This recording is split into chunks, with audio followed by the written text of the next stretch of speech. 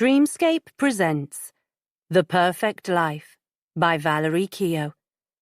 Narrated by Danielle Cohen. 1. Molly Chatwell woke and slid her hand across the bed to where Jack usually lay flat on his belly, with his arms stretched out over his head. Her hand moved across the space without meeting resistance. He was already gone. She wasn't surprised or concerned. Jack regularly woke at 6. He'd slip from the bed without disturbing her, use the main bathroom to shower and shave, and dress in the spare bedroom. As soon as he was ready, he'd leave, buying a takeaway coffee from a cafe near his office on his way and having it at his desk. In their early days together, before they were married and for a couple of years afterwards, he'd come in and kiss her goodbye before he left. Sometimes, when the children were younger, they'd wake when they heard him moving about and would come running, jump into their bed and snuggle against her. Jack would come in, wrap his arms around all three of them and kiss them goodbye. Molly's heart swelled at the memory, a piercing regret for times long gone. Nowadays, with Freya and Remy off at university, Molly preferred the extra rest and usually slept until her alarm went off at 7. It hadn't gone off yet. She shut her eyes, hoping for a few more minutes, and had almost dozed off when the loud beep-beep of a reversing vehicle made her eyes open in surprise. It wasn't a sound she usually heard so early. Unless, of course, it wasn't.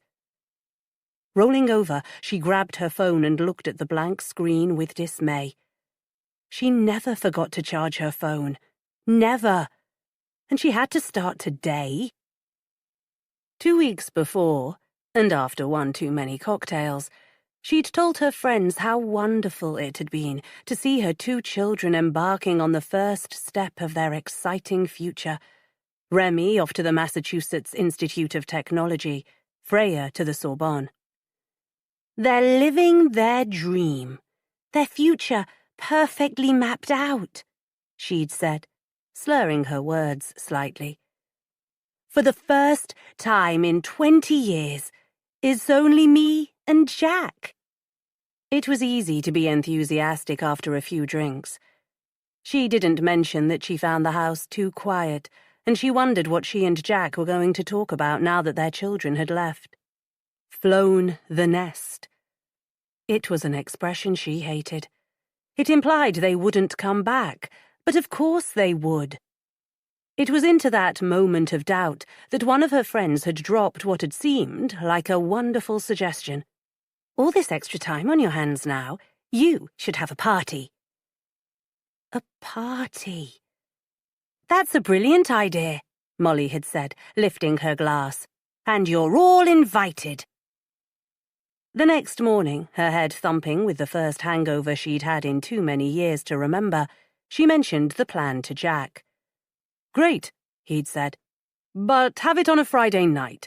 It will suit my work colleagues better. A lot don't like to come back into the city on a Saturday. Molly had been thinking of friends rather than work colleagues, but she shrugged. A few more people wouldn't make a huge difference, and it would be nice to have some of her work colleagues over too. What, after all, was the point in having the perfect house to entertain if they never did? Fine, she'd said. We'll have it on a Friday night. And tonight was that night. With no idea what time it was, she leapt from the bed and dashed out to the landing, where an ornate clock stood on the windowsill. It had been given to them as a wedding present 22 years before. Jack loved it. She detested it. But she had to give it credit. It kept perfect time, and it told her clearly she was very late. Back in the bedroom, she plugged her phone into charge and dressed quickly in her standard workday clothes of tailored black trousers, white shirt, and black jacket. As a single woman, she'd been an adventurous dresser and would think nothing of spending an hour or more putting her look together in the morning. Marriage hadn't altered her routine much, but the arrival of the children had.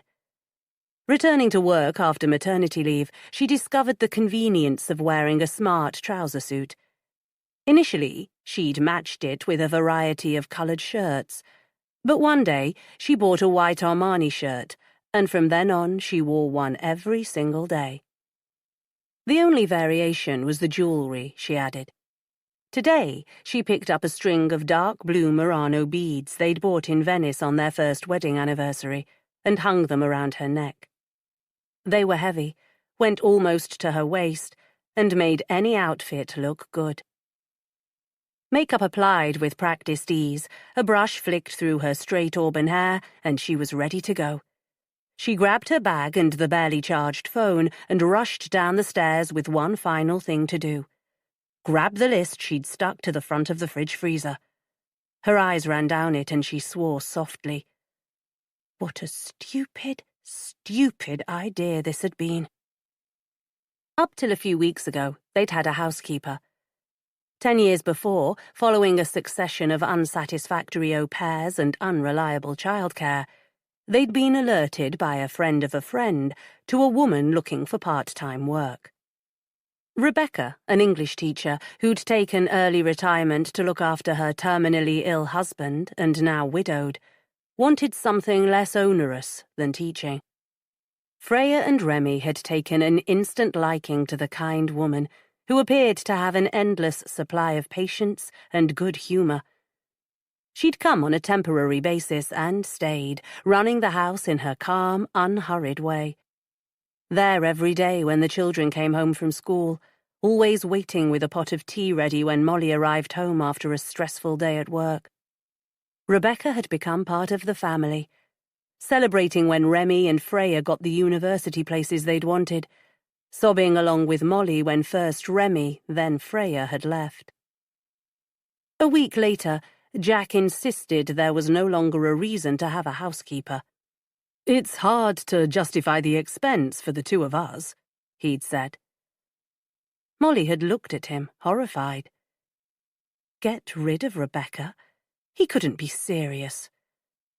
Molly was going to argue that they both had busy, high-pressure jobs, and it was a relief to come home to an organised house, the words on the tip of her tongue slipping away when she saw his troubled expression.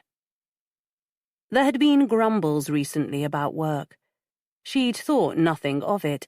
The world of finance tended to be volatile. But maybe this was something else. Something worse. He had been working late more than usual, coming home with heavy eyes, refusing to discuss it, brushing off her concerns. He was drinking more too. Recently she'd noticed a smell of alcohol on his breath when he came home from work. She'd commented on it once. He'd said he'd bumped into an old friend and had joined him for a quick one on the way home. The next time she'd noticed, a day or two later, there was a look in his eyes that said, "Don't ask." "Is everything okay in the office?" she'd ventured, giving him the opening to tell her if there was a problem. She didn't expect an answer. Jack was notoriously reticent about his job, preferring to keep his work separate from his home life. She'd tried to convince him more than once that it was healthier to talk about things, more cathartic and better for his mental well-being, but each time he'd laugh and accuse her of spouting psychobabble. "Everything is fine," he'd said, giving her a peck on the cheek, along with the answer she'd expected. "But that doesn't mean we can throw away money, Moll. The kids are going to cost us a fortune over the next 3 to 4 years. "But we've paid for their tuition, Jack." She hadn't wanted to pay it all up front. It had made a deep dent in their savings, but he'd insisted, and as usual, she'd given in. "Accommodation, living expenses and so forth," he'd said with a shake of his head. "We haven't paid for that. It's all going to mount up." Molly knew only too well. The Sorbonne wasn't that expensive, but living in Paris certainly was. And as for MIT, it was astronomically expensive to study there and cost almost as much to live in Boston as in Paris. Molly remembered blinking when she'd seen the invoice for the 3 years' tuition and the first year's compulsory on-campus accommodation. For a moment, she'd thought they'd put an extra 0 in by mistake, but no, the 6-figure invoice was correct. She'd not told Jack, but her eyes had watered when she'd done rough calculations as to how much both children were going to cost them over the next 3 years. Perhaps it wouldn't do any harm to tighten their belts a little. "I suppose you're right," she said reluctantly. "We don't really need Rebecca anymore." Molly felt like a traitor. "I'll speak to her tomorrow and give her a month's notice." Rebecca, as it turned out, wasn't too surprised. "I was beginning to feel a bit of a fraud rattling around here on my own. But I'll miss you." Molly had started to cry. So had Rebecca, the two of them arms wrapped around each other, consoling themselves for Change's inevitable loss.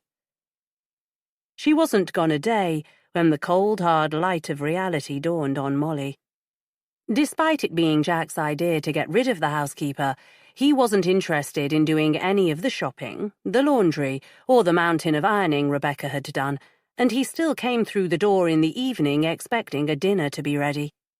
When Molly had complained, he cited exhaustion and wiped a hand across his eyes. Molly wanted to argue that her job was equally as exhausting, but he'd looked unusually pale, so she'd said nothing. She looked around the living room. She was aware that many women juggled child-rearing, running a house, and working full-time without outside help. Had she not had a housekeeper and cleaner over the years, no doubt she'd have learned to cope too.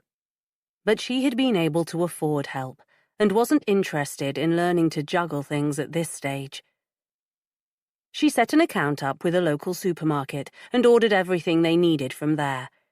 It meant some compromise, but it was worth it. For convenience, she set it up as a repeat order. Every Saturday morning, the same items would be delivered.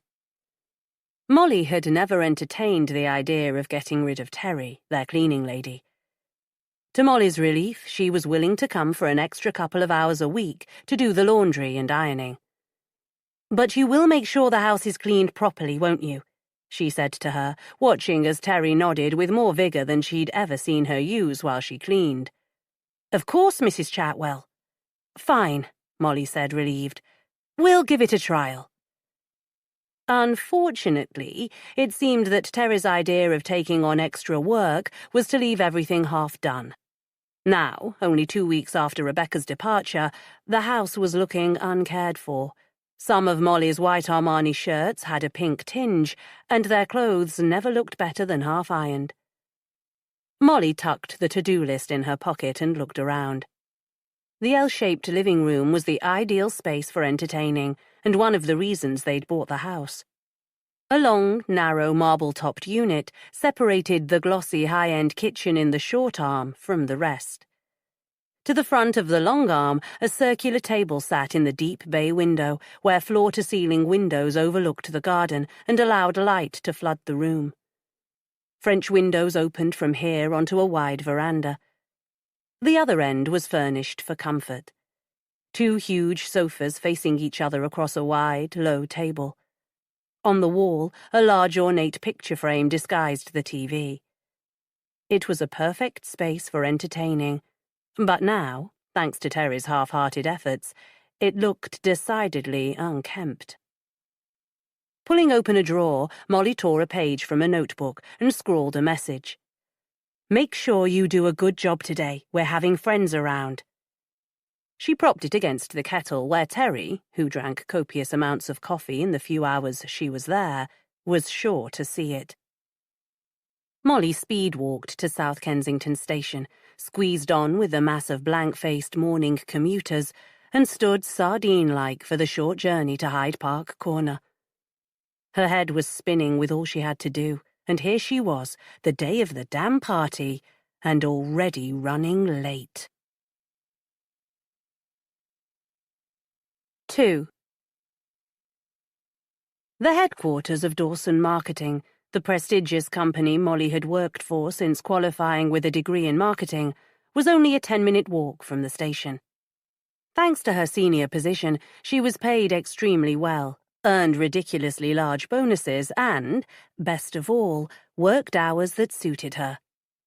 Normally 8 till 4:30, she had planned to leave at 3 today to organise the party, but here she was, over an hour late. The 10-minute walk she'd travelled every day for so long required no concentration, every corner and crossing taken automatically while her phone was glued to her ear, her focus on her plans rather than the journey. Conscious of her low battery, with a minimum of words, she confirmed the caterers and the delivery of 6 cases of their usual wine and arrived at the front door of her office building, already stressed.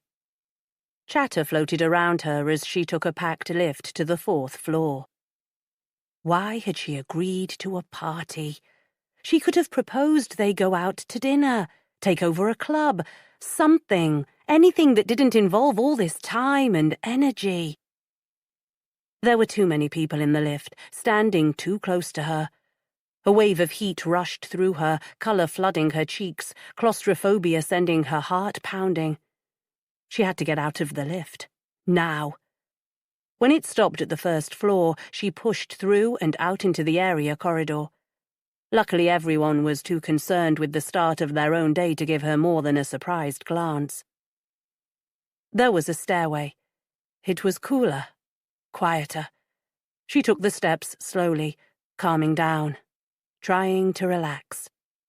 She knew damn well why she'd agreed to the party. A desperate desire to fill the house with noise and life, a determination to pack the void left by Freya and Remy's departure with excitement and fun. Muttering to herself that she seemed to have missed out the fun part, she checked the time, swore softly, and increased her pace.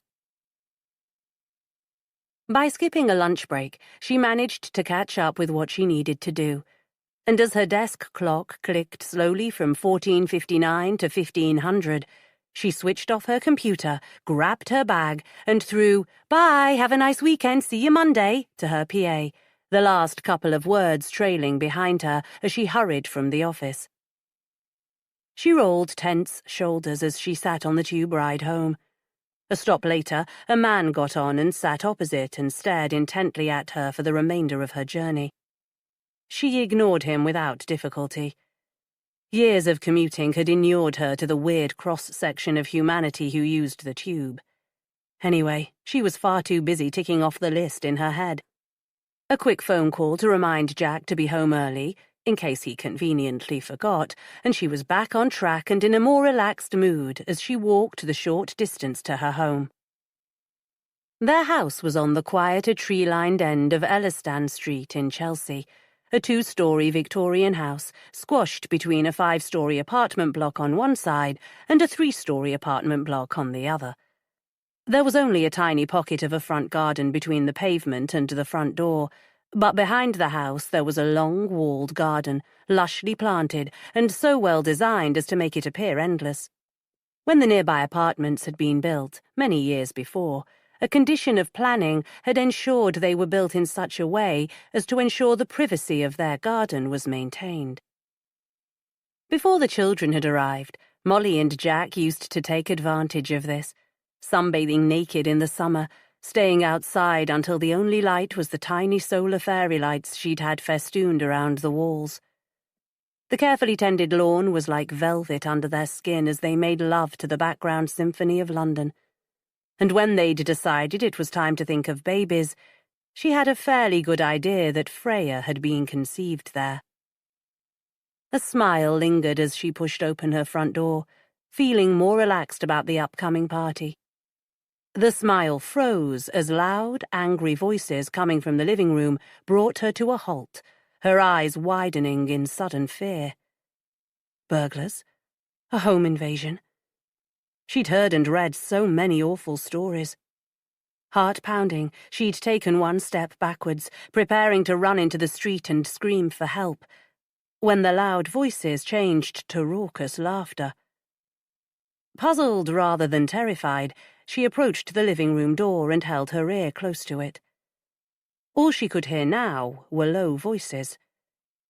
With an indrawn breath, she grabbed hold of the doorknob, turned it, and slowly opened the door.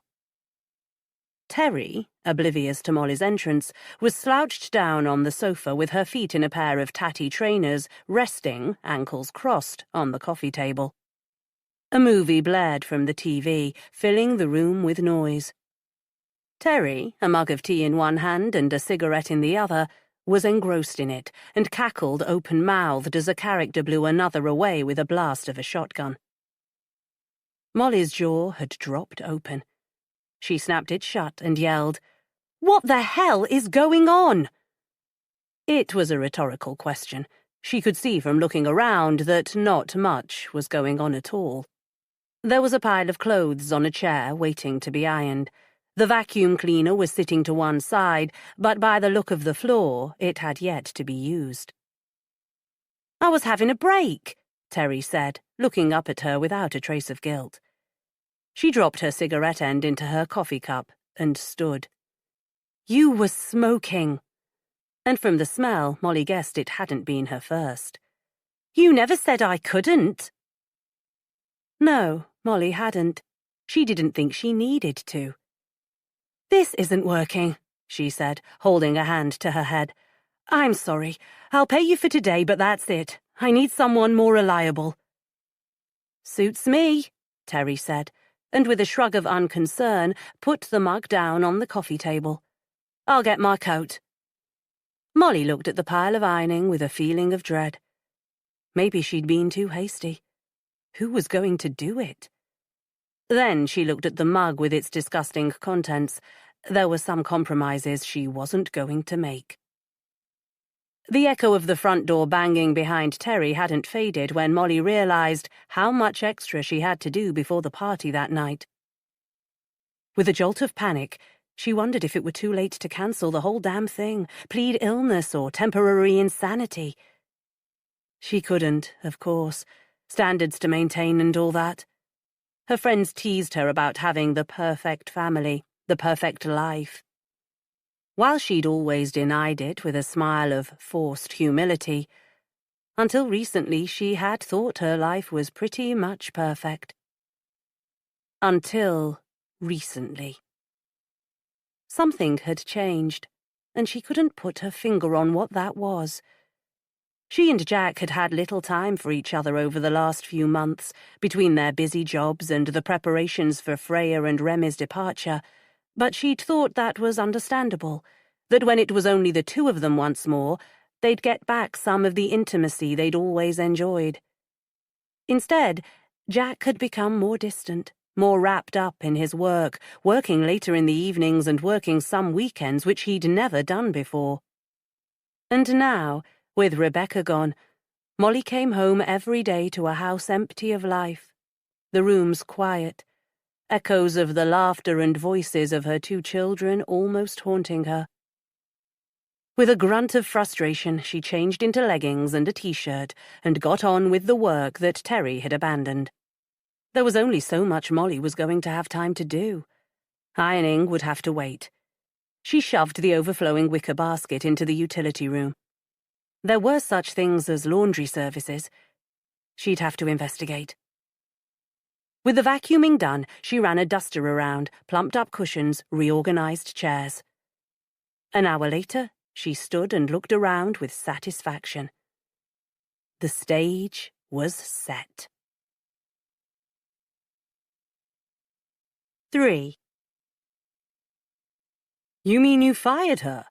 Jack said later that evening, as Molly raced around doing the last-minute titivating, while he busied himself putting the food, that had been delivered an hour earlier, onto fine china platters. It wasn't complicated, and despite his eating far more of them than he should, she left him to it. "She was smoking," Molly said. "Anyway, she was never very good, and a million times worse since she took over the laundry. We'll get someone better." She didn't tell him how difficult that might be, how getting someone, even someone as unreliable as Terry, might be impossible. If it came to it, they'd have to do some work themselves. She was using the royal we, but she knew Jack wouldn't lift a finger. He never had, and was unlikely to start now. At the back of her head was the thought of ringing Terry and begging her to return. Then the clear memory of the cigarette floating in the coffee dregs came back to make Molly shudder. No, she'd not ask her to come back. Something else would come up. Maybe one of her friends would have someone they could recommend. With a last look around the room, she turned back to Jack, who was carefully arranging prawn hors d'oeuvre around the edges of a square dish. "They'll need to go in the fridge for the moment," she warned him. She took one, popped it into her mouth, and smiled to see his irritation at the upset to the pattern he'd painstakingly made. He rearranged the display and put the dish into the fridge. When he'd shut the door carefully and turned around, there was a bottle of beer in one hand. "A reward for all my hard work," he said, reaching into a drawer for an opener and immediately slurping the foamy beer from the neck of the bottle. Molly swallowed the criticism she wanted to make, that it was early to start drinking, and there was a time she wouldn't have hesitated in saying something. But his temper seemed so much more volatile recently, and he took umbrage at little things that would once have rolled off his back or made him laugh. Over half of the 40 people they'd invited were his work colleagues, only a few of whom she had met before. The turnover of staff in the financial consultancy company where he worked was high. At every party there were new people, and she depended on him to do the introductions and for his support to make the party a success. "Take it easy," she settled for saying, before heading up to shower and change. An hour later, she was back in a low-cut cherry-red silk dress she'd bought a few weeks before, but never worn. She wasn't sure about it, wondering if she looked a bit mutton-dressed as lamb, wondering too if she could carry the cherry-red colour with her auburn hair. Freya would have told her. She would have stood with her head tilted to one side and assessed her outfit carefully, before breaking into a smile that was so sweet that whatever she said, good or bad, was always acceptable. Molly missed her every day.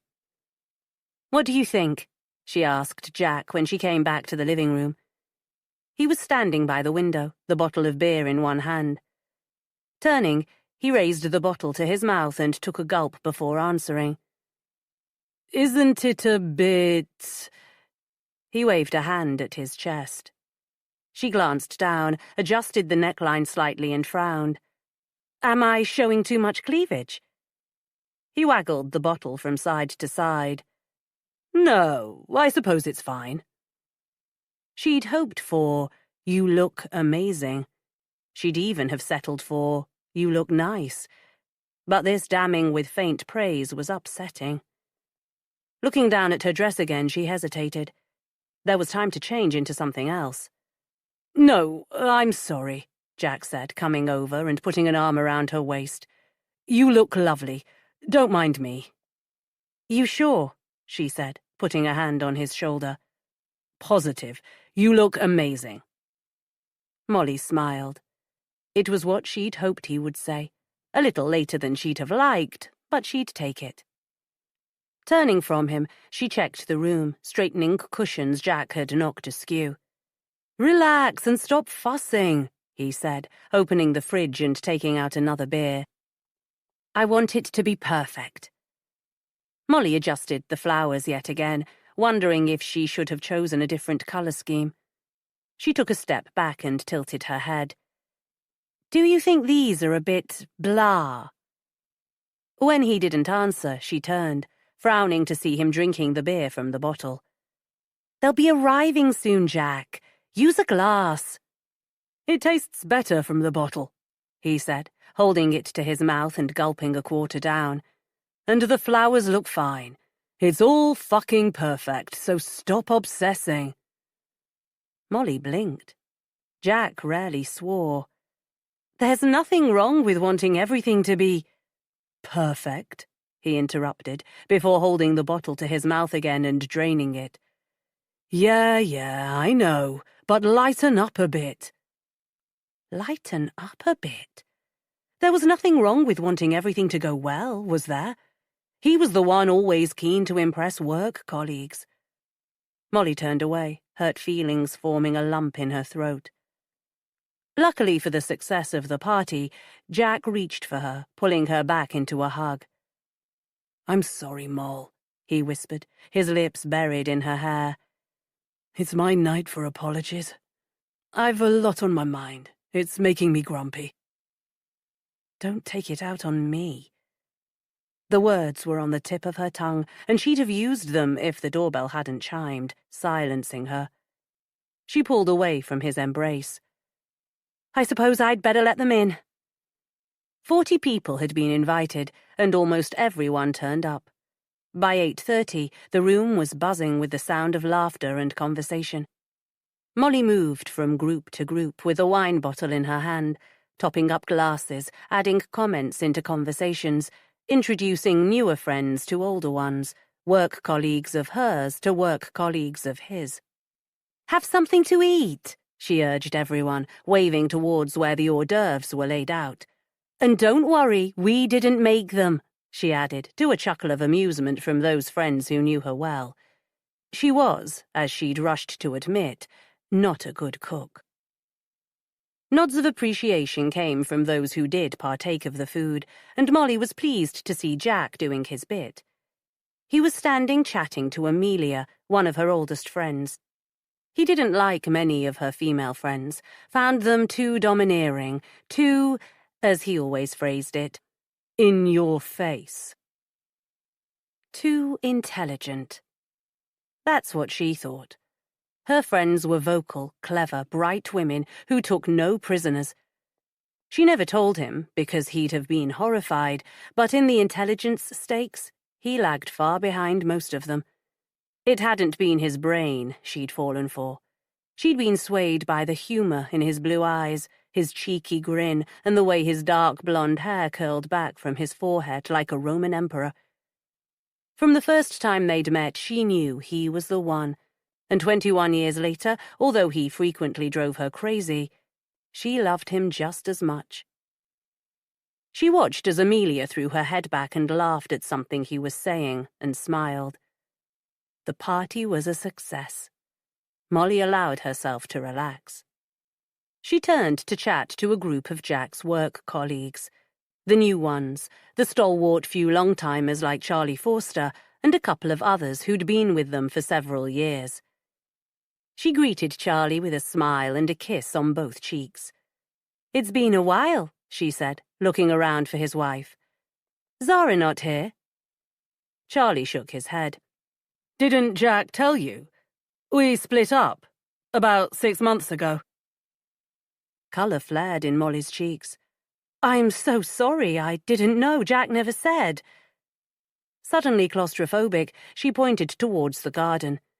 "It's very warm in here. I'll go and open the back door." Molly pushed the French doors open and stepped into the chilly night, feeling immediate relief. Why hadn't Jack told her about Charlie and Zara? He should have warned her. How damn embarrassing. She'd return and apologize, but it was a couple of minutes before her body temperature returned to normal. Bloody hormones. She flicked her hair, pinned a smile in place, and headed back into the party. She looked around for Charlie and saw him in the far corner of the room, deep in conversation with Jack, their heads together, both looking serious. Talking shop, Molly guessed. She'd give them a few minutes, then go and drag them apart before more of their colleagues joined in, and it ended up being a work meeting. She wondered what happened between Charlie and Zara. Maybe Jack was giving him a pep talk. She hoped so. She liked Charlie. He was one of those people who brightened a room when he walked in, and unlike some financial types, didn't take himself too seriously. Not like another of the long-timers, Stuart Mercer, who was making a beeline for her, a crooked smile on his lips that she guessed he thought made him look interesting. It didn't. He was handsome in a bland, forgettable way. The twisted smile made him look as if he'd swallowed something unpleasant. She hoped her social smile didn't look too false as she greeted him. Hi, Stuart. I thought you were still in Hong Kong. No, thank goodness, Mercer said. I've been London-based now for a few months. Hong Kong lost its magic after the first year, to be honest. I've had a promotion. It'll keep me here for the foreseeable. A promotion? Congrats. Jack never said. Seriously, she'd have to have a word with her husband. It would be nice to know these things so that she didn't look a complete twat when she spoke to his colleagues. I wish Jack didn't have to travel so much. He's already been to Vegas several times this year and has to go back next month. She laughed. He keeps asking me to come with him, but it holds no allure for me, I'm afraid. Now Hong Kong, she added, I'd have gone there all right. Vegas, Stuart said, a puzzled line appearing between his eyes. I didn't realize we had business there. He shook his head. We work in the same building, but we might as well work in separate cities. Since my return, I've been so busy between the promotion and moving to a new house that I've had no time to catch up with what's happening with everyone. Travelling as much as I did was quite isolating. It'll be good to be settled. Molly felt a twinge of pity for the man as she recognized the hint of longing in his eyes. He was lonely. Perhaps she could fix him up with one of her friends. She rested a hand on his arm and leaned closer. You know what you need, Stuart, she said, and was about to suggest introducing him to one of her single girlfriends when a commotion on the far side of the room claimed her attention. Oh dear, I'd better go and see what's up, she said, smiling at him. I'll catch up with you later, okay? The commotion was nothing more than a dropped glass and spilt wine, but there'd been enough alcohol consumed at this stage to turn a minor incident into a tragedy. Brenda, one of her work colleagues, flushed with embarrassment and alcohol, muttered, "I'm so sorry," and dabbed uselessly at the small puddle of wine with a scrap of tissue. "It's fine, don't worry about it," Molly insisted, manoeuvring her out of the way, trying to stop another guest, whose name she couldn't remember, from picking up the pieces of shattered glass with his fingers. "It's okay," she said, putting a hand on his shoulder. "Please, if everyone would move back, it'll be sorted in a jiffy." Her words, cajoling but firm, did the job. Guests moved and were soon engrossed in conversation. Left to clean up the mess, Molly fetched a paper towel, dustpan, and brush. The glass had flown across a corner of the room. She had to stretch under a low coffee table to brush some out, banging her head as she did so, swearing softly under her breath. "I heard that." Molly straightened with a dustpan filled with glass in one hand, rubbing her head with the other. "You were lucky that was all you heard," she said, turning to smile at Amelia. "I've barely spoken to you. Let me get rid of this and we can have a natter." A few seconds later, with a quick look around to make sure everyone had their glass full, Molly gripped her friend's elbow and led her from the room. "Come into the study," Molly said, pushing the door open and waving her in. "I need 5 minutes to recoup my strength." "It's getting a bit rambunctious."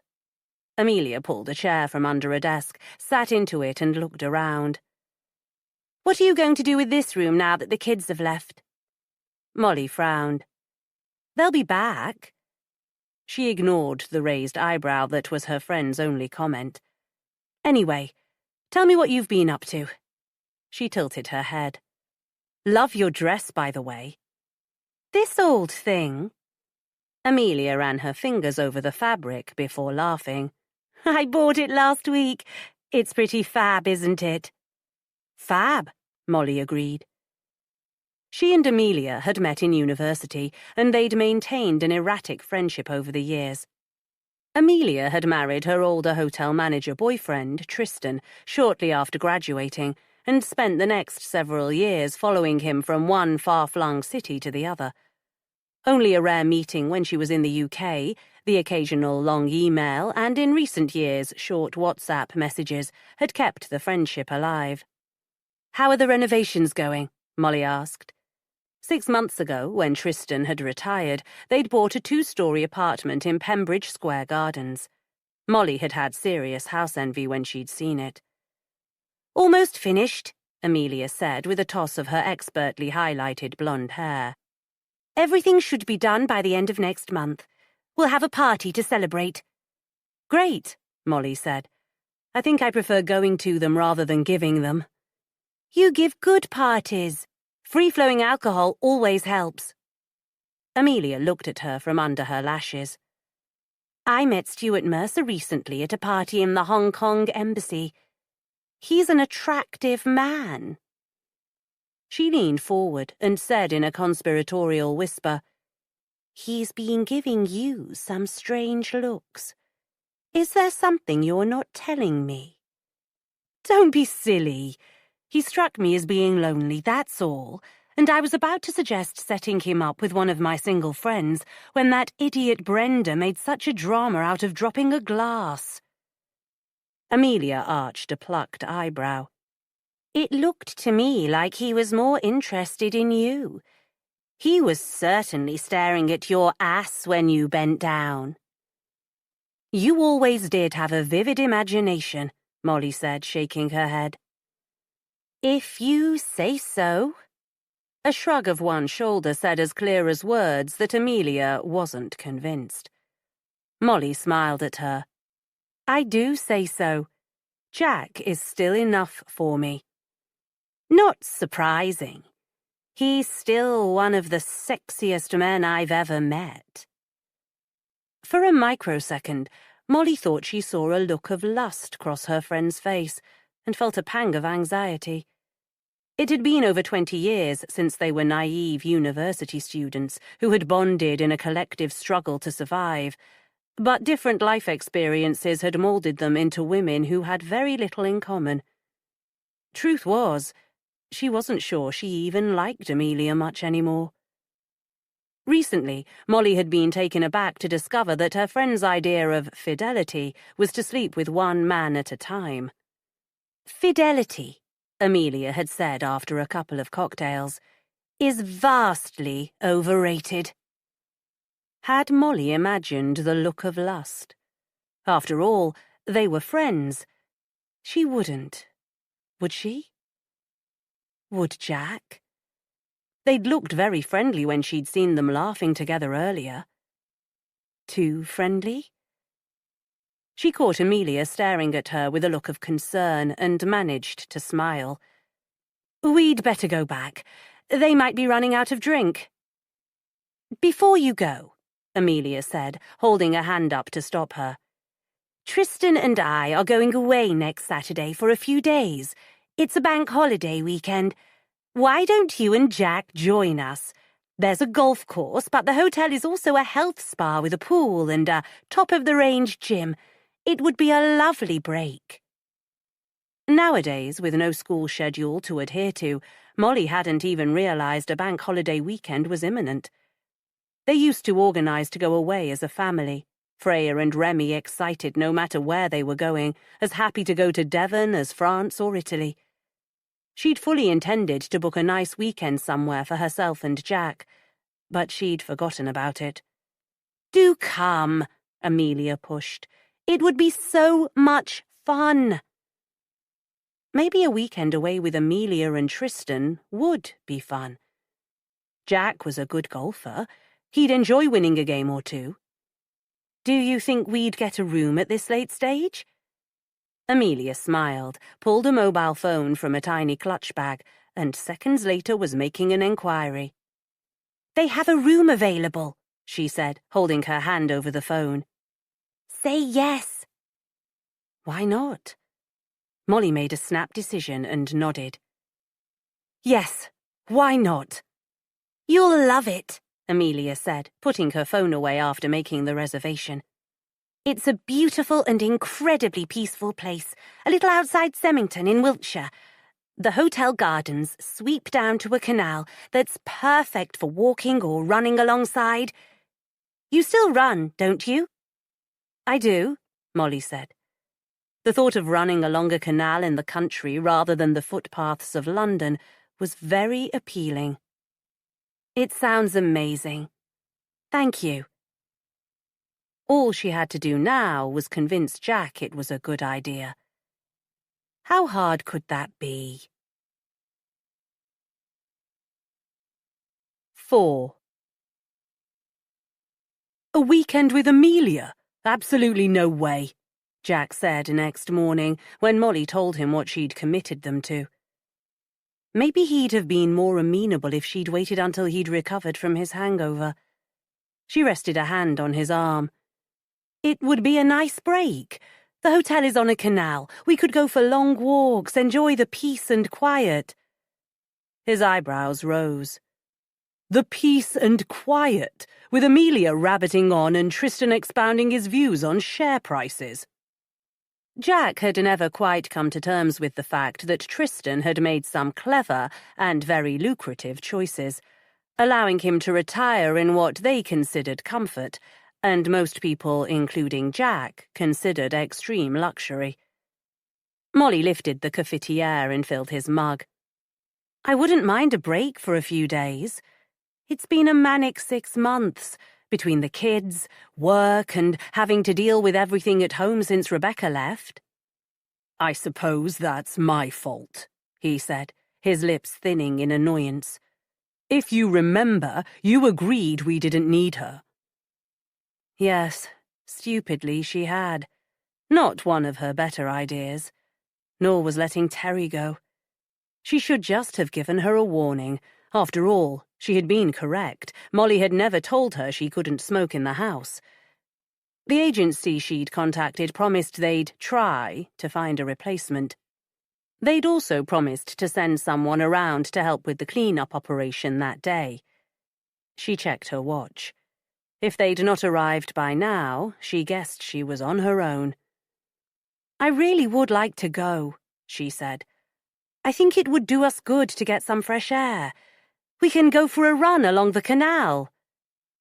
Jack ran fingers through his hair and groaned. I drank way too much last night. He reached for the coffee and topped up his cup. I don't want to, Moll. Why not go alone? You and Amelia can sit and gossip while Tristan plays golf. And you can go for a run along the canal on your own. You know you prefer to. You complain that I slow you down. Molly screwed up her nose. I can't go without you, Jack. Why not? Why not? She glared at him. Because it would look odd. Amelia would wonder if we were having problems. Don't be ridiculous, he said bluntly. You've gone on spa breaks without me before. Why is this any different? Because Tristan is going for one. Anyway. She reached out a hand to rest it on his shoulder. It's you I want to go away with. We don't seem to have had much time together recently. I'll tell you what, go this time on your own, and we'll go away for a weekend, just the two of us, in a few weeks. Despite hints during the week, Jack didn't change his mind. Resigned to going alone, the following Saturday Molly packed her bags and took them down to the hallway. Jack raised an eyebrow when he saw all she was carrying. How long are you going for? Funny man, she said, putting the bags down. I'll be back on Monday. Why don't you book a table for a late lunch in that new Lebanese restaurant, maybe for 2 o'clock? I'll definitely be back by then. Sounds like a good idea. I'll do that, Jack said, putting an arm around her shoulder and pulling her close. Her hands slid around his neck, and she breathed in deeply. He smelled of the citrus shower gel he used, fresh and tangy. Some of her friends relished time away from their husbands, but she never had. When he had to go to Vegas for work, she felt like part of her was missing until he returned. Maybe next time she'd go with him. She wished he were going with her now. It's not too late to change your mind, she said softly, nibbling his earlobe. He kissed her quickly and pushed away. It is, he said. Even if I wanted to, which I don't, I have plans made. Plans? Her eyebrows went up. He grinned. Don't worry, nothing more sinister than meeting Charlie and a couple of others for drinks and dinner tonight. Fine. Enjoy yourself, but not too much. She ran her hand over his cheek. Maybe I will come with you when you go to Vegas next month. He grabbed her around the waist and looked into her eyes. You mean it? She kissed him gently. Yes, I know I said never, but now that the kids are gone, I'd be here alone, and I'd much prefer to be with you. Great. I won't let you change your mind. He picked up her bags. You've remembered your running kit? Nodding, she opened the front door. It's supposed to get quite warm, he said as they walked towards the car. Will you be able to get out early? Molly always preferred to run first thing in the morning, especially in the summer when the heat in combination with exhaust fumes made running in London unpleasant. She didn't think there'd be a problem with fumes along the canal, but she'd still prefer to be out early. There should be no reason I can't go whenever I want. You know me, I'm always awake by 7:30. Okay, be careful, he said, as they reached their car a few yards down the road from the house. He threw her case and hold-all into the boot. Have a lovely time, Mo. I'll see you on Monday. He turned, cupped her face in his hands, and kissed her deeply. Surprised at this unusual public display of affection, Molly gave an uncertain laugh. Gosh, maybe I should go away more often. She got in the car, shut the door, and opened the window. Go, she said. You know how long it takes me to input a postcode into the sat-nav? He bent down, gave her another lingering kiss, tapped the car door with the flat of his hand, and with a wave headed back home. She watched him go with regret. But maybe it would be good to get away for a couple of days and put her worry about him into perspective. She watched in the rear-view mirror as he walked back to the house, admiring his long, ambling stride, his slim-hipped athletic frame that had barely changed since she'd met him. But then she noticed something odd, something that made her eyes narrow in concern. His arms weren't swinging, relaxed. Instead, they were held tightly to his side, each fist tightly clenched. Her heart went out to him. But if he wouldn't talk about whatever was worrying him, there wasn't much she could do. She watched until he vanished before concentrating on putting the hotel postcode in her sat-nav. As usual, she fluffed it first time and had to start again. Finally, it was done. She checked the arrival time. If she were lucky, she'd be there in under 2.5 hours. Indicating to pull into traffic, she stopped when her mobile buzzed to say she had a new message and reached for it with an expectant smile. Jack missing her already? But it wasn't him. She didn't recognize the number and was taken aback to see the message. Is there a chance we could meet up this weekend? Stuart. She looked at it, frowning. At the party, she remembered feeling sorry for him. It had crossed her mind he might be lonely, and she'd thought about setting him up with one of her single girlfriends. What was it she'd said to him? Ah, yes. You know what you need. Oh, damn. She'd been about to elaborate when she was interrupted by something. That silly broken glass. She'd left him with a smile and a promise she'd find him again later. Had he seen those simple, meaningless words and smile as something more than she meant? Surely he didn't take them as an invitation. Amelia said he'd been watching her. She thought her friend was being silly. Maybe now she'd been proven right. How dare he? She'd a good mind to tell Jack. He'd swing for him.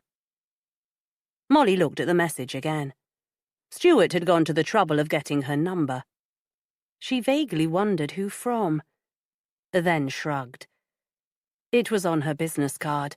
There was some on the hall table. He might have picked one up at the party.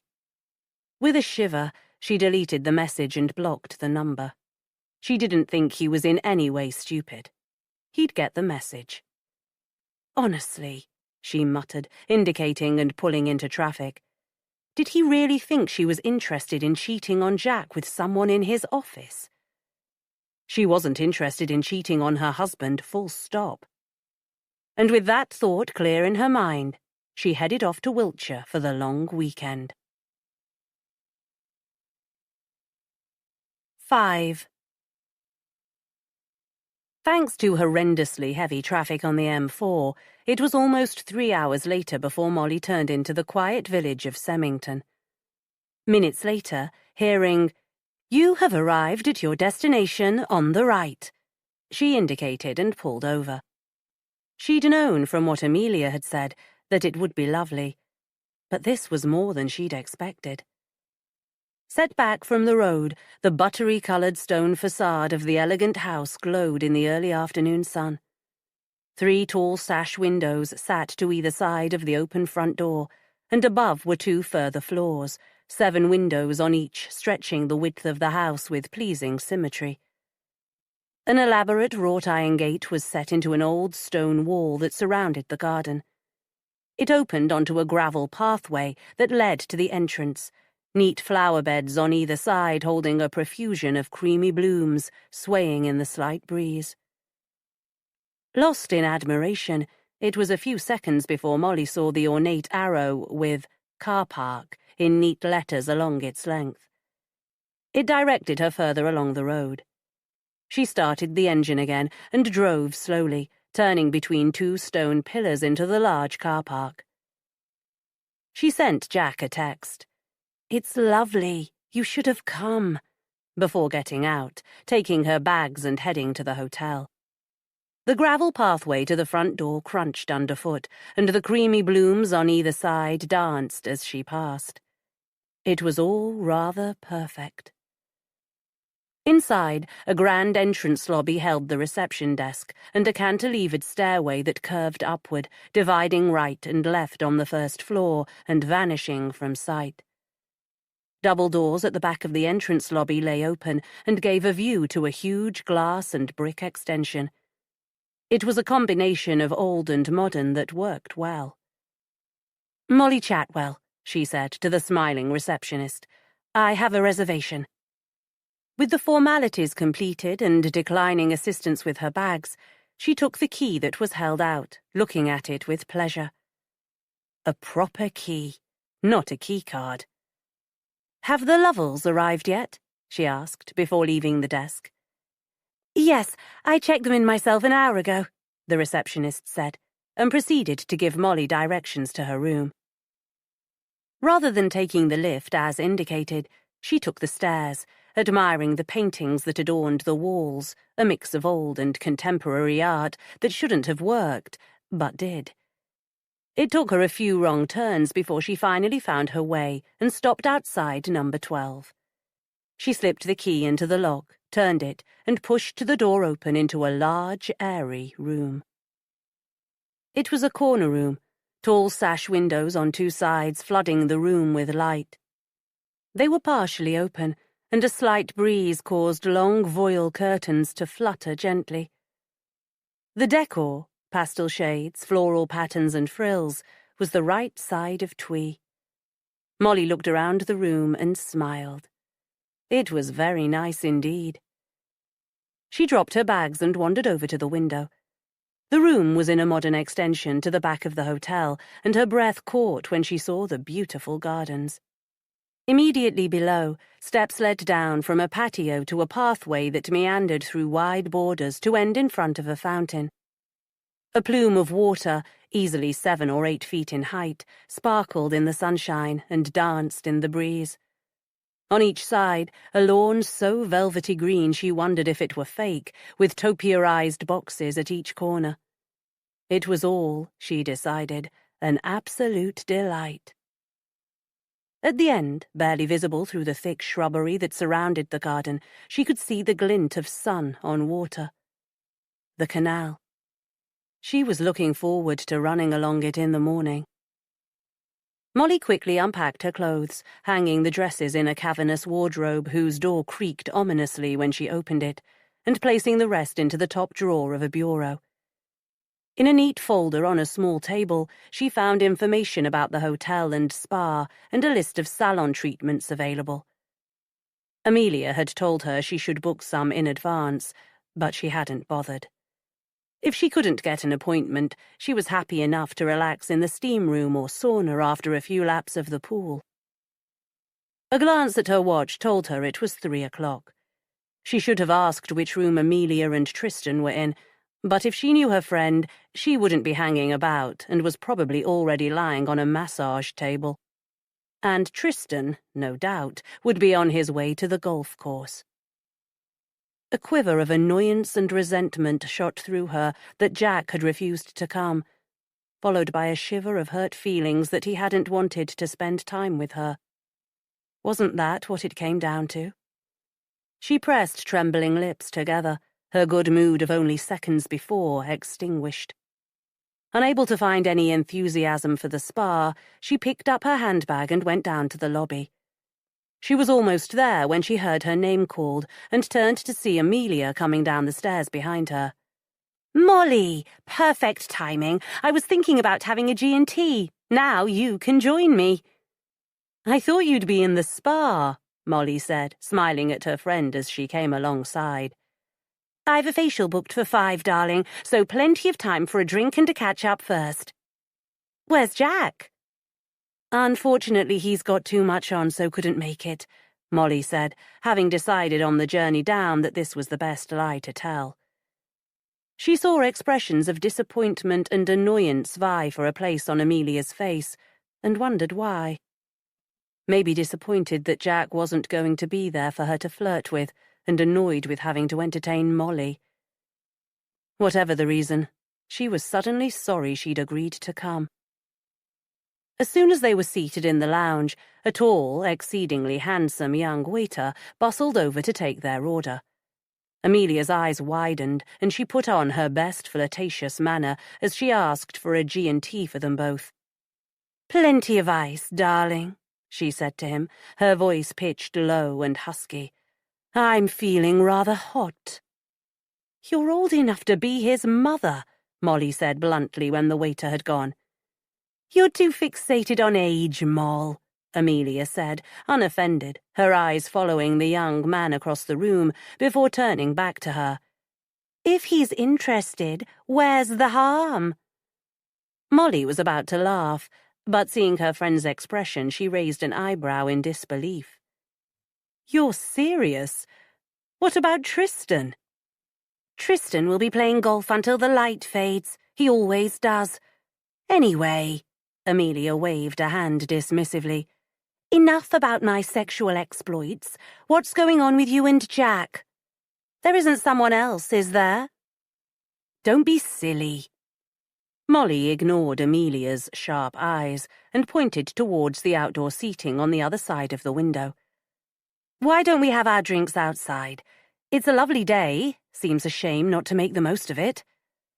"As long as we can sit in the shade," Amelia said, lifting a hand to attract the waiter's attention. When he looked her way, she smiled, pointed outside, and gave him a wave when he nodded understanding.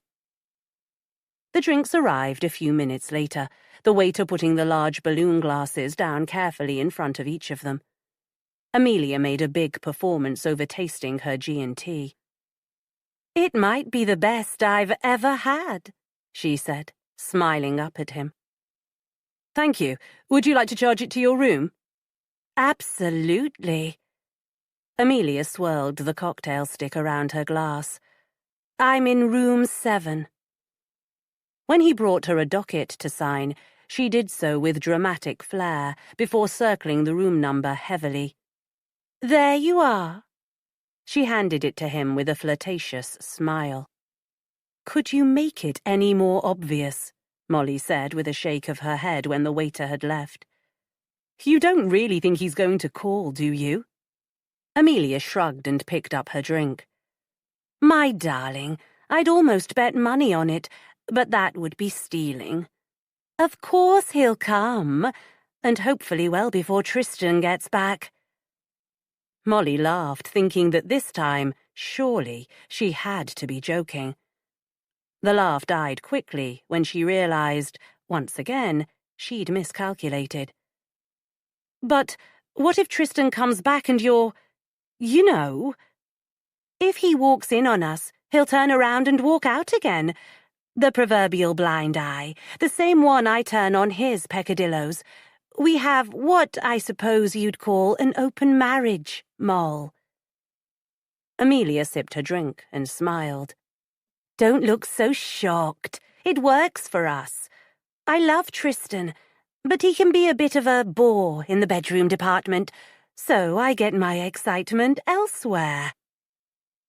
Molly looked at her with startled eyes, unsure whether she was shocked or slightly envious.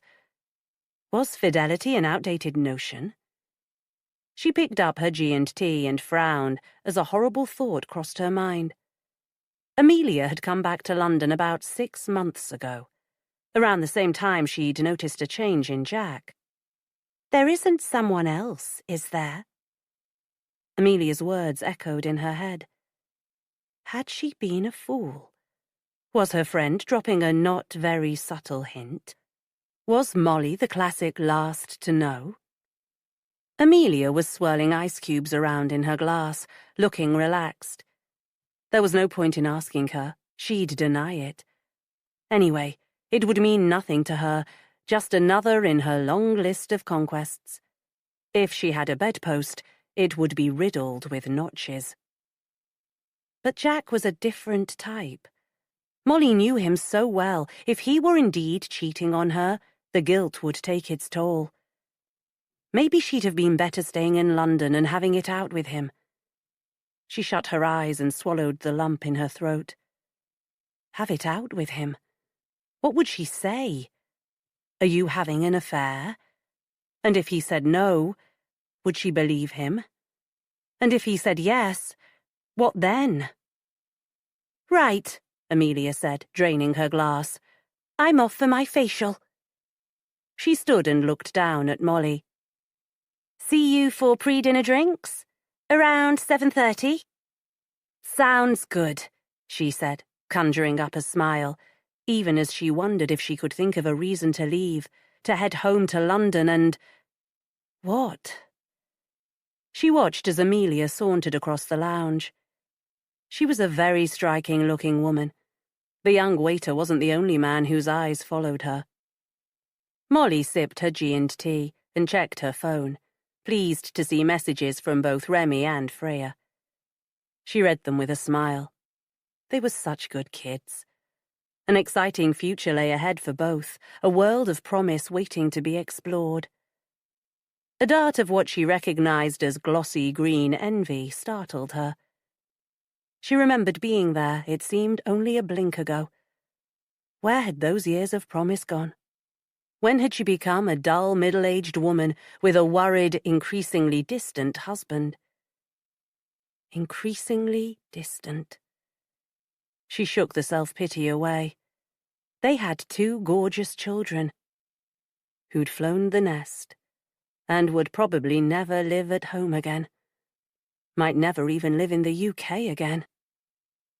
And she would be proud of any and every choice they made.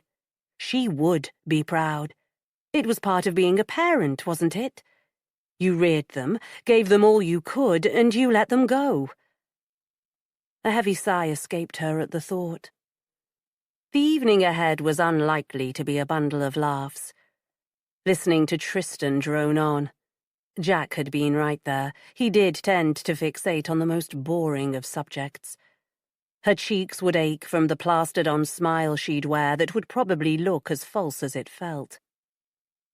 It might have been a good idea to go to the gym or do a few lengths in the pool, but she couldn't rustle up enthusiasm for either. Instead, she returned to her room and lay on her bed reading until it was time to get ready. At 7:30, wearing a pale blue, knee-length silk shift dress that was an old favourite, and more importantly, loose and cool, she headed back to the lounge. Although Amelia had said 7:30, it was obvious she'd been there a while, ice cubes from a finished G&T melting in the bottom of a glass, the second in her hand half drunk. "Molly!" Amelia's voice was raucous, a good indication that the drink in her hand wasn't the second. "Hi," Molly said, taking a seat opposite. "What'll you have?" Tristan asked, getting to his feet. "A mineral water, please." Amelia snorted. "Water? You're going to be a bundle of laughs." Tempted to say that it looked as if her friend was drinking enough for the two of them, Molly took a breath and let it out. There was never any point in crossing swords with someone inebriated. Instead, she gave her a friendly smile. "I'll catch up later. I'm a bit thirsty." When Tristan returned with her drink, he suggested they move into the restaurant. "I'm starving," he admitted, patting an abdomen that strained against his shirt buttons. "Fine with me." Molly picked up her handbag and stood, waiting for Amelia before heading from the lounge. The restaurant was a breathtakingly beautiful room. The clever use of mirrors on the rather low ceiling gave the illusion of space and reflected light from the numerous candles and carefully positioned lamps. The walls were dark with a profusion of paintings set into ornate silver picture frames. Overall, the look was a Gothic fantasy.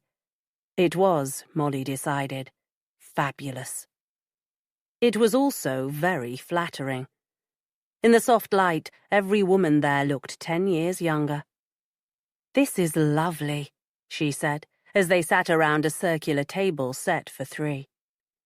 With food ordered and wine poured, they relaxed into social chit-chat.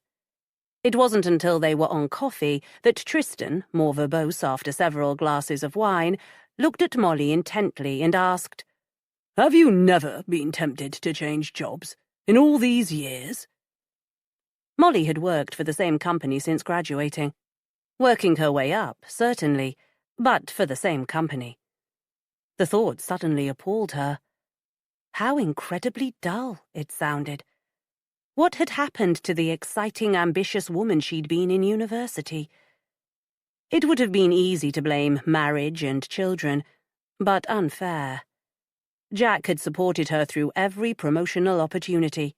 And between au pairs, childminders, and the wonderful, much-missed Rebecca in the last 10 years, she'd had plenty of help with the children. Intelligent and experienced, she could have gone anywhere. But she'd stayed put. "They've been very good to me," she said. "Plus, it's secure, lucrative, well-regarded. There is a certain cachet about working for Dawson Marketing that I wouldn't have had elsewhere." "But the same company, all these years?" He raised his hands, palms out. "I'm sorry, that was rude." "No, it wasn't. You're right. It sounds appalling," Molly said with an attempt at a smile that failed. Amelia, obviously bored with the conversation, told them a long, rambling, barely coherent story about a mutual acquaintance that was amusing enough to lighten a mood that had turned a little oppressive.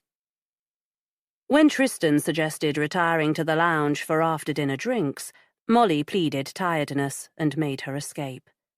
Amelia, she noticed, made no attempt to persuade her to stay. Back in her bedroom, Molly flopped on her bed and groaned. What a night. She lay for a few minutes before she gave a chuckle and sat up to reach for her handbag. Opening it, she pulled out her mobile phone and pressed a speed dial button. When it went to answer machine after a few rings, she grunted, hung up, and dialed again. It wasn't until the third attempt that the call was answered. "Hi," she said, adding a fake breeziness to her voice, wondering where Jack was, who he was with. She could hear voices and the faint sound of laughter too light and high-pitched to be anything but female. They'd probably gone to a pub after dinner, she reasoned. There was nothing to be concerned about. "Hi, darling, you having a good time?" "Wonderful," she said. It wasn't a complete lie. The food had been good. "You in OD's?" "Yeah, me and Charlie were having a few pints." It sounded like he'd had more than a few. "Tell Charlie I said hello," she said.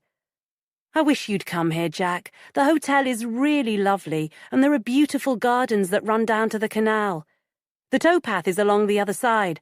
I'm going to go for a run along it in the morning. At cockcrow, I suppose. She smiled. If the cocks are crowing at 7:30, then you'll be right. Okay, go back to your pint. I'm heading to bed. Chat tomorrow. Love you.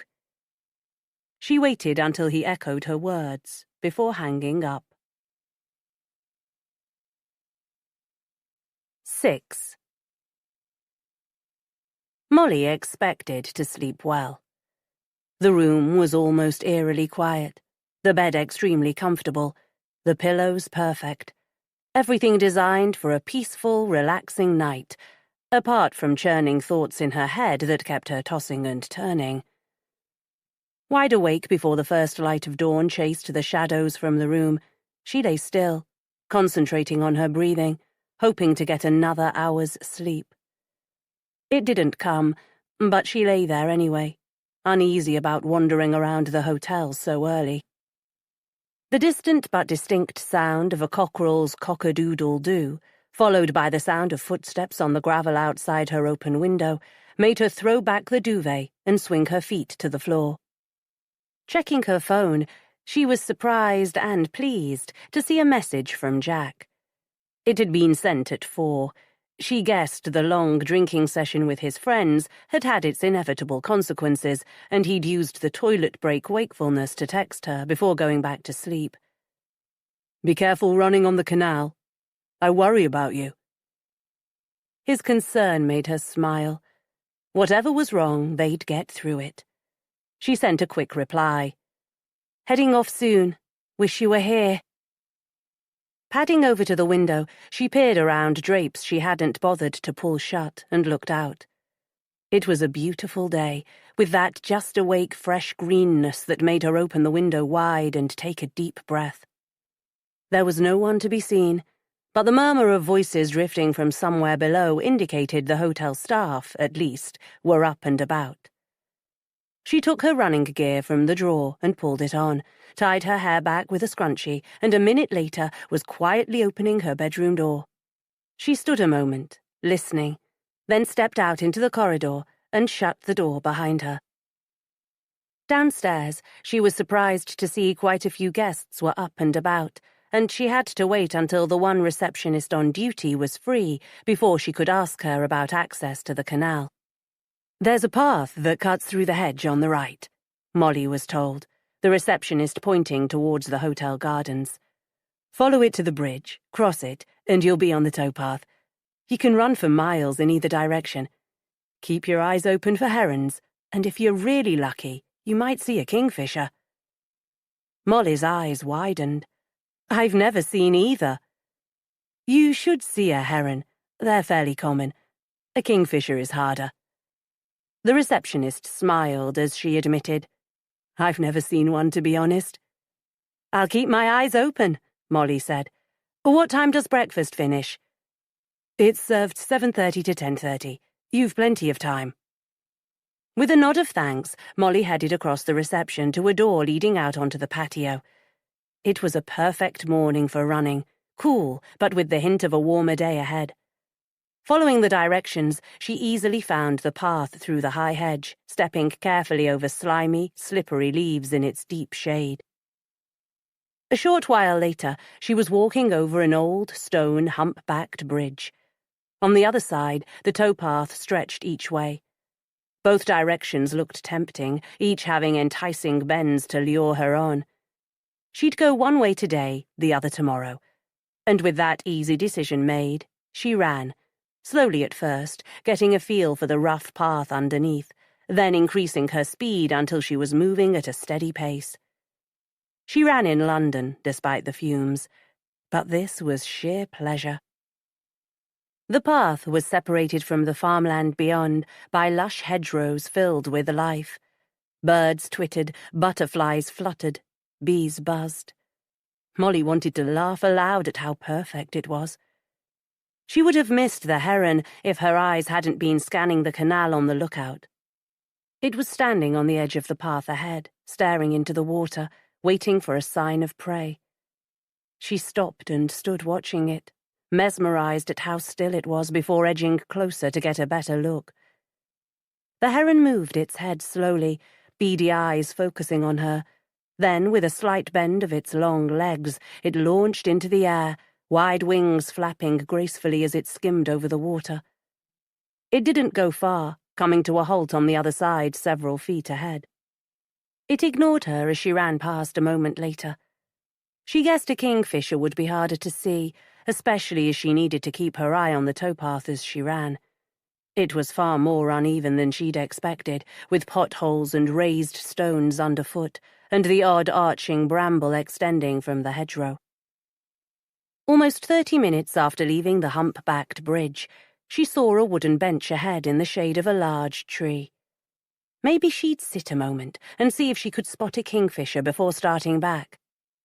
But when she got closer, she saw she'd been deceived by a shadow. The bench was already occupied. She slowed to a walk, her eyes scanning the canal, peering into the branches of the trees on the far side, searching for a splash of colour. There was nothing, and it was time to turn back. She'd seen a heron. She'd have to settle for that. "Hi." One husky word. It brought her attention to the man sitting on the seat. He'd turned to look at her, his arms lying casually along the back of the bench, legs stretched out in front, ankles crossed. There was a curious stillness about him as he waited for her response. It would have been rude to ignore him. In London, she'd have done so, would probably have turned back as soon as she'd seen him, but in the country, it was more appropriate to acknowledge him before moving away. She never understood why. There were surely as many criminal types in the country as in the city. Nevertheless, she nodded, said, "Hi," and trying to be casual, stopped and stared at the water for a moment. "Do you have the time?" the man asked, bringing her focus back to him. She was close enough to see that the eyes fixed on her were an unusual shade of blue, almost turquoise, a striking shade in a handsome face. She glanced at her watch. "It's 8:05. "Early to be jogging," he commented casually, holding her attention. "Early to be sitting there, too." Despite a natural distrust of strangers, she took a step toward him. "Are you hoping to see a kingfisher?" The man's smile was slow, beguiling. Molly was drawn by it. "I saw one," he said, lifting his hand and pointing toward the far side of the canal. "A minute before you arrived. Wait, and you might see it." He took one arm from the back of the seat and patted the space beside him. "You can sit. I don't bite." She laughed, the sound a nervous titter she didn't recognize. With a shake of her head, she walked over and sat. The wooden seat was small. There was room for two, but there was the merest whisper between them. Molly caught the scent of his aftershave with a slight hint of body odor. No, she corrected herself. It wasn't the right word. It was the groin-tingling smell of virile masculinity, and it sent a shiver down her spine. She should have got up and left then, and she would have done. She wasn't Amelia, wasn't given to fancying or flirting with strange men. Molly would have stood and carried on back to the hotel if she hadn't felt his eyes on her. Those amazing turquoise eyes. He spoke about seeing the kingfisher, how beautiful it had been, his voice low and melodic, almost hypnotic. And all the time his eyes stayed on her. She could have turned and met them, but she was afraid to, afraid of the sudden dart of lust that swept through her. She felt the man beside her move closer and turned slightly to see the perfectly sculpted cheekbones, the delicious curve of his lips. Didn't she deserve such excitement? She jumped to her feet, the movement startling him as much as it did her. "Have to go," she said, and without another look in his direction, she ran as fast as she could to put as much space as possible between her and the utterly gorgeous, fabulously tempting young man. She resisted the temptation to look back to see if he were watching her or, God forbid, following. A minute later, a frisson of anxiety made her stop and glance behind, but she'd come around a bend and all there was to be seen were fields and trees. No heron, sadly no kingfisher or young man. She ran on. Young man. Maybe only a few years older than Remy. He was younger than she by 20 years, maybe more. Movie star good looks, a lean, athletic body. And those eyes. Amelia, she knew, wouldn't have hesitated to have taken advantage of the situation. She'd probably have dragged the poor man into the fields and had her wicked way with him. Molly laughed, feeling lighter than she had in days. The brief encounter was beginning to take on a dreamlike quality. They hadn't even really touched, only a brushing of arms, and yet it had been the most erotic experience she'd had in a long time. Crossing back over the bridge, she slowed to a walk as she approached the hotel. She'd been gone over an hour, and in that time it had completely woken up. Already, with the day warming, there were people sitting on the patio. Gardeners were tidying flower beds, waiting staff were darting about with trays held high. Conscious of her dirty running shoes, she slipped them off and walked barefooted across to the stairway. The silence of early morning had been filled with sound. Voices drifted from the restaurant. She imagined she heard Amelia's amongst them. Back in her room, Molly quickly undressed and stepped into the shower, a smile playing over her lips. She remembered the stranger's intense stare and felt a shiver of desire. Would it have been so wrong to have given in to that moment's madness? Who was it that had said that the only thing they'd regretted were things they'd not done? She couldn't remember, but they were wise words, or words of justification. She couldn't decide. The shiver of desire was replaced by a pang of regret for what might have been. It had only been Jack since their marriage, and before that a few college fumbles and quick sex with forgettable men. She pushed a hand through her hair in frustration. What was she trying to prove? That she was still attractive? No, she was glad she'd not stayed. But that innocent meeting, that feeling that she was still desirable, still fanciable, had made her feel good about herself. That she should need such validation from a stranger worried her. Then she brushed that aside. Sometimes she was guilty of overthinking. It had been a moment. No harm had been done, and it had made her feel good. And that was all that mattered. 7. Molly stood at the restaurant door and looked around. Tristan was sitting alone. He didn't look too pleased. Feeling sorry for the man, she crossed the room to his table. "Good morning. Do you mind if I join you?" Tristan half stood before flopping back into his chair. "I'd like nothing better." "What happened to your golfing buddies?" "Early birds," he said with a shrug. "They had breakfast at 7:30 and headed straight out." He smiled. "I'm a keen golfer, but not that keen. I thought I'd have a leisurely breakfast with Amelia and head out later." He jerked his head to the ceiling. She decided to have breakfast in bed. Molly picked up the menu and glanced at the choices, but her appetite appeared to have deserted her. "Coffee and toast, please," she said when the waiter came to take her order.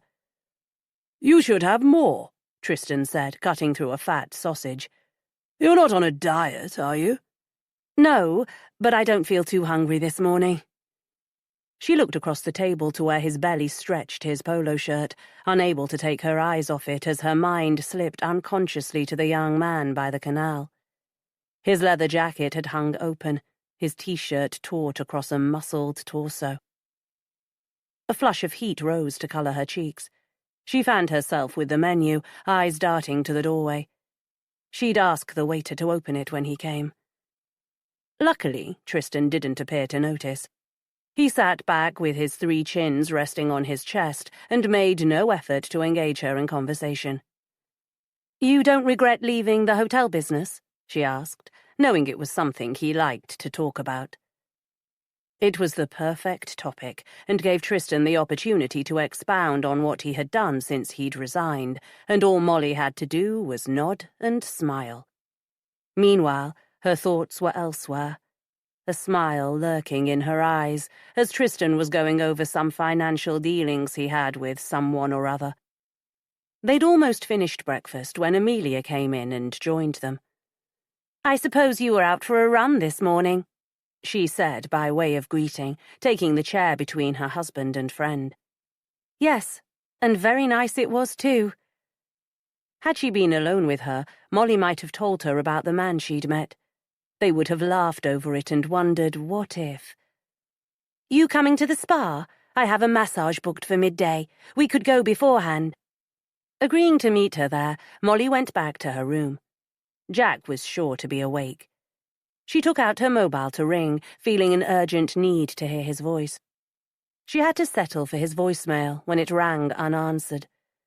He was unlikely to still be asleep. He'd probably taken the Sunday papers to a nearby pub to read over brunch. She left him a voice message. "Having a lovely time, but wish you were here," and hung up. A few minutes later, her robe tightly belted over her swimsuit, she made her way down to the spa. The pool was large and inviting. Molly hung her robe up and slipped in, shivering for a second before immersing herself completely and starting to swim lengths. She had done several before Amelia turned up, and she swam to the side to meet her. "It's a lovely pool," she said, wiping water from her eyes. "It looks nice, but I don't feel like swimming. I'm going to the sauna. Coming?" Amelia didn't wait for an answer, sauntering across, hanging her robe on a hook and going inside. Molly swam to the steps. She'd all day to spend, and although she preferred the steam room to the sauna, it would be nice to spend some time with Amelia.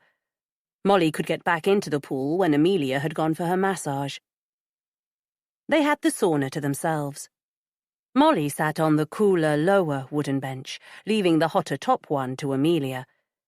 It was the perfect opportunity to tell her friend about her unusual encounter by the canal. Whether she was confessing or boasting, she wasn't sure. With the benefit of a few hours' distance, the episode had taken on an almost otherworldly quality, a black-and-white scene from a vintage Hollywood movie. She cast herself as the mature, elegant leading lady, and him as the younger, glamorous leading man in an old-style romance of thwarted love. Amelia's reaction put a damper on her imagination.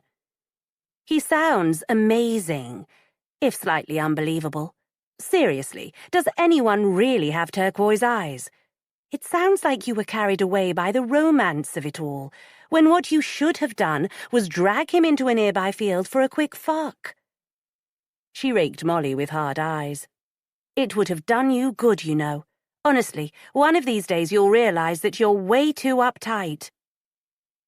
The bubble of romance burst, and Molly regretted having said a word. She was relieved when Amelia changed the conversation. "How are the kids enjoying Paris and Boston?" "Great. They love it." "You must miss them terribly." "I was never a stay-at-home mother, so, although we're very close, I'm happy they're following their dreams." Words she'd said to herself so often she almost believed them. Who was she trying to fool? Sadness pushed the corners of her mouth down. "That's the official story, the one I trot out when anyone comments. Nobody has ever challenged it, but the truth is, I miss them like hell. The house is like a mausoleum without them cluttering around." She gave a short laugh and turned to look up at Amelia. "I bet you're sorry you asked now." "No, I'm not. You looked a little sad. Sometimes it's good to talk. It sounds to me as if you're suffering empty nest syndrome. It's very common." A frisson of irritation flashed through Molly. She didn't want to be defined by some pseudo-psychological bullshit. "Perhaps," she said, her voice a shade cool. I bet you're menopausal too. Oblivious to the effect her words were having, Amelia leaned down and used the ladle to throw water over the hot rocks, sending a burst of steam into the room, raising the temperature. Molly wanted to stand up, storm out of the sauna and from the hotel. But she didn't. She wasn't a stupid woman, and despite her suspicions about Amelia and Jack, there was something in what her annoying friend was saying.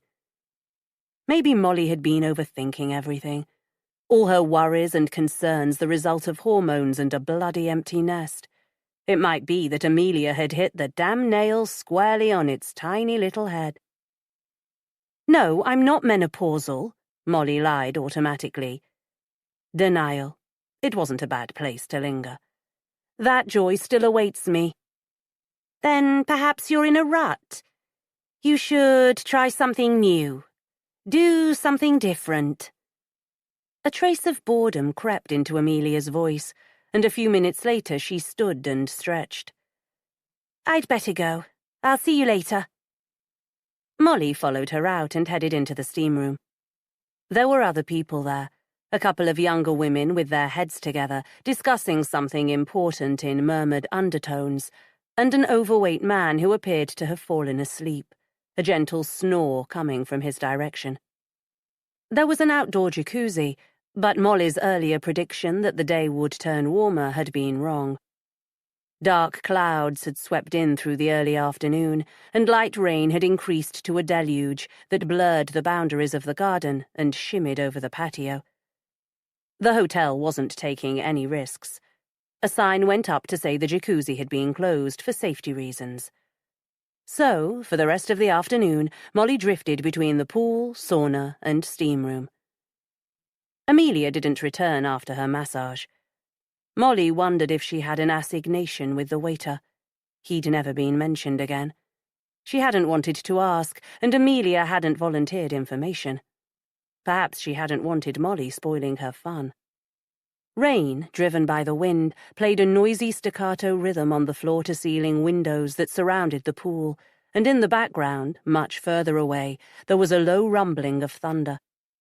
Molly pulled her robe on over her swimsuit and stood looking out over the deluged garden. After such a promising start, the day had taken on grim shades of grey that suited her mood. She wished she'd not told Amelia about the man she'd met. It had been a harmless fantasy. Now it was spoiled. Molly shivered and wrapped her arms across her chest. Turning away from the window, she looked at the clock that hung over the entrance. It was 4:30. She'd go back to her room and ring Jack. Maybe later she'd come back and do a few more lengths before calling it a day. It wasn't as much fun on her own. Back in her bedroom, she picked up her mobile and pressed the speed dial key for Jack, breathing a huff of pleasure when it was answered. "Hi," she said. "Hello? Hang on." Sounds in the background told her he was in a pub, the noise fading as a door opened and closed. Wherever he'd moved to, it was quiet enough to hear him clearly. She thought he sounded a little tense. Had she interrupted something? "Hi," he said. "Still having a good time?" "Really good." This peaceful moment is yours. Rest in it, breathe in it, and let it soothe you before the story resumes.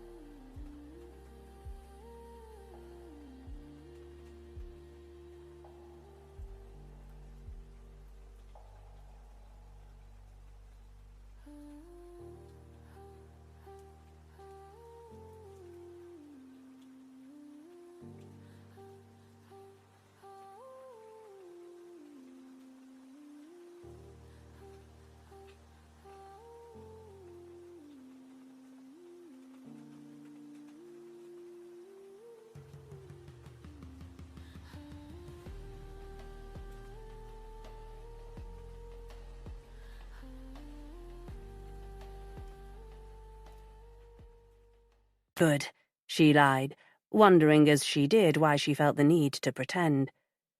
"Did you get out for your run this morning?" It was the last thing she wanted to talk about. "Yes, it's very pretty around here. How's your weekend going?" What she really wanted to know was who he was out with. Charlie again, or someone else? At least she could be sure it wasn't Amelia. "Fine, quiet," he said. "I'm with the lads watching the match in Masterson's. Will you go for a run again in the morning?" The lads. That all-encompassing term. She resisted the temptation to ask who was there. "Yes," she said, answering his question, although she wasn't sure she would go for another run. "I'm heading back down to the pool now. Have a good evening. If it's not too late and I'm not too tired, I'll give you a ring after dinner, okay?" "Okay. I love you." She rubbed a hand over her forehead. Was there a hint of overemphasis in those 3 words, as if he were trying to convince himself? Or was she stupidly overthinking again? "Love you too." Hanging up, she swung her legs up onto the bed and lay back against the pillows. Feelings of regret, worry, and guilt were scrambled in her head. She closed her eyes, trying to shut the thoughts away, and despite everything, found herself drifting to sleep. When she woke, eyes snapping open in confusion, it was almost dark. She brushed away the brief disorientation and sat up, her hand searching for the phone. 7:30. She swore softly. There had been no mention of meeting for drinks prior to dinner, but she guessed that was the plan. She'd not made it back to the pool.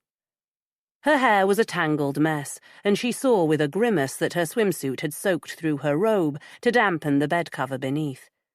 It would dry without leaving a mark, she hoped, smoothing the cover out. 10 minutes later, after a quick shower, she tied her hair in a French knot and slipped on a silver-grey dress. She looked at her reflection in the mirror as she did her makeup and pulled back the creases around her eyes, wondering, not for the first time, if she should have a bit of work done. Dropping her hands, she turned away. Empty nest syndrome. There had been so much stress over Freya and Remy's exams, then the excitement of the results and their move overseas. She'd gone with each of them in turn to help them settle in. Paris and Massachusetts had both been so exciting. Then it was all over for her. She'd left them to it and come home to the same old, same old. Old. Was that what it all came down to? Menopause. Empty nest. All symptoms of what she should be seeing as the natural order of things. Hormones were supposed to change. Children were supposed to go out into the world and make their own lives. Maybe she needed to take a page from Amelia's book and grasp this different life with both hands, break out of the rut she was in and try something new. It was worth thinking about. 8.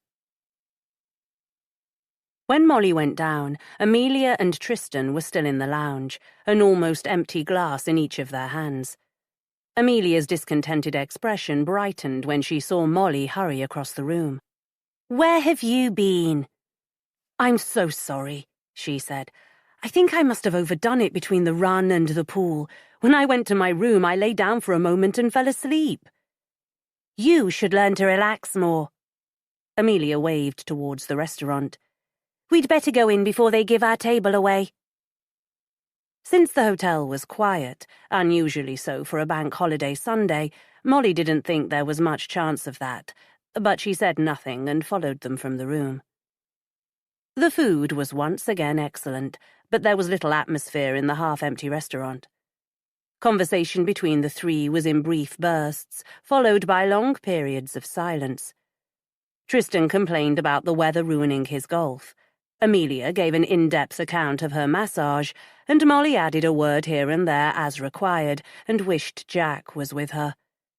If he had been, he'd have told some funny anecdotes that would have livened the mood.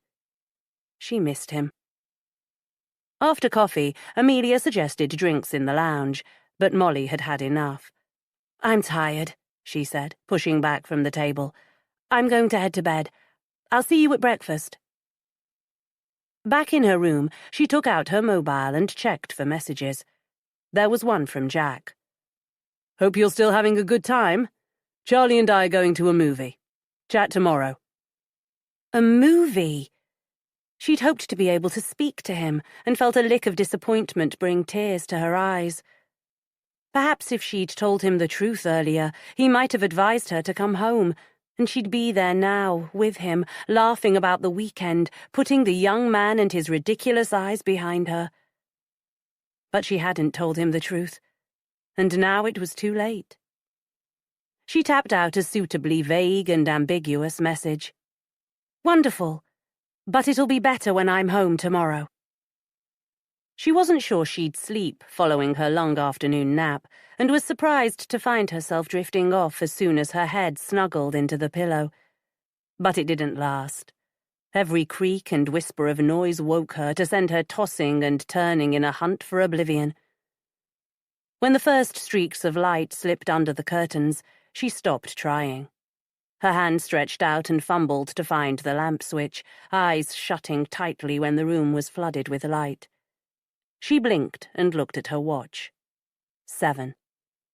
She'd half thought about skipping the run, but the one the day before had been so lovely. Wasn't she being a bit silly to deprive herself? It was highly unlikely that the stranger would be there today. Anyway, she'd go the other direction and enjoy the fresh country air before returning to London. The morning was dry, but the heavy rain of the day before had left its mark. The ground squelched underfoot, wet leaves on mud making it slippery in places. Once she crossed the hump-backed bridge, it was safe to start her run. She glanced the way she'd gone the day before, gave a slight smile, and headed in the other direction. There were a couple of narrowboats moored. Molly ran past, picking up speed, careful to avoid the worst of the puddles. There were locks along this stretch of the canal. She looked up as she rounded a bend, and the first came into view. Painted white, they stood out against the predominantly green surroundings, but it wasn't their colour that made Molly stumble and slow to a halt. There was a man standing beside the lock, leaning on one of the lock paddles. His back was to her, but she could tell from his slim-hipped, broad-shouldered physique that it was the man she'd met the day before. Perhaps he lived on one of the narrowboats she had passed? Or perhaps he was a figment of her overactive imagination, an illusion conjured up by her paranoid, confused brain. She stood staring, shifting her weight from foot to foot. What had Amelia said? You should try something new. Do something different. There would be no harm in going over and saying hello, would there? Then Molly was beside him, a tentative smile on her lips. Hi. It was a second before he turned, as if he were lost in his own thoughts, a second that gave Molly time to admire the classic line of his jaw and acknowledge the lust that had set her groin tingling and her heart pounding.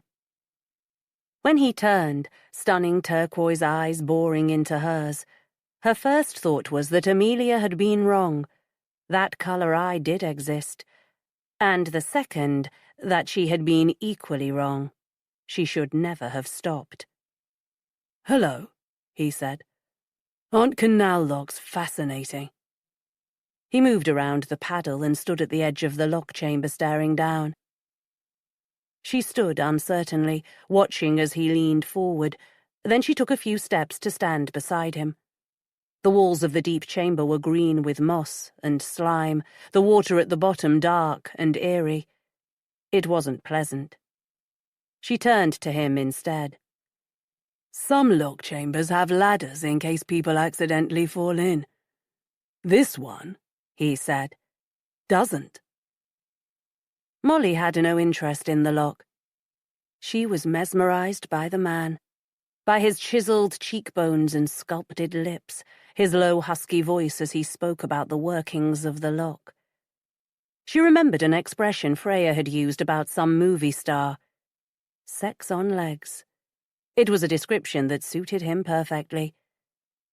When his hand reached for her, sliding around her waist, she decided Amelia was right. She was going to grab the moment, and to hell with the consequences. She felt the heat of his hand through the thin material of her t-shirt and leaned towards him, chin raised, her lips parting in invitation, waiting for his response. And in that second of waiting, she knew she'd got it wrong. He reared back, mouth thinning in distaste, eyes narrowing in disgust. She'd got it all wrong. He'd not been reaching for her. He'd been putting a hand out to prevent her falling in, to prevent a woman old enough to be his mother from making a stupid step and falling into the damn chamber. Unfortunately, he hadn't managed to stop the pathetic, stupid woman from making an absolute fool of herself. With a cry of anguish, she pulled away. His hand had tightened on her t-shirt. She could feel the material stretch as he tried to stop her and wrenched it away, then ran as she didn't think she'd ever run before, her feet barely touching the ground as she flew on the heat of mortification. She heard him call out, then the heavy sound of his feet crunching on the path as he chased after her. But he was no match for her speed, and within a minute, she had left him behind. Back in the hotel, she went straight to her room, grabbed her clothes from the wardrobe and bureau, changed quickly, and jammed everything into her bags. Humiliation stung with almost unbearable pain, and all she wanted to do was leave, to go home, hide away to lick her wounds. At reception, she left a note for Amelia, explaining that something had come up that required her to leave early.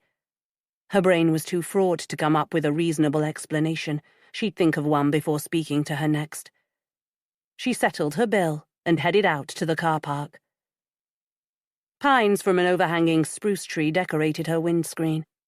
She brushed them off, wiping her hand carelessly on the leg of her trousers, and sat into the car, throwing her bags into the footwell of the passenger seat.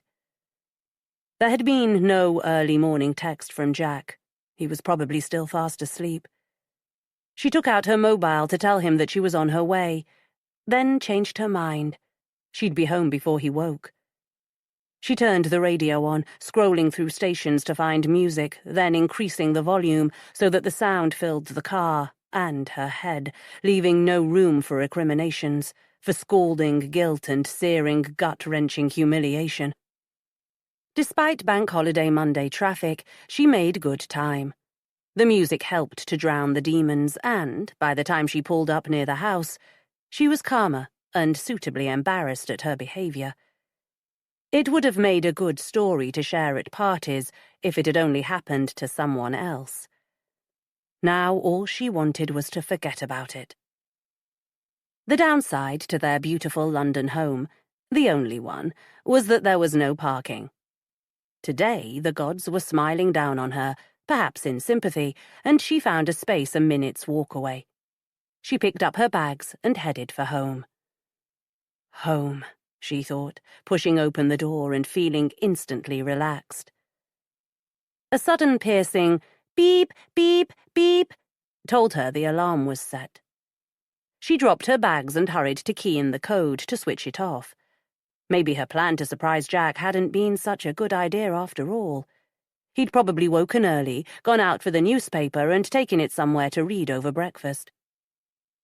Heading upstairs, she pushed open the door to their bedroom, planning to drop her bags and ring him, her eyes widening when she saw the bed.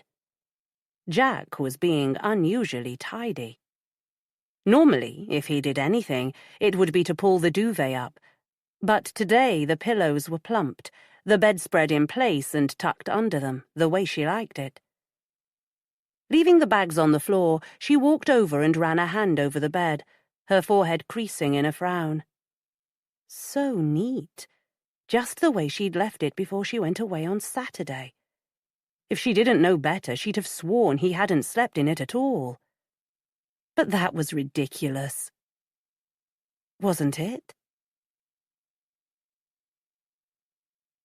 9. Molly had unpacked, thrown a wash on, and was sitting with a mug of tea before she heard the front door open and Jack's irritating off-tune whistle. Her eyes were glued to the kitchen door.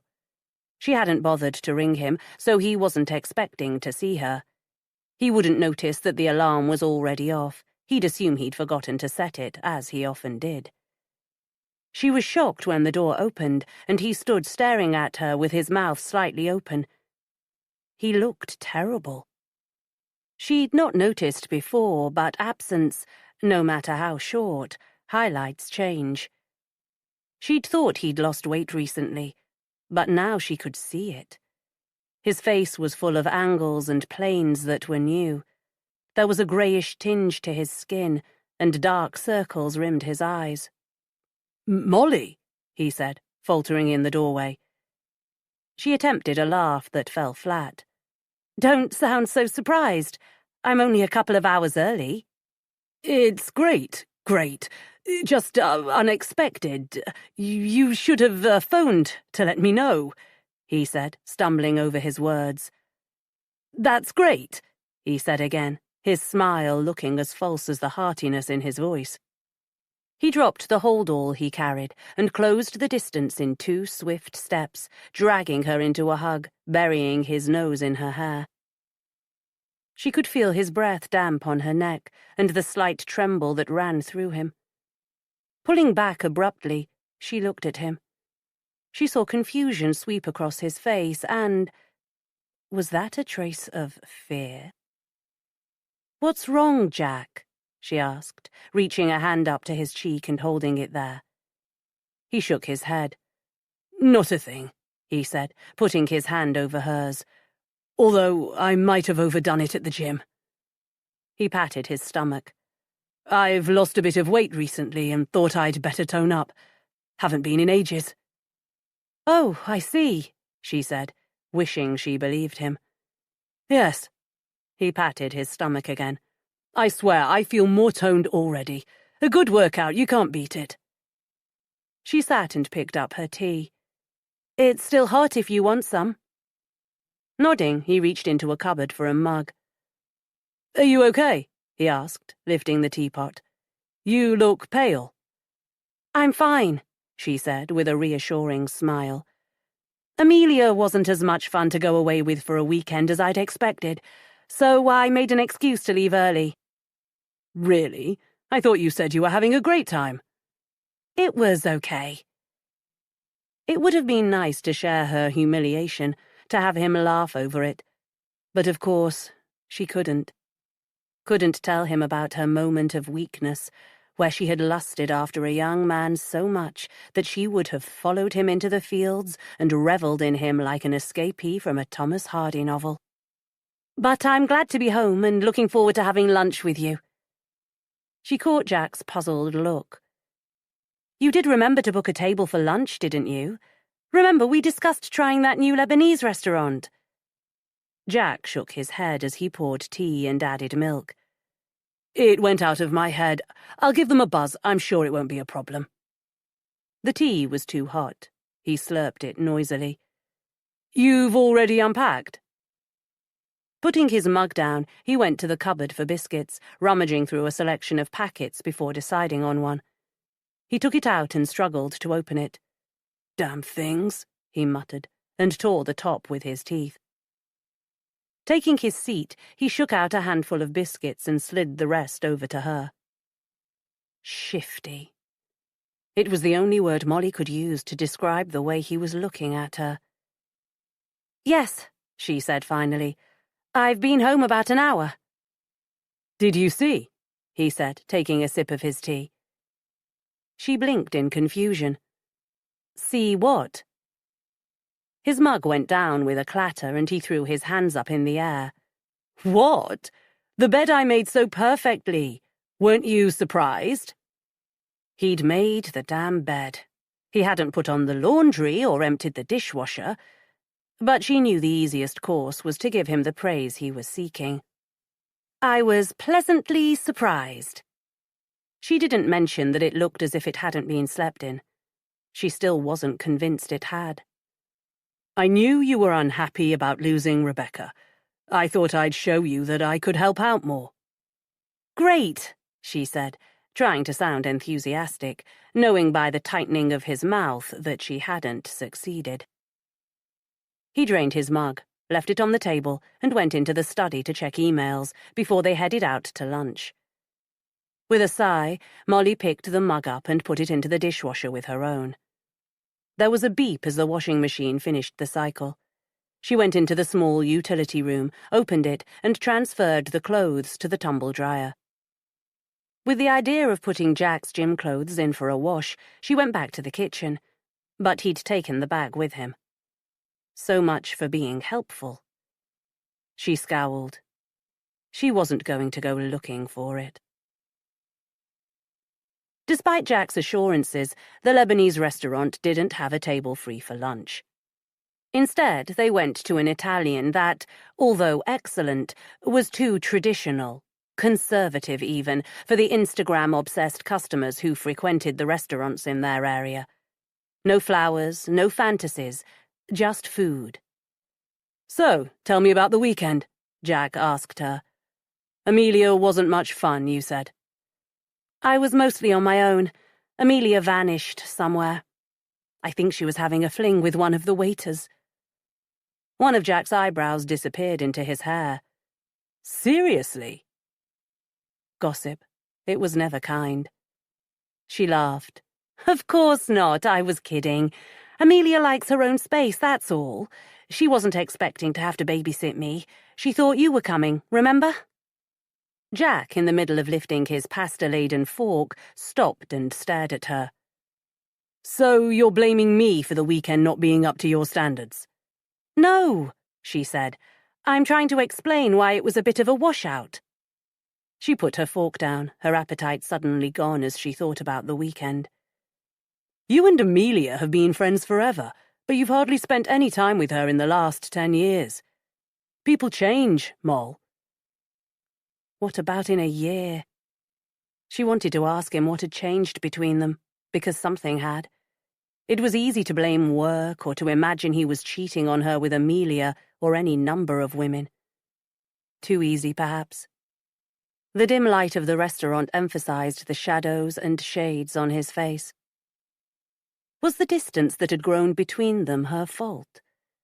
She'd been so caught up in Remy and Freya's departure, the organizing and arrangements, invoices that needed to be paid. All of it had fallen on her shoulders. She hadn't minded, but maybe he had.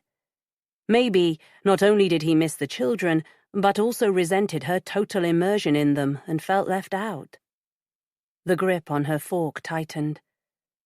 So maybe he had looked elsewhere for attention. Maybe he'd been tempted to cheat on her, the same way she'd been tempted to cheat on him, only with more success. Was that why he'd looked so shifty and spun her that crazy story about making the bed? She was convinced it hadn't been slept in. So where had he spent the nights? She dropped her fork and pushed the plate away.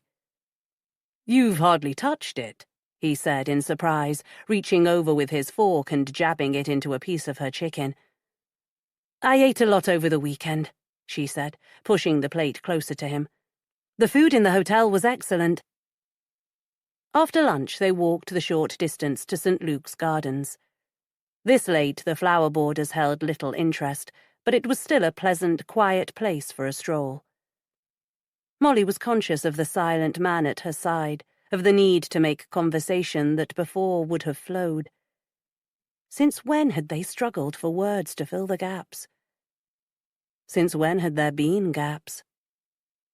A sideways glance told her he was lost in thought, a set look to his profile. She slid her hand into his and saw his quick look of surprise. She'd never been the hand-holding type. But she could change. Now that the children were settled, she could concentrate on him. If there was one lesson she'd learned from the calamitous weekend, it was how easy it was to be led astray. If Jack were having an affair, she'd fight for him. "Let's go away for a weekend," she said, squeezing his hand tightly. "Maybe to Venice for a few days. What do you think?" He pulled his hand away and bent to retie his shoelaces. They didn't look to Molly as if they needed to be retied, and when he stood and they'd resumed their walk, she noticed he didn't reach out to take her hand. On the contrary, he moved slightly further away, as if to prevent her doing so. She felt a weight in her chest. They were in more trouble than she'd thought. He hadn't answered her question. "Well," she said, trying to keep her voice light. She saw him turn toward her, a puzzled lift to his eyebrows. "Well, what?" "About my idea of a weekend away," she said, unable to prevent the trace of exasperation. "Oh, that. Maybe in a few months. I'm way too busy to take time off work now." There it was, work again. Maybe it was at the root of it all. There was no point in asking him. If there was a problem at work, he'd not talk about it. He became stupidly macho about things like that. To her, it was simple. If there was a problem, he needed to sort it out. Sort it out or leave. He was an experienced finance investment manager. He'd easily find something else. And if he didn't, they'd cleared the mortgage on the house a few years ago. They'd easily manage for a while on her salary. But she knew his stubborn pride wouldn't accept that situation. She needed to find out what was going on. Her friend, Petra, knew someone who worked in a different department in the same company. She'd get her to do a bit of digging. After a leisurely walk around St. Luke's, Jack wanted to go for a drink. She'd have preferred to go home, chill in front of the TV and have a glass of wine. Instead, she forced her lips into a smile and nodded enthusiastically. "Good idea," she said, wondering at how easily lies came these days. O'Dee's was a popular pub and always busy. If she'd hoped Jack might open up over a pint or two, her hopes were dashed when they were greeted by an acquaintance of his, a man she'd met a few times and found amusing when sober and a bore when drunk. Luckily, this time he was sober. "Jack! Molly!" he greeted them, drawing them into the group he was with, making introductions, names fired around, forgotten as soon as heard. Molly smiled at everyone, accepted the drink bought for her, and perched on a stool. She'd stay for one, then make her excuses. She saw the signs. These men were there for the long haul.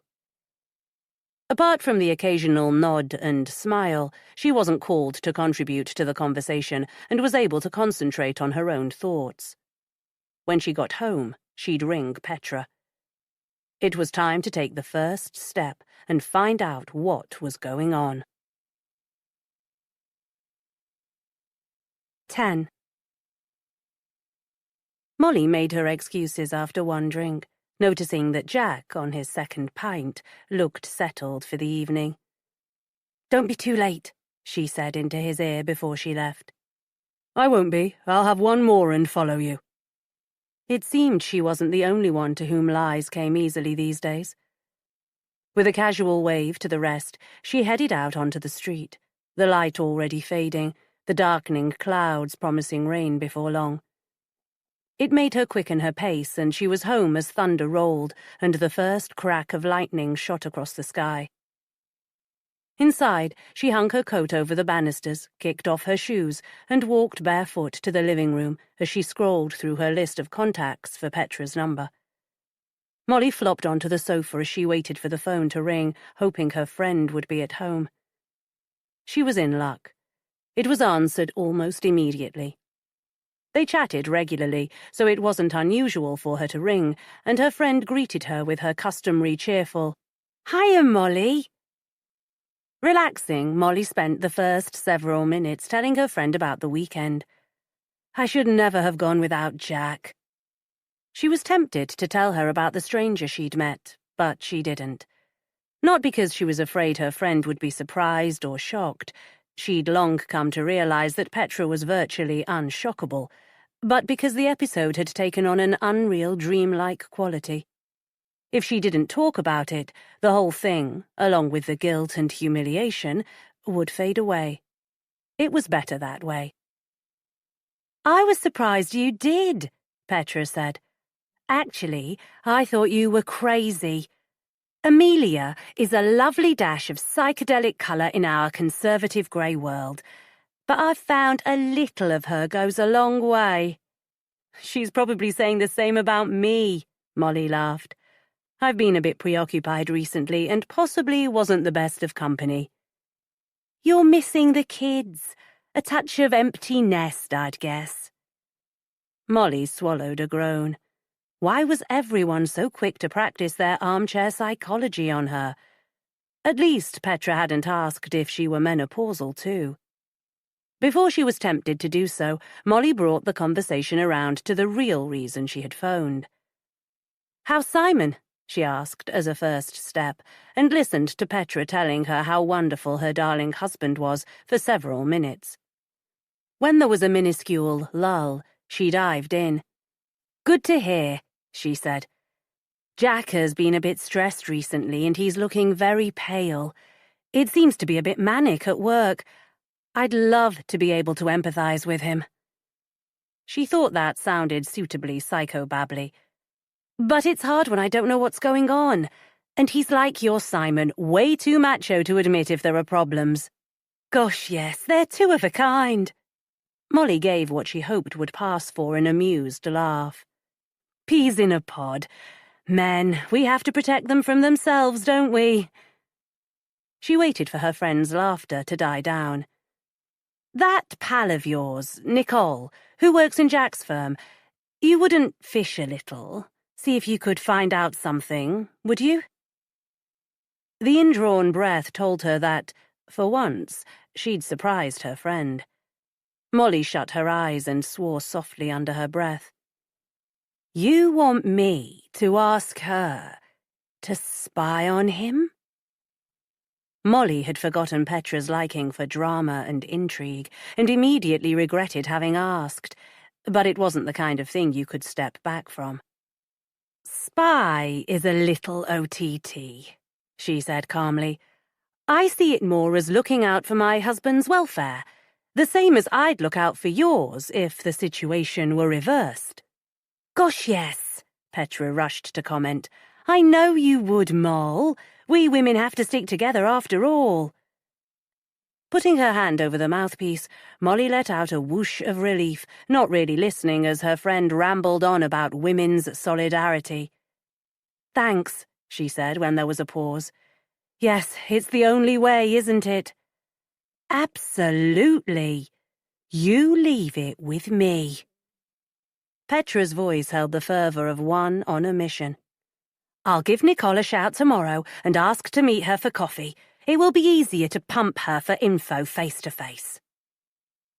Petra might be a bit of a drama queen, but she was also an astute woman. If there was anything to know, she'd find out. A few minutes later, Molly said goodbye, dropped the phone on the sofa beside her, and sat back, resting her head on the cushion behind. She wanted it to be trouble at work, however difficult that might be, because the alternative didn't bear thinking about.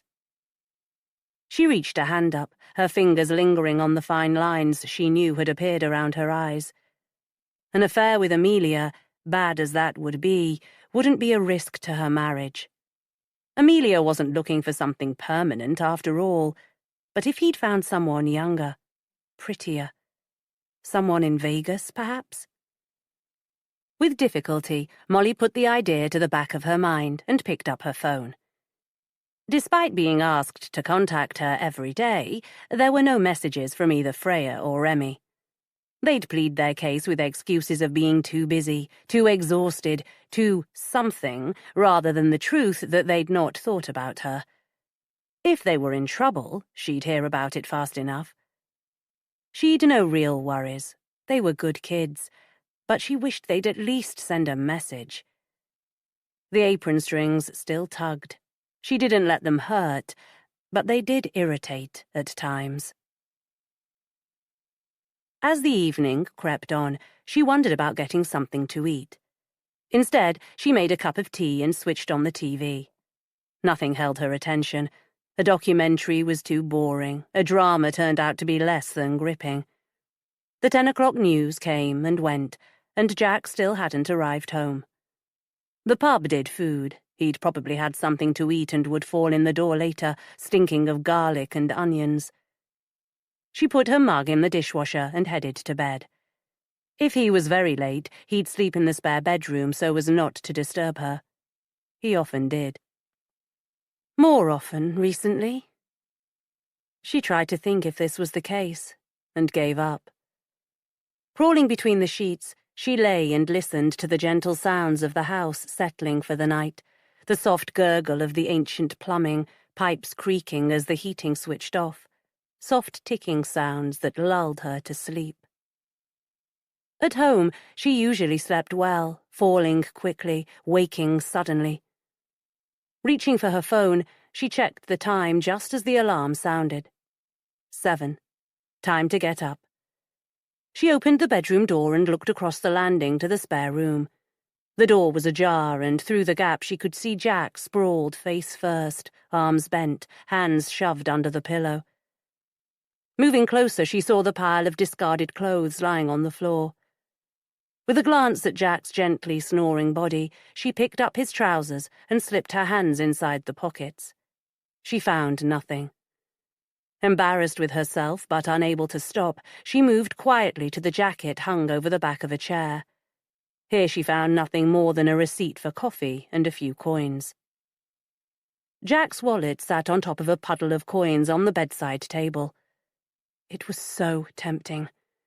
She supposed she should feel guilty, but she wouldn't have to go to such extreme sneaky lengths if the stupid man would talk to her. The coins clinked as she lifted the wallet. She froze and kept her eyes on Jack. When he didn't stir, she flipped the wallet open. A row of cards on one side she ignored, her fingers sliding into the compartments on the other. There were a couple of business cards, but nothing else. Closing the wallet, she put it gently back on top of the coins. Unlike her, Jack found it hard to wake, and she had to shake him several times, each time with more force before he finally opened one eye. "It can't be time to get up," he pleaded groggily, his words slurred. "Afraid so. It's after 7. She saw his eyes close again and knew he'd be asleep before she left the room. "Come on, Jack, stay awake." All right, he said, pushing up and shaking his head. "You should have stayed last night. I wouldn't have drunk so much if you had." "Yes, it's all my fault," she said with a grin. "Have a shower. You'll feel better." 30 minutes later, she was drinking the first of the many cups of coffee she needed to get through a normal day when he came into the kitchen. He might not feel better, but he certainly looked it. She poured coffee, added milk and 3 sugars, and pushed the mug towards him. "Thanks," he said, picking it up and taking a mouthful before checking his watch. "Damn and blast," he said, draining the coffee and putting the mug down with a clatter. "I've got to fly. There's an early meeting this morning. If I don't rush, I'm going to be late." A quick kiss on her cheek, and he was gone. A wave of relief washed over her. It was work. She'd seen the worried look. Work. It could be sorted. With a quick look at the time, she put their mugs into the dishwasher, grabbed her bag and coat, and headed out the door. 8 minutes' steady walk got her to South Kensington Underground, and 15 minutes later, she was in work. Her job as account manager for Dawson Marketing used to be fun, but recently she'd started to find the work stultifyingly boring, and the day dragged. Finally, when her clock ticked to 4:30, she picked up her bag and left. The journey home was one she could do almost in her sleep. Sometimes, running on autopilot, she'd arrive home and not remember anything about getting there. Today, she turned into her street, her mind on Jack. She wondered whether Petra had contacted her friend yet. It would be better to wait until she rang. She didn't want to appear too eager to hear, too worried about what she might have discovered. She stood on the curb, waiting for a gap in the traffic to cross the street, her eyes drifting automatically towards her house, blinking in disbelief when she saw the man standing on her doorstep. Her gasp was loud, automatic, pushing her backward. She stumbled even as she searched frantically for somewhere to hide. Desperation forced her to try a gate. It opened, she slipped through, closed it quickly behind her, and leaned against it, trembling. She hoped whoever lived in the house wouldn't come rushing out to chase her away, because she was incapable of moving. There were a few detached houses on this side of the street, interspersed between the towering apartment blocks. Many, like this beautiful Victorian home, whose garden she was hiding in, had shoulder-high brick walls and wooden gates. There was a small garden between the gate and the house, where dead summer flowers lay at drunken angles around a small patch of grass. There was no light showing in any of the windows. She was probably safe for a while. She took a steadying breath before turning to peer anxiously over the top of the gate, ducking down quickly when she saw him. With a loud gulp, she leaned against the gate and slid down, her coat snagging on the rough wood. She felt sick and took deep breaths to try to control the panic. What was she going to do? Heart thumping and breath rasping, she waited a minute before turning and inching her way up to look again, dropping down when she saw he had moved from the front door. He was standing on the pavement, staring down the street. If there'd been any doubt before, there wasn't any now. It was him, the man with the turquoise eyes, the stranger she'd tried to kiss on the canal. He was supposed to stay a stranger. How on earth had he found her? And, more importantly, what did he want? 11. Every few minutes, Molly peered carefully over the gate, frustration growing as she saw him move back to the doorstep and lean against the door. Maybe she should go over and confront him, explain what had happened had been simply a moment's madness. He was obviously intent on waiting for her. Squeezing her eyes shut, hot tears pushed through to trickle down her cheek. Jack was usually home by 6:15. If the man didn't leave, he'd meet him. Would he tell?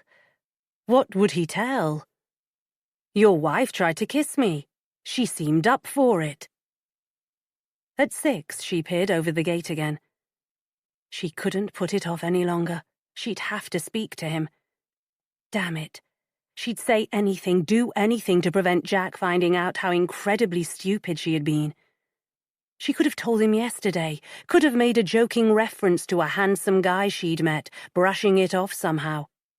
Now, no matter which way it came out, it sounded worse than it was. Their relationship had been a little shaky recently. She didn't want to be the one who tipped it over into the realms of seriously rocky. Not over something so stupid, so meaningless as this. She gripped the edge of the gate, preparing to open it and step out. Then, to her relief, she watched the man push something through her letterbox before taking a final look up and down the street and heading away. She waited 5 minutes to make sure he'd gone, then opened the gate and hurried across the street, a taxi blaring its horn as it braked to avoid her. Her breath was coming in ragged gusts by the time she opened the front door. She slammed it shut, pulled all the post from the letterbox cage, found a single folded sheet of paper, and jammed it into the top of her open handbag. She heard Jack's keys in the lock and hastily pinned a smile in place. Seconds. That's all she'd had to spare. "Hi," she said, dropping her eyes to the post, hoping the slight tremble in her voice wasn't obvious to him. "Hi yourself," he said, dropping his briefcase on the floor and his coat on the banisters. "You're late home." "Oh, someone was leaving, and there was a bit of a do in the office after work. I felt obliged to pop in for a few minutes." Yet another lie falling glibly from her tongue. He took her explanation without comment. "Mine?" he asked, nodding at the letters. "Yes," she said, handing them over. "I was expecting an invoice from Freya's University," she added. It might have been true. All the invoices for both Freya and Remy's universities were addressed to her for convenience. He frowned. "Didn't you pay recently?" "It was for extras." She shrugged without elaborating. Throwing his post, unopened, onto the hall table, he shook his head. They're going to cost us a fortune. It was impossible to miss the underlying worry in his words. Molly opened her mouth to ask him if everything was okay, giving him an opportunity to tell her what the problem was. But before she could get the words out, he'd walked away and into the kitchen. Following him, she watched as he took a beer from the fridge, swigging from the bottle as if he couldn't wait to get the alcohol into his system. Her handbag was in her hand. Looking down, she could see the top of the sheet of paper. She was desperate to read it, and yet afraid to. What could the man possibly want with her? "Bad day?" she asked, standing by the door. "Usual," Jack said shortly. "What's for dinner?" The wonderful Rebecca had always left something ready for them. All they had to do was pop it into the microwave or oven, following whatever instructions she left. "We'll eat out more often," Jack had said when she'd pointed this out to him. But during the week they were rarely in the mood to leave the house once they'd come in from work.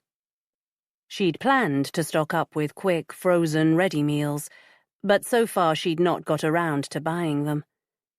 "There's pizza," she said, opening the freezer door. "Again," he muttered. Clutching the door, she pressed her lips together. There was no point getting into a row about who was responsible for dinner. "Or we could go out." He finished the beer and dropped the bottle on the counter. "Yes, good idea. Let's go back to O'Dee's. The food was good last night." She shut the freezer, her hand resting on it for a moment before turning with a bright smile. "Fine. I'll change into something more comfortable." He'd go as he was. He was as comfortable in his suit as in casual clothes. On the rare time they went out during the week, she preferred to change, to have that distinction between work and her social life. Tonight, it was more of an excuse for a few minutes' privacy. She shut the kitchen door quietly after her and forced herself to take the stairs slowly, when what she wanted to do was take the steps two at a time, desperate to see what was written on the sheet of paper. Closing their bedroom door, she pulled it from her bag and took it into the ensuite. With the catch on the door, she sat on the toilet seat and unfolded it. It was badly written, childish almost, a spelling error in the 6 words that were sprawled across the page in a single line. No punctuation, no capitalization. "We need to meet. Ring me." And underneath, a mobile number. She crumpled the page in one hand and held the other over her mouth. "Oh, God," she whispered, before smoothing out the creases to read again. The 6 words didn't appear in any way threatening, but why on earth did he want to meet her? He had looked so disgusted when she'd tried to kiss him. Surely he wasn't thinking of blackmail. Apart from humiliating herself, she'd done nothing wrong.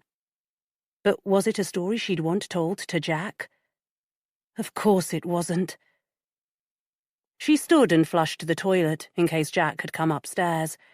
But when she opened the door, the room was empty. Reaching for her handbag, she felt inside until her fingers closed over her phone. She took it out and returned to the bathroom. A minute later, after a few attempts, she had composed a text she was happy with. "I'm sorry I misread the signals. I don't want to meet you. Please don't come to my house again. I've told my husband how stupid I was. Now I want to forget it happened."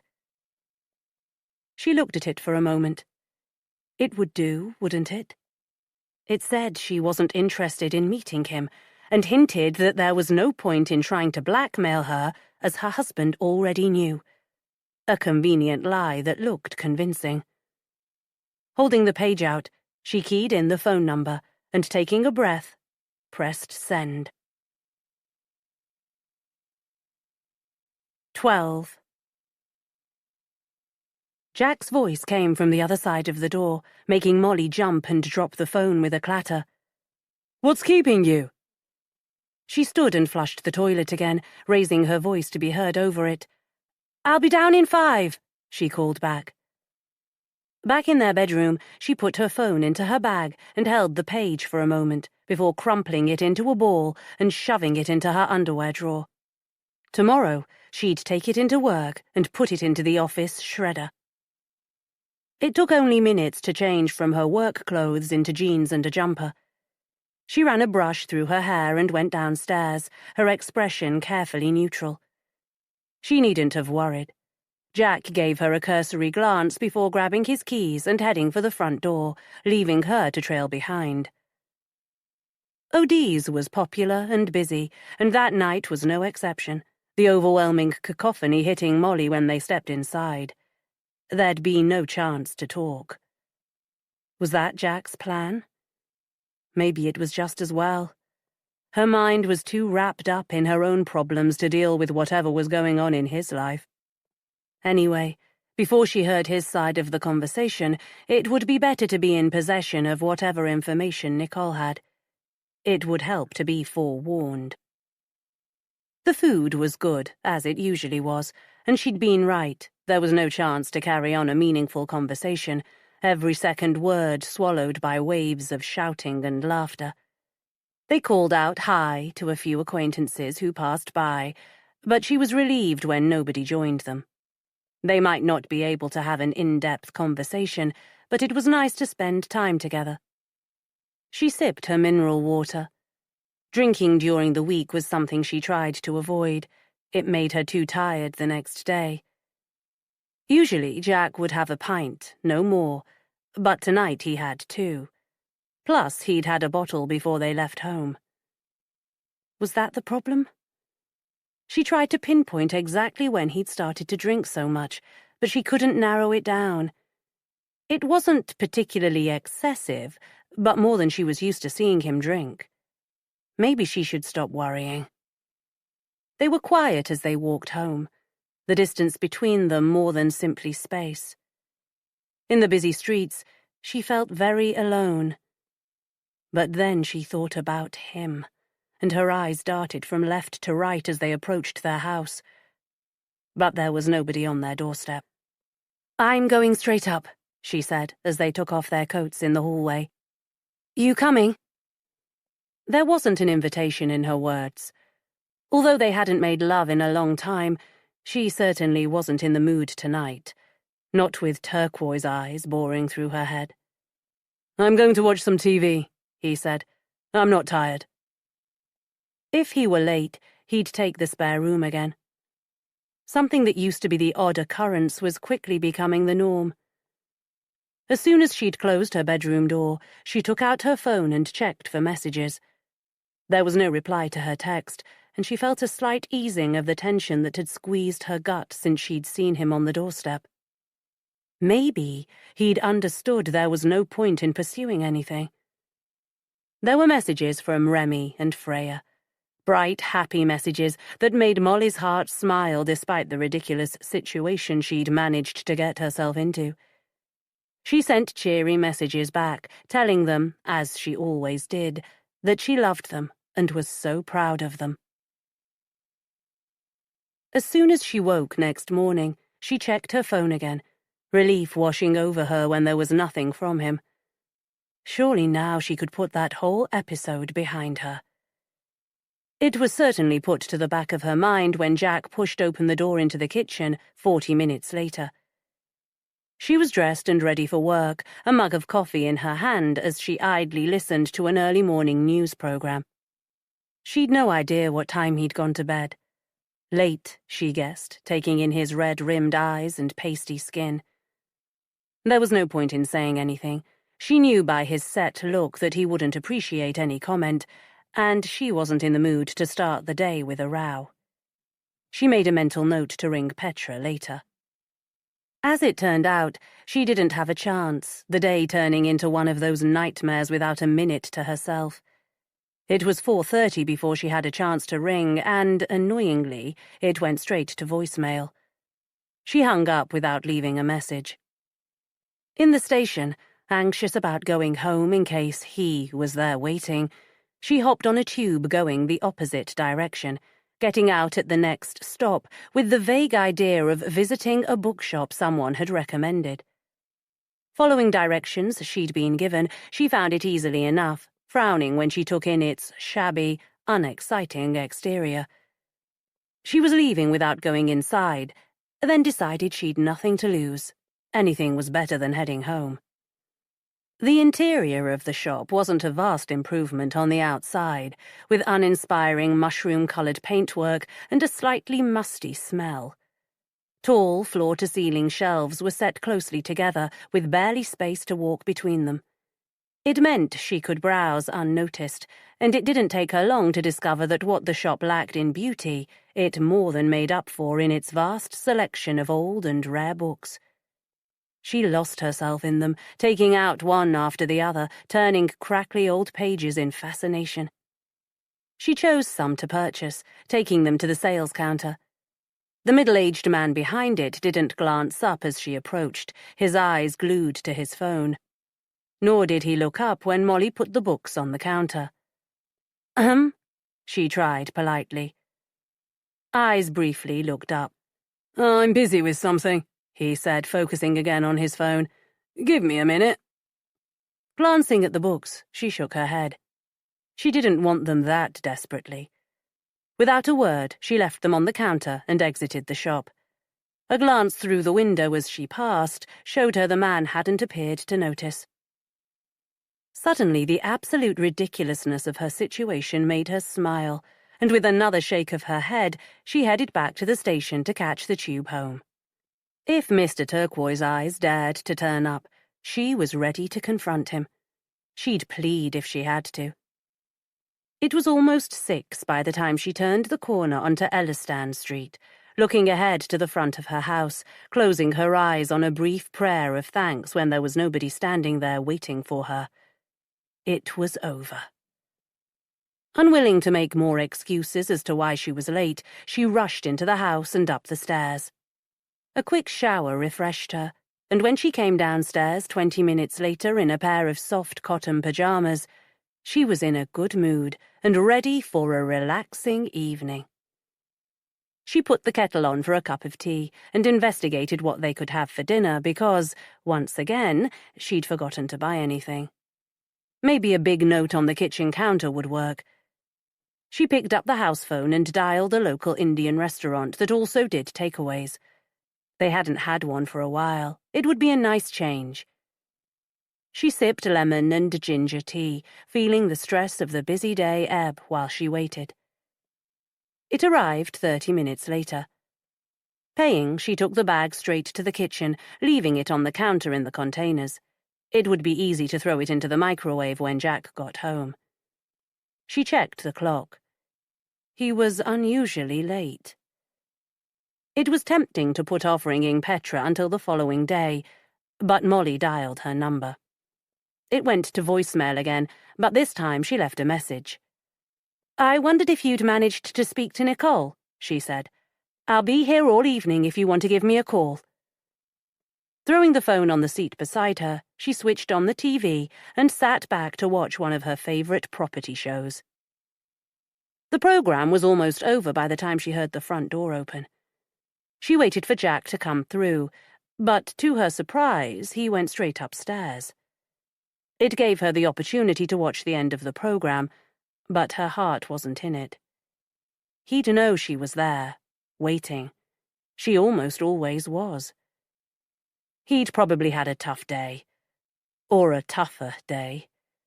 She should have made more of an effort to contact Petra. Scrambling from the sofa, she went to organize dinner, taking the containers from the bag and arranging them in the microwave in one lot. It would take longer, but there'd be less faffing. Setting the timer, she pressed start. She knew she'd regret it in the morning, but she opened the fridge and took out a bottle of wine. A half a glass would help her relax. The half was gone, and she'd poured another before the door opened. She opened her mouth to ask if he were okay, shutting it again without saying a word when she saw how pale and drawn he looked. "You're very late. Bad day." She injected as much sympathy as she could into her voice, feeling her heart ache for him, for whatever was going on. "I wish you'd tell me what's wrong." "There's nothing wrong," he snapped, reaching for the wine bottle. He filled a glass and drank half, his eyes never meeting Molly's. She wondered if her friend with the turquoise eyes had contacted Jack somehow. Perhaps his bad mood, pallor, and inability to meet her eyes was merely disgust because he knew about her futile seduction of a stranger. Her stomach churning, she watched him for a moment as he sipped the rest of his wine. But when he turned to her, when he looked at her at last, his expression was guarded, but not condemning. He didn't look at her with disgust. Maybe she was being oversensitive. "What's for dinner?" he asked, his hand going up to cover a yawn. "Sorry, I didn't sleep too well." "I got a takeaway," she said, nodding towards the microwave that had pinged several minutes before. She rested a hand on his arm as she passed him, relieved when he didn't brush it off. Removing the containers, she carried them to the table, returning for plates and cutlery. As usual, when she bought a takeaway, she'd ordered far too much. She put spoons beside the containers and sat. Jack used the same spoon to take a little from each container. If he noticed she was drinking, an occurrence so rare as to be worthy of some comment, he didn't say anything. She decided not to have any more, taking a bottle of mineral water from the fridge instead. It was safer to have her wits about her. Conversation was stilted, laboured. Any comments she made met with monosyllabic response. Finally, she gave up trying and concentrated on her food, pushing it around the plate with little pleasure. She'd chosen a bad combination.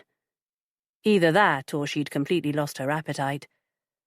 After a few mouthfuls, she dropped her fork and pushed the plate away. Looking across the table, she realized Jack hadn't eaten anything. He hadn't even picked up his fork, sitting with his eyes on the food as if he weren't seeing it. "Jack," she said gently. He didn't look up. She tried again, worried now, her voice taking on an edge. "Jack?" He looked up slowly, his eyes dull. "I'm worried about you," she said, reaching a hand towards him. He managed to drag his lips into a semblance of a smile. "Don't be," he said. "It's nothing. Just work problems." What kind of work problems? She wanted to ask, but she knew that was as much as he was going to tell her. "Why don't you leave?" she said, grasping and squeezing his forearm. "Hand in your notice and get something else. We'd survive on my salary until you did. You could say you want to leave immediately." "Survive on your salary?" He met her eyes, his mouth twisting. "I don't think so. There are bills, debts." She forced a laugh. "We're okay. The mortgage is paid off. Short term we'd be fine." She pressed his arm again. "We could cut back a little. Luckily the kids' university fees are paid. At least say you'll think about it." "I'll think about it." But she noticed this time his eyes didn't meet hers. After dinner, he excused himself, saying he had some work to do. It wasn't unusual, his job far more demanding than hers. There were plenty of opportunities for someone as experienced as he was. He'd easily find something else. She wished he'd give leaving some serious consideration. When she'd tidied up, she sat on the sofa and picked up her phone. She dialed Petra's number again. This time it was answered, her friend's cheerful voice shouting hello. "Hi," Molly said. "I've been trying to get you." "Yes, sorry, I saw your missed call, but we were about to have dinner, so I thought I'd wait." Getting straight to the point, Molly asked, "Well?" Petra's laugh was genuinely amused. "Not big on the old foreplay, eh, Mol?" This wasn't the time for what her friend always described as her quirky sense of humour. Molly wanted to know if there was anything she could do to take that look of desolation from her husband's face. "Please, Petra," she said. "This is important." "Fine. Well, I did go to the trouble of meeting Nicole for lunch today, she said, her voice a little cool, and stressing trouble to make sure Molly was suitably grateful. And I did pump her for information which, I have to admit, didn't take much doing. Her voice thawed. I hadn't realised what a gossip she was. Pots and kettles, Molly thought, biting back the temptation to ask her to get on with it. There was a long indrawn breath down the line before Petra continued with her voice quieter, as if she were afraid she'd be overheard. There's a lot of high-powered meetings going on, Nicole said. A lot of closed doors and whispers in the corridors. She said there were a lot of glum, strained expressions. Molly held her phone tightly to her ear, afraid she might miss something.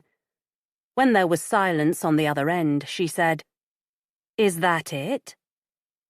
What did you expect? Petra said, sounding slightly annoyed. It confirms what you suspected.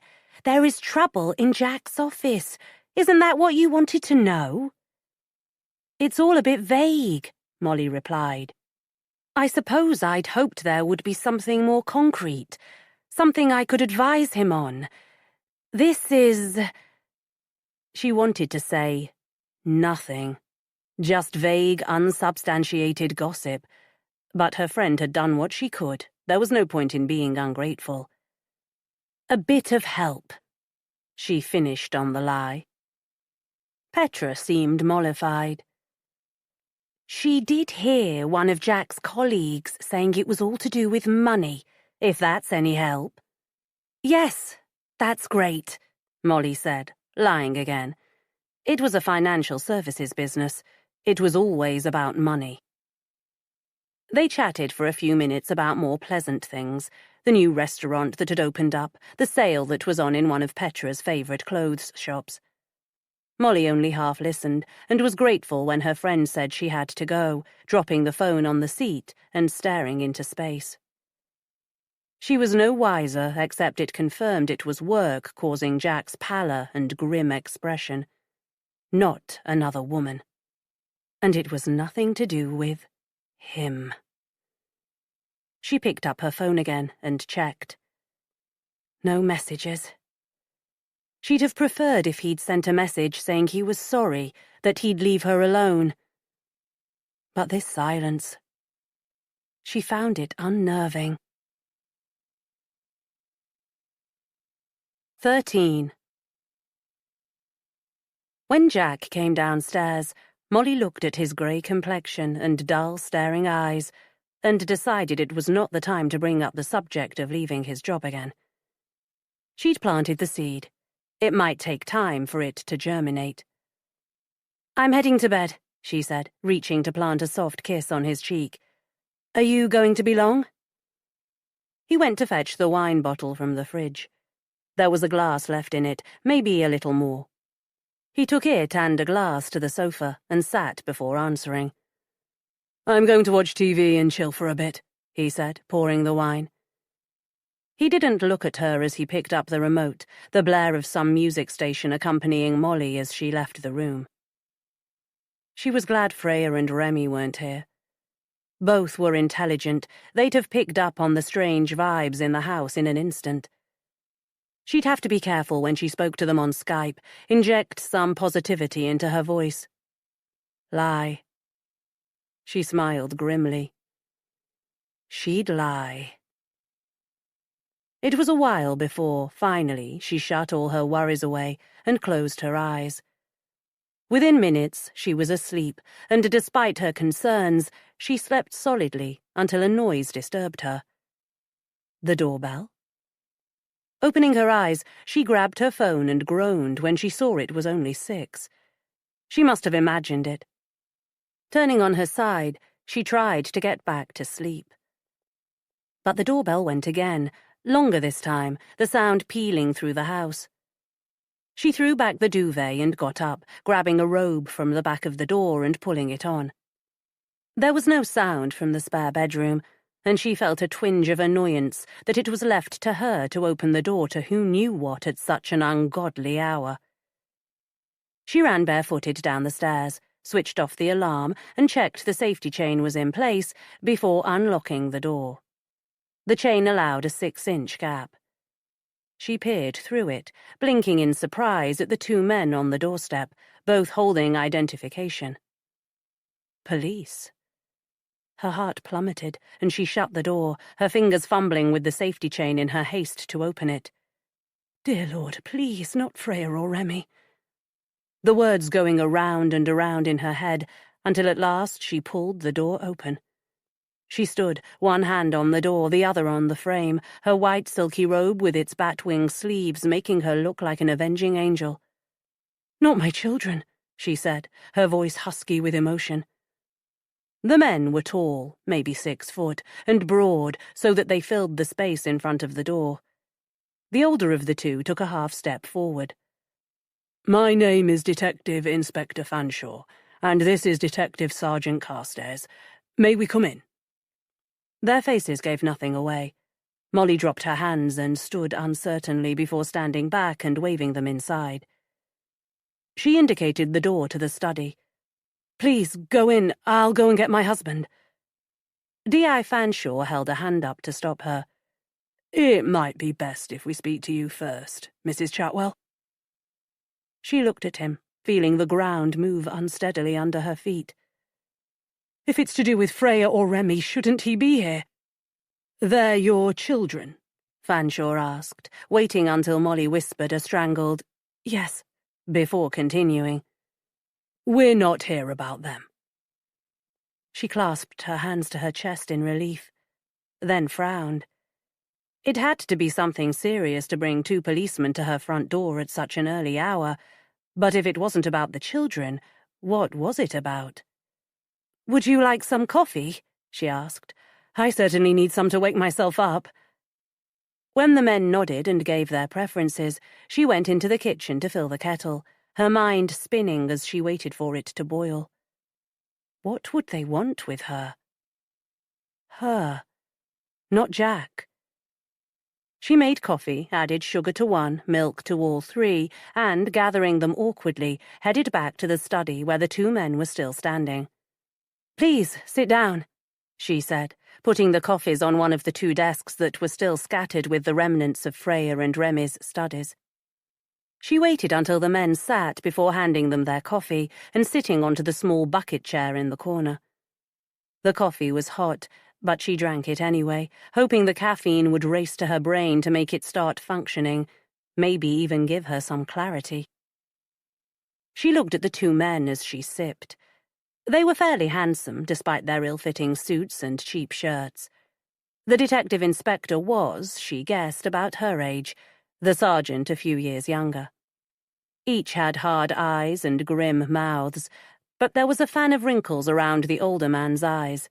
When he wasn't working, it looked as though he smiled a lot. The younger man's face was just grim. "Why are you here?" she asked, cupping her hands around her mug and wishing she'd insisted Jack be called.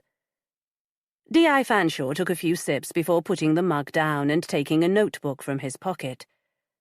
"Before we begin," he said, tapping it with a well-chewed pen, "I think it's best if we read you your rights. Keep it formal and correct, you understand?" Molly's jaw dropped.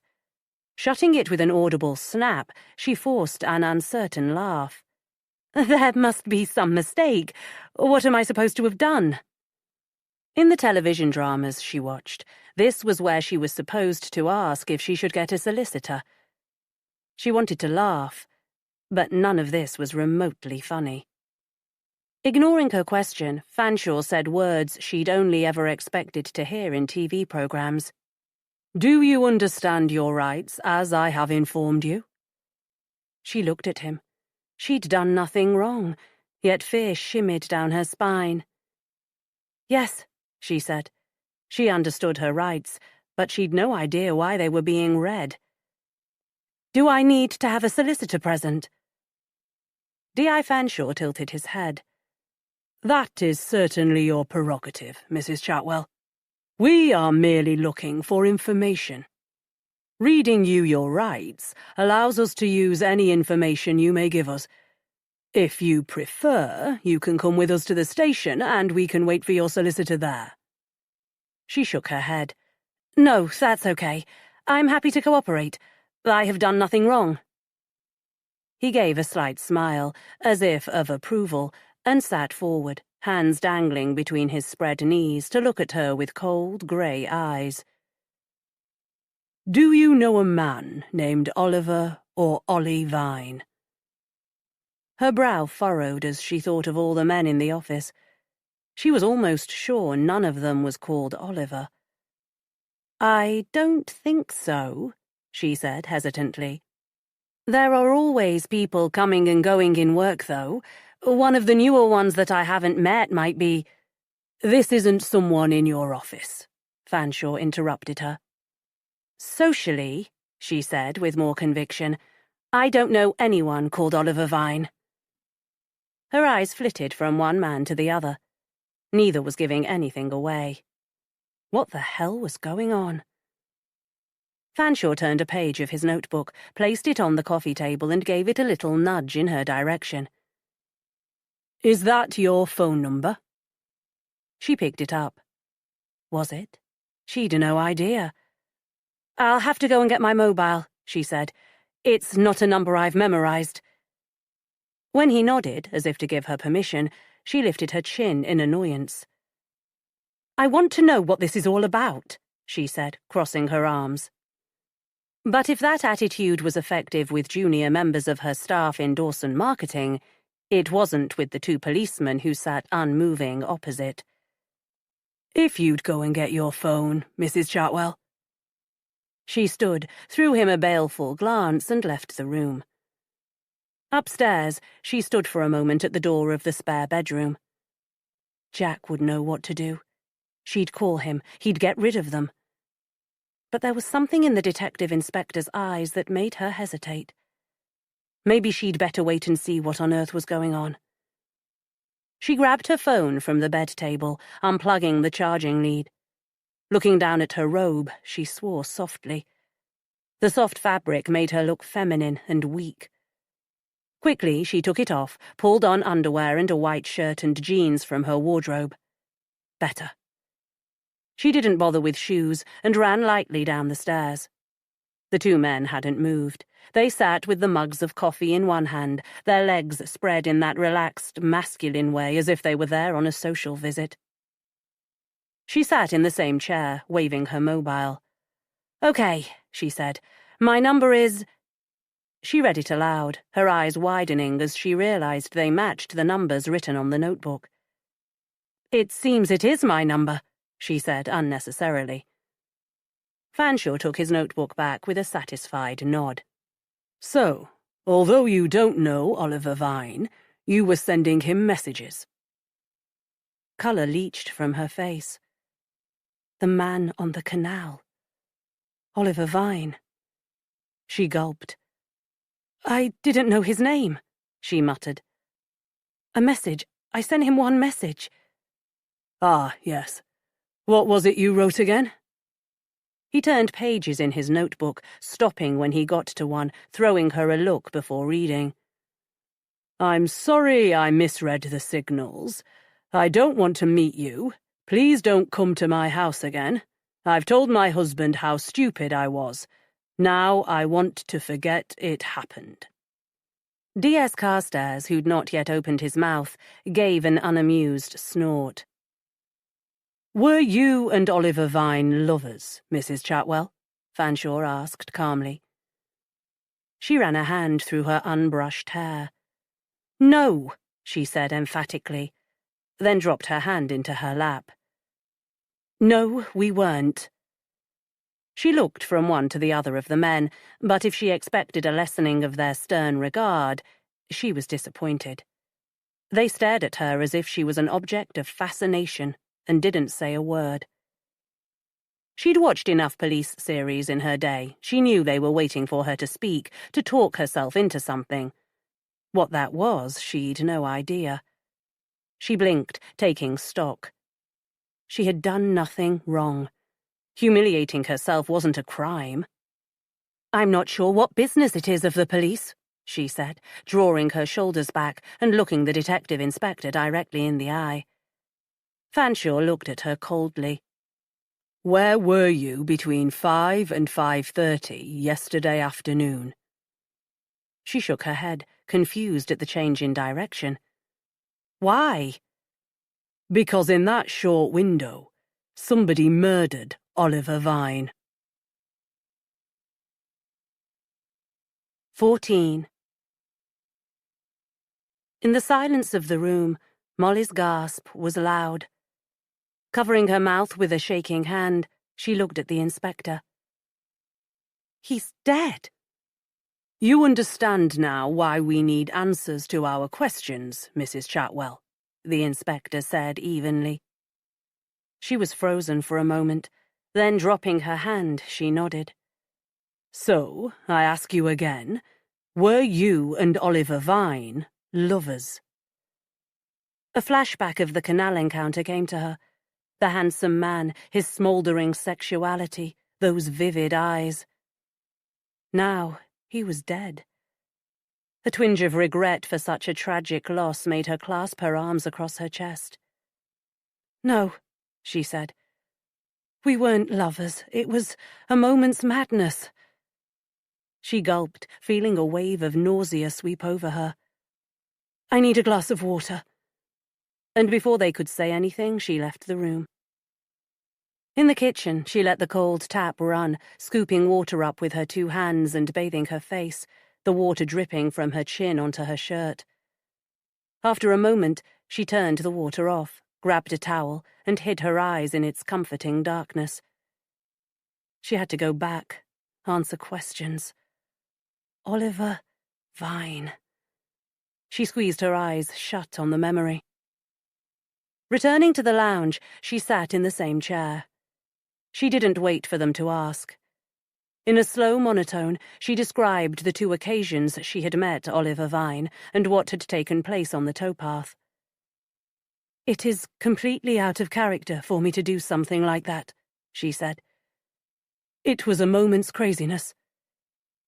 He was so handsome, so sexy.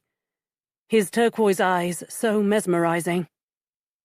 "Turquoise eyes?" Fanshawe said with a raised eyebrow.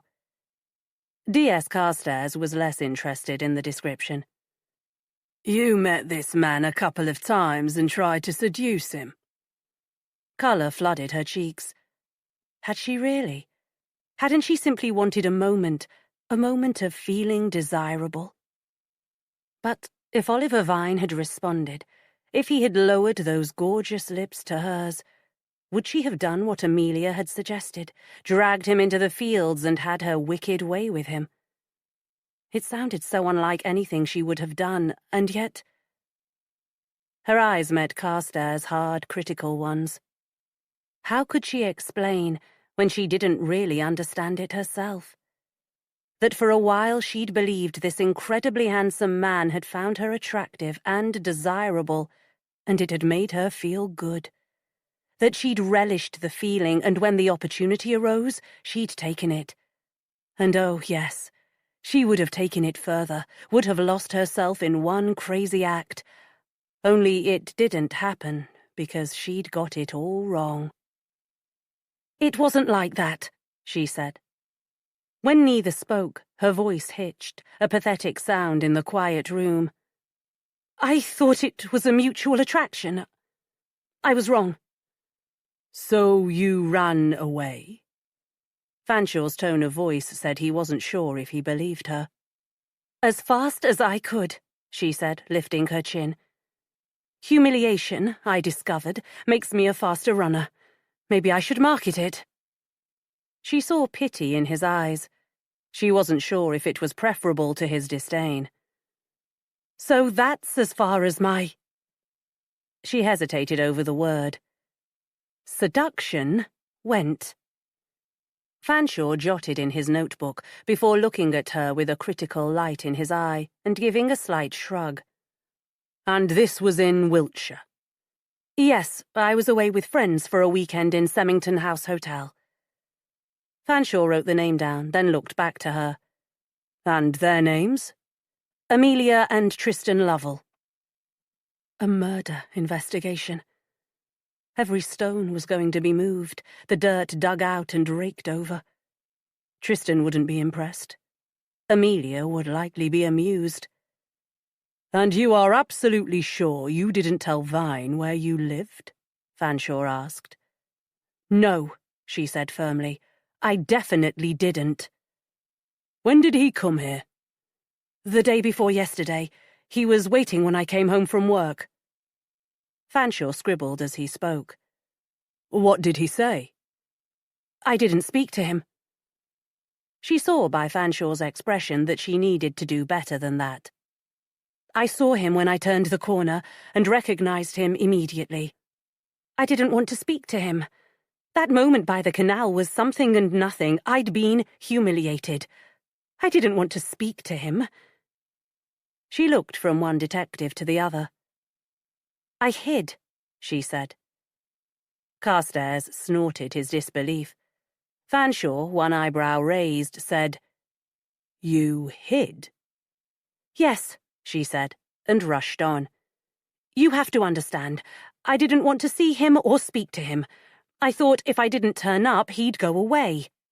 The houses across the road, they have high walls and gates. I went behind one and watched until he left. So you never spoke to him? No. So how did you get his phone number? And if you didn't tell him, how did he know where you lived? How? She'd met him hundreds of miles away. I don't know how he found out where I lived, she said. But the day he came here, before he left, he put a note through the door asking me to ring him. That's how I was able to send a text. She blinked. I still have it. I meant to take it to work to shred, but I forgot. Fanshawe nodded. Can you get it, please? Of course. She stood immediately, left the room and raced up the stairs. The door to the spare bedroom was shut. She breathed a thanks for Jack's ability to sleep through anything, and went into their room. The note was where she'd left it, crumpled in the back of her drawer. She smoothed it out as she returned to the room where both men sat waiting. Here it is, she said, handing it over. Taking it by one corner, Fanshawe read it aloud. We need to meet. Ring me.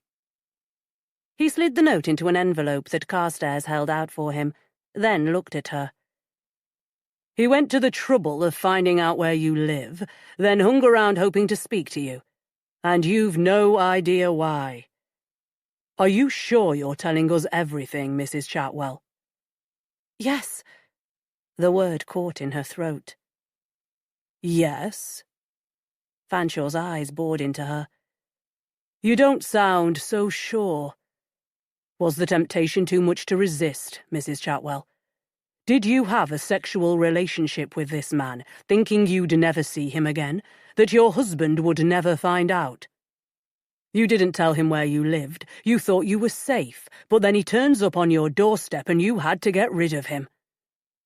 Molly looked at him appalled. This couldn't be happening. This kind of thing didn't happen to women like her. But then again, exactly what kind of woman was she?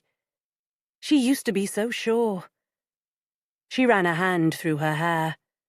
No, I swear, nothing happened. I admit I thought he was attracted to me, that he was reaching for me. She gave a short, embarrassed laugh. He must have been afraid I'd fall in. We were standing very close to the edge, and the lock chamber is very deep. Looking out for you, was he? Carstairs said with heavy sarcasm. She ignored him and looked back to Fanshawe. He was being nice, I suppose. And as I said, we were standing very close to the edge. He seemed to know about canals and locks. He mentioned that there wasn't a ladder, so if you fell in, there was no way out. Perhaps that's why he was being careful. Molly shrugged as if it hadn't mattered, as if she hadn't been cut to the bone. I misunderstood. That was all. If she'd hoped that Jack would stay asleep until they were gone, the creak of floorboards over their heads indicated she was out of luck. She closed her eyes tightly. "Your husband?" Fanshawe asked. When she nodded, he looked down at his notebook again. "You said in your text he knew about your liaison. Is that true?" Wanting to scream with frustration, she waited a few seconds before answering. "It wasn't a liaison. And no, he doesn't know. I said that in case that man was going to try to blackmail me." "Blackmail?" the inspector said sharply. "You insist nothing happened, and yet you considered that this might be an attempt to blackmail you." "Nothing did happen, but I suppose," she admitted finally, "I had wanted it to. I was afraid he'd tell my husband." "That you were up for it?" Carstairs said, leaning towards her, a sneer twisting his mouth. It was exactly what she'd thought, but hearing the words on this obnoxious man's lips made it sound so much more sordid. "Yes," she said. "Anyway, what other possible reason would he have for contacting and wanting to meet me?" "And yet he went to the trouble of doing so," Fanshawe said. "You didn't hear from him again?" She handed him her phone. "Have a look," she said. "You can see he never answered." He took the phone and skimmed through without comment. "You might have deleted them," he said. "We'll take it with us, if we may, and have it checked." It was a strange feeling, not to be believed. "Of course," she said. Fanshawe put it in his jacket pocket and picked up his notebook. Turning to a clean page, he clicked his pen and looked at her expectantly. "What time did you leave work yesterday?" "I finish at 4:30, she said. "And you left immediately?" She nodded and felt the blood rush from her as the seriousness of her position dawned on her. "You can't think I'm anyway involved in what happened to him." She reached a hand toward Fanshawe, pulling back at his stern expression. "Oh my God! You do!" Crossing her hands on her chest, she took a deep breath. "We're gathering information for the moment," Fanshawe said, his voice cool. "We don't speculate. It would be in your best interest to answer our questions as clearly and honestly as you can." A chill crept over her, making her shiver. "So," Fanshawe said, "you left work at 4:30. Did you come straight home?" Reluctantly, she shook her head. "I decided to go to a bookshop one of my colleagues had recommended." Fanshawe looked up from his notebook. "And where is that?" "It's called The Final Chapter. It's a second-hand bookshop. They have a lot of rare and unusual books." Her voice tailed away. "Where?" "It's on Whitehorse Street, a few minutes' walk from the station." She saw his expression change, eyes growing harder, lips pressing into a thin line. "That's Green Park Station, isn't it?" he said, exchanging a glance with Carstairs. "How long did you stay in this shop?" She lifted her hands. "An hour or so." She saw the inspector's look of disbelief and added, "If you like books, it's a fascinating shop." "And the staff will be able to vouch for you being there for that length of time?" It would have been good to have been able to say yes, but it was unlikely that the assistant would remember her. "I don't know," she admitted. Fanshawe looked at her. "We'll check it out. They might have CCTV." Molly had her doubts. The exterior of the shop had been run down and tatty. But what did she know?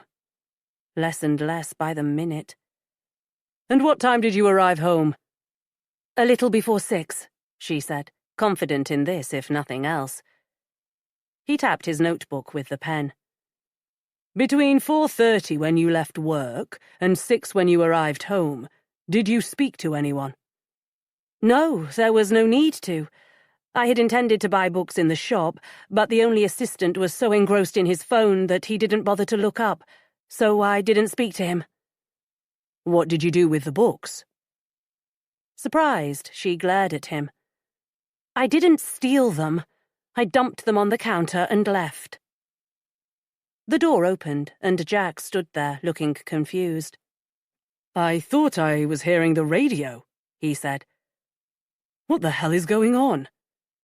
Panic appeared in his eyes. It's not the children. D.I. Fanshawe stood, putting his notebook and pen in his inside jacket pocket. No, it's not, Mr. Chartwell. I'm sure your wife will explain everything. I think we've got all we need for the moment. He turned to look down at Molly. If you would keep yourself available for further questions, we'd appreciate it. And, he finished, and for the first time she saw a sympathetic look in his eyes. It might be in your best interest to hire a solicitor. Hire a solicitor? What the hell is going on? Jack repeated as the two men passed him by. Molly walked with them to the front door and shut it after they'd left, resting against it briefly before turning to Jack. He was looking at her as if he'd never seen her before, and he didn't even know what it was about yet. There's something I need to tell you, she said, trying to keep her voice as calm as possible. He took the same seat the inspector had, and she sat opposite. Crossing her arms, she told Jack in much the same way she had told the police, keeping her eyes down, unwilling to see the expression on his face change from anxiousness to disbelief. When she stopped, she waited a moment for his reaction, and when he said nothing, she risked looking up. She couldn't read his expression. He seemed stunned into immobility. You tried to seduce a total stranger, he managed at last, each word spat out. I misread the signals. I thought he was attracted to me. He was young, gorgeous, and I was flattered. I wanted to kiss him, that was all. And what did it matter that it was a total stranger? Would Jack have found it easier to take had she tried to seduce someone he knew? She felt a quiver run through her as she thought back to those brief minutes over 2 mornings that would change her life. Forever. The man had been murdered. Jack continued to look at her in silence, as if she was some strange bug he'd never seen before. It didn't mean anything. She wanted to shriek that nothing had happened. She hadn't dragged the man into the long grass of the field beside the towpath to fornicate like wild animals. Because he didn't want you, a little voice sneered. How much worse to be vilified for her pathetic failed seduction. It must have meant something to him, Jack said, unconvinced. After all, he turned up on our doorstep. You must have given him our address. Maybe you were hoping to continue your little dalliance in London. No, she cried. I didn't give him our address. I've no idea how he found out where I lived. I promise you, there wasn't a dalliance. She rubbed both hands roughly over her face before admitting, He didn't want me, Jack. He was appalled when I tried to kiss him. Jack stood and walked to the window. Keeping his back to her, he twisted his wrist to look at his watch and grunted in disbelief. I need to leave for work. I can't be late, there's too much going on. Tell me quickly, why are the police interested in your sordid behaviour? Molly had hoped he'd stay with her, but she saw his rigid expression and knew that wasn't going to happen. He was consumed by whatever problems were going on in his life. Her sordid behaviour didn't count. She didn't answer until he turned around. When he did, she stood. The man has been murdered, Jack. I think they suspect I might be involved. 15. Jack dismissed outright Molly's notion that she was a suspect in the murder. Don't be ridiculous. His eyes raked her from head to toe. You might be an unfaithful cow, but you're a placid one. Guilty of playing around with him, yes, but not murdering him. With a final look of disgust, Jack stormed off, slamming the front door so hard the empty coffee mugs on the desks rattled. Molly collapsed back on the chair, her hand over her eyes. There was no point in arguing that she hadn't been unfaithful, that she hadn't had the opportunity. Eventually she'd make him understand. Jack was right about one thing. She wasn't a violent woman, but the police wouldn't know that. And that inspector had, after all, advised her to hire a solicitor. How did you go about doing such a thing? The internet, she supposed, like everything else these days. Her head was throbbing. She struggled to her feet and went to the kitchen in search of paracetamol, finding a packet in one of the drawers and popping 2 tablets, swallowing them dry. Murder. Her eyes drifted to the clock on the wall. It was almost 8. She'd watch the news, see if it was mentioned. She sat on the sofa, switched on the TV, and waited, her eyes glued to the screen, widening when she realized that indeed the murder of Oliver Vine had made the news. She watched as the reporter, her voice suitably solemn, told of the murder of a young man in Green Park.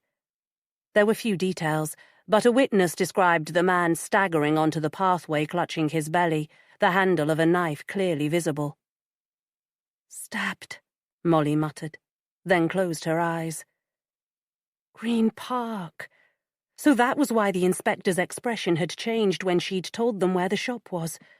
She had been within a few minutes' walk of where Oliver Vine was murdered. It was a coincidence, only a coincidence.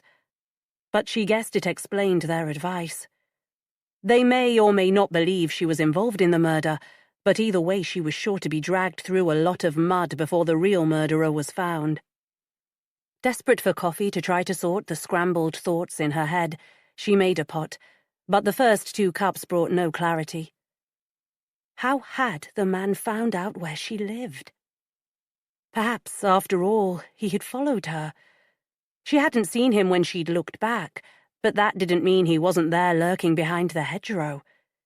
He might have seen her cross the bridge. You could see the canal from the garden of the hotel, so the reverse also had to be true. Maybe he'd seen her go across the garden. Her pink lycra t-shirt would have made her very visible. She frowned. It was possible. Semmington House Hotel was also the only hotel within a few miles. He might have assumed she came from there. If he'd called around, would staff have told him who she was, and more importantly, where she lived? If he'd spun a good enough tale, it was possible. She rubbed her forehead, smoothing the creases away. Anything was bloody possible. Restless, her head spinning as she tried to figure it out, she paced the floor, stopping to stare out the window. She couldn't sit around doing nothing. Finding out how Oliver got her address would be a start. The invoice from the hotel was in her handbag. So were scraps of paper and receipts from what seemed like hundreds of things. In frustration, she upended the bag on the table to search among the detritus, finding the invoice and smoothing it out to read the phone number. She picked up the house phone and rang, tapping the table nervously as she waited. "Hello," she said. "My name is Molly Chatwell. I'd like to speak to a manager, please." Go straight to the top. It often worked.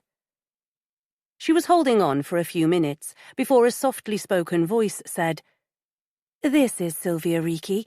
I'm the duty manager. How may I help?" A blend of truth and lies was the best approach. "I was staying in your hotel over the weekend, and I met someone new, just briefly. There was no exchange of names or addresses, and yet this person subsequently turned up on my doorstep here in London. I was wondering if there was any possibility he might have obtained my address from one of your staff." The softly spoken voice held an air of righteousness when it replied. "We would never give that information out, Miss Chatwell. It is against our policy. We take an extremely serious approach to customer safety, and that includes personal details. But if he'd asked one of the junior staff, a waiter or gardener, say..." There was the sound of an indrawn breath before the manager replied. This time there was steel behind the softness. Every one of our staff receives the same training regarding client privacy. Is this a legal matter, Miss Chatwell? Something we here at Semmington House should be concerned about? How far were the police going to follow up what Molly had told them? I'm sorry, she said. I'm afraid I don't really know the answer to that.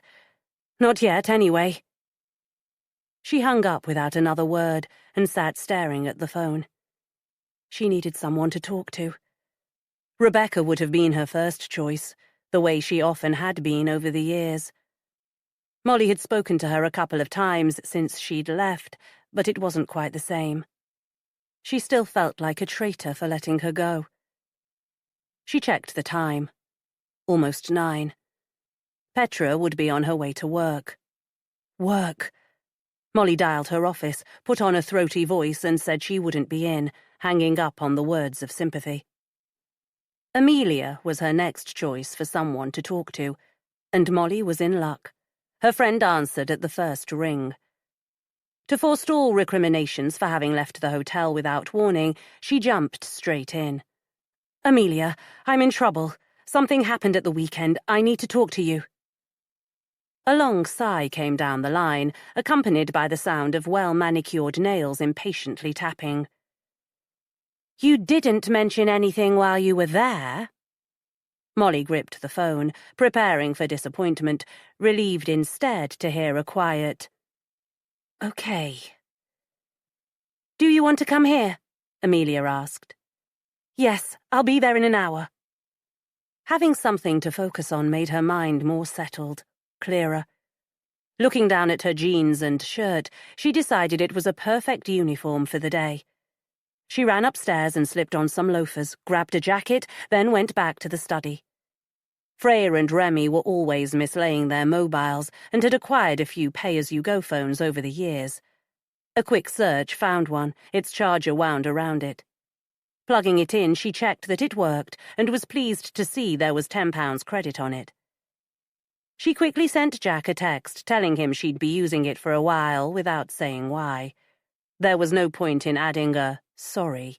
She guessed she'd be saying that a lot over the next few days and weeks. Unplugging it again, she put the charger and phone into her pocket and headed off. 16. Molly caught the Circle line to Notting Hill Gate and walked the 5 minutes from there to Pembridge Square Gardens.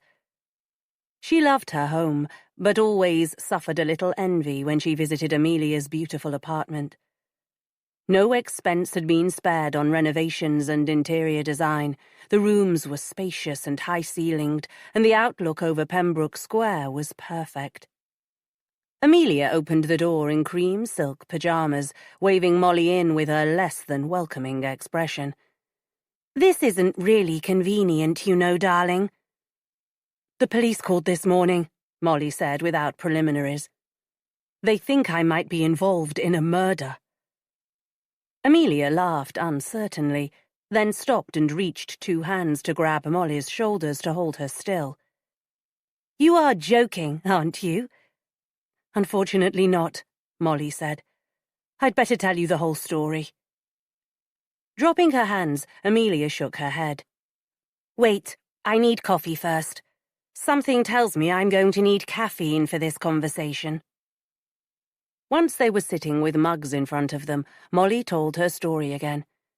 It wasn't getting any easier to tell, and she stuttered over the words. When she'd finished, Amelia looked at her in silence, a puzzled frown trying vainly to furrow her Botoxed forehead. "You think this guy, this Oliver Vine, arrived on your doorstep with the intention of blackmailing you? Isn't that a bit of a stretch? After all, as you say, nothing really happened apart from you being a tit." Molly smiled. "A tit? Thanks. It beats what I've been calling myself, and you at least believe me. I'm afraid both the police and Jack think something more must have happened for him to turn up like that." She played with the handle of the mug. I've no idea how he found out where I lived. Maybe he found out at the hotel. It's the only one around. He may have guessed you were staying there. It's what I thought too, but I rang them. They said it was absolutely against their policy to reveal information about guests to anyone. She shrugged. Have to admit, I couldn't imagine him walking in and asking staff who the woman running on the canal is. Could you? Picking up the mug, she drained it, shaking her head when Amelia lifted the pot to offer more. Molly stood restlessly, then sat again, pushing her hair behind her ears. I had thought it was so romantic, she said, her voice calmer, that this divinely sexy man found me attractive. From the first morning, I couldn't get him out of my head.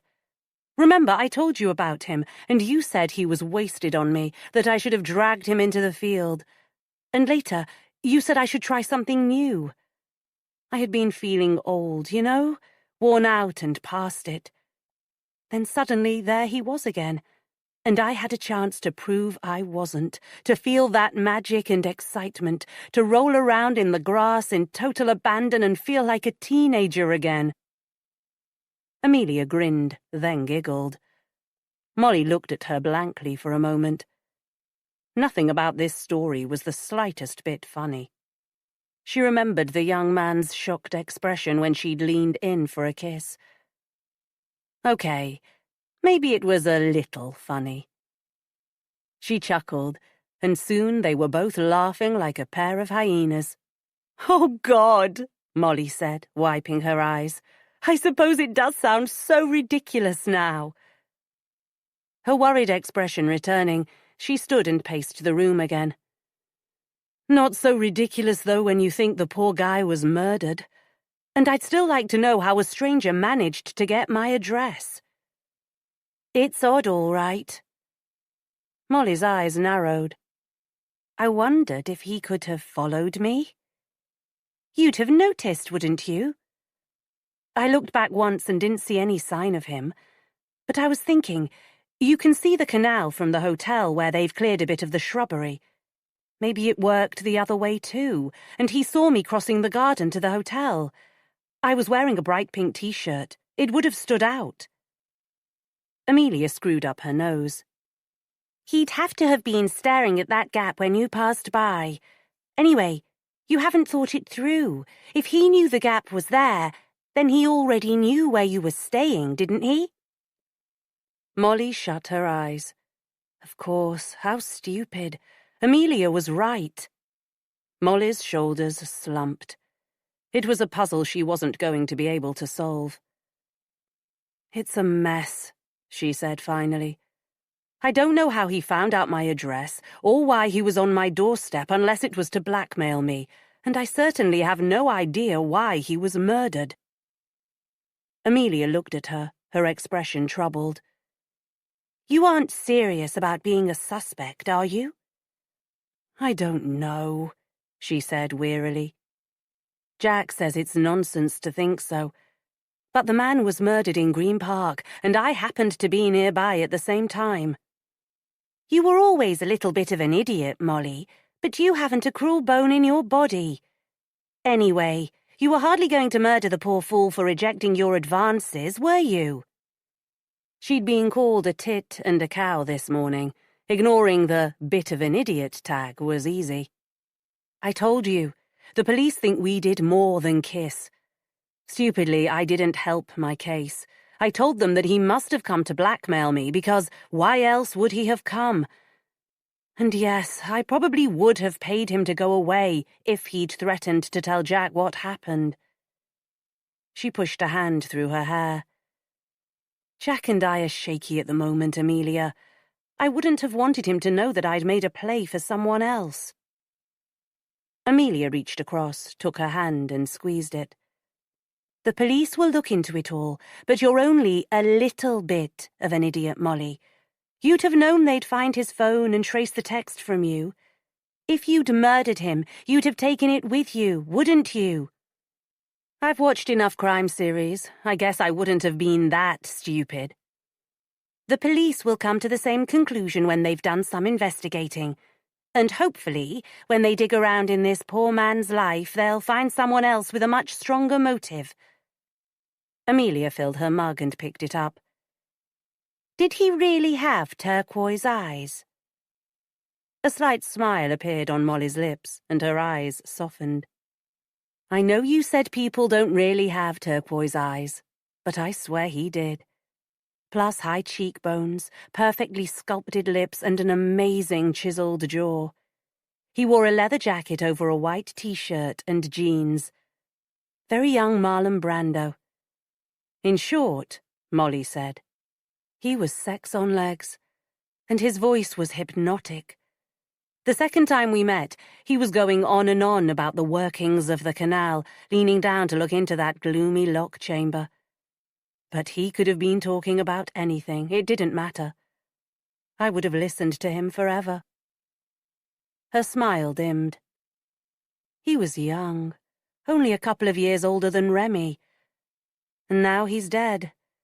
And somewhere, some mother and father, maybe siblings, are mourning. She felt a deep sense of sadness for the loss of this man she'd admired and lusted after but never known. Amelia squeezed her hand again. He was probably involved with some shady characters. Wait, you'll see. Just because he looked good doesn't mean he was. Molly was about to agree when her phone rang, her heart beating faster when she saw who it was. It's Jack, she said, reaching to answer it. Where the fuck are you? Jack said before she'd a chance to say hello. I'm with Amelia. There was a moment's silence. Are you completely out of your mind? The police called around to the house. When they didn't find you there, they went to your office, and when you weren't there, they came here. Here. I suppose I should be grateful they weren't in uniform and driving a damn squad car. Molly didn't have a chance to speak. She let him rant on until his ire ran out.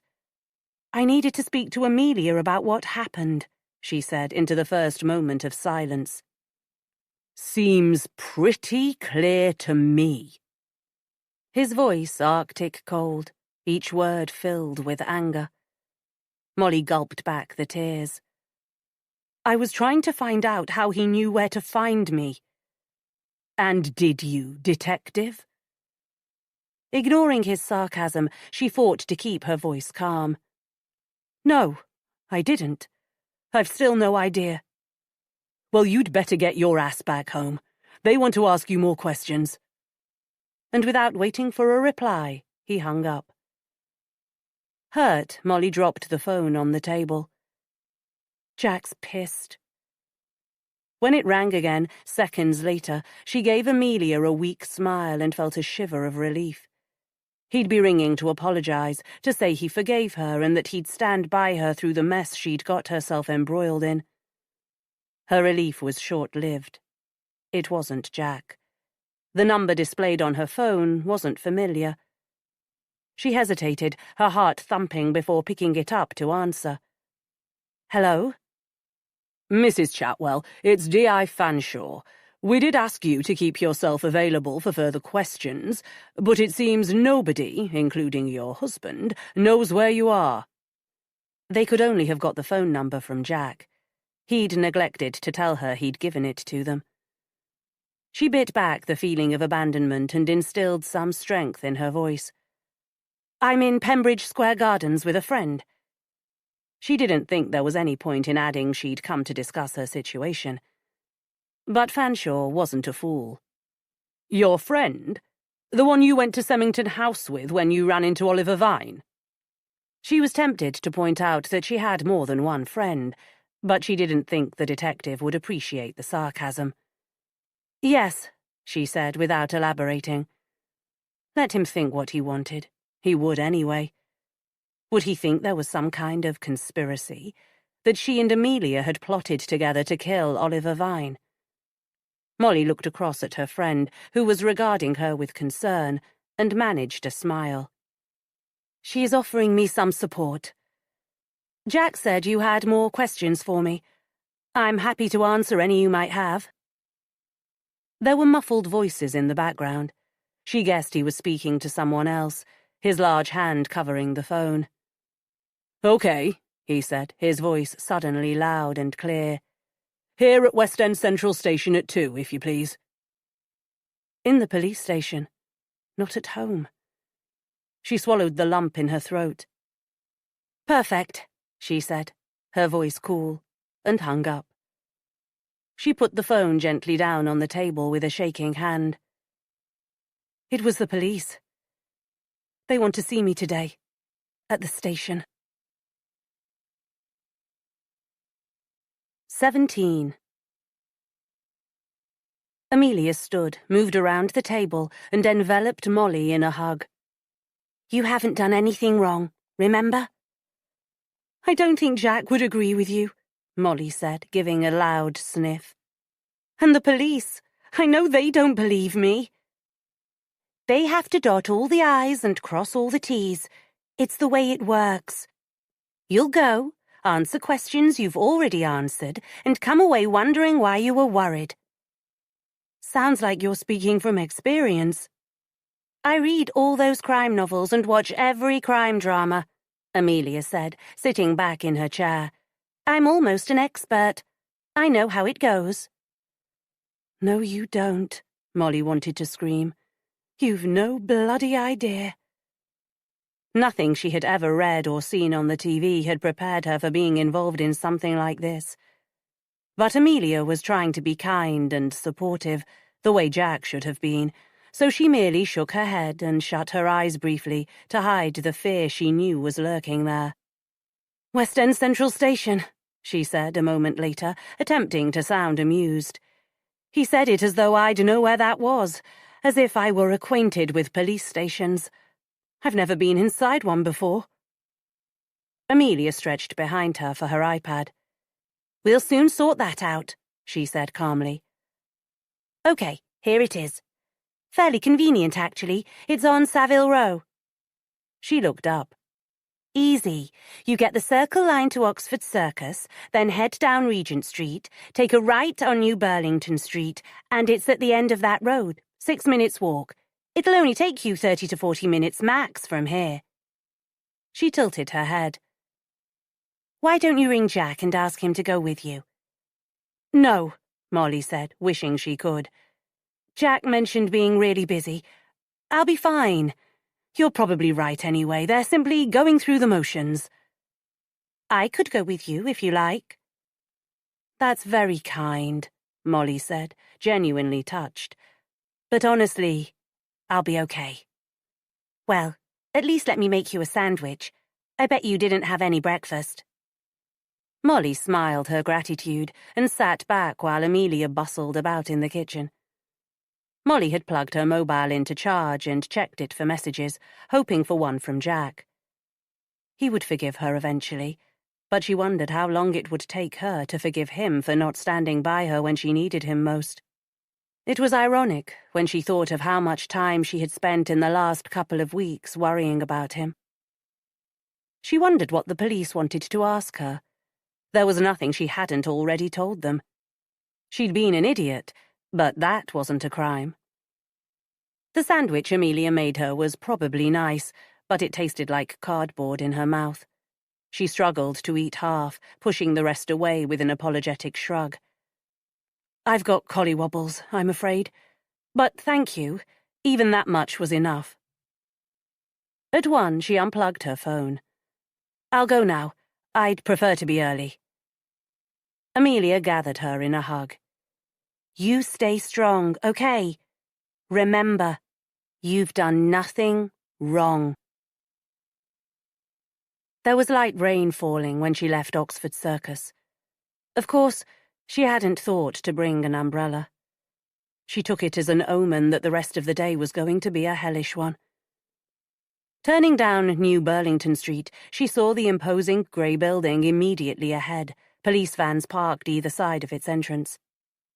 There was nothing threatening about the grey brick or the almost startling white window frames, but her insides spasmed with a fear that intensified as she approached. She could turn and run away, but what then? "I've done nothing wrong," she muttered as she used the handrail to negotiate the 9 steps to the front door. Another bad omen. Lust was one of the 9 circles of hell in Dante's Inferno, and isn't that what had started this nightmare in the first place? Inside the station, she gave her name to the bored counter-clerk and took a seat to wait. It wasn't long before D.S. Carstairs arrived, his 2 knowing eyes sliding over her, making her skin crawl. "Morning," he said. "We're this way." He headed off down the corridor without another word. Instantly irritated at his attitude, Molly lifted her chin and followed. He stopped at a door and pushed it open, indicating with a silent jerk of his head that she went inside. It was a standard, cold interview room. The only thing that made it different to any number of small conference rooms she'd been in over the years was the table screwed to the floor. The chairs weren't, she was pleased to see, but they were light moulded plastic ones that wouldn't cause much damage if smashed against the side of someone's head.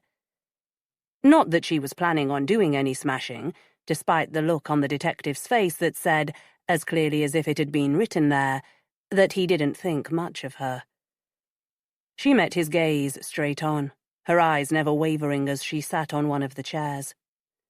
There was only one way to deal with people like him. Show them you weren't afraid. She guessed she did an okay job, as he immediately looked away and told her he'd be back in a few minutes. But if he thought she wasn't afraid, he was a poor judge of people. She was terrified. The room was warm. When he left, she took off her dark blue coat and hung it over the back of the chair beside her, dropping her bag on the seat rather than a floor that looked as if it only ever had a faint relationship with a mop. It was after 2.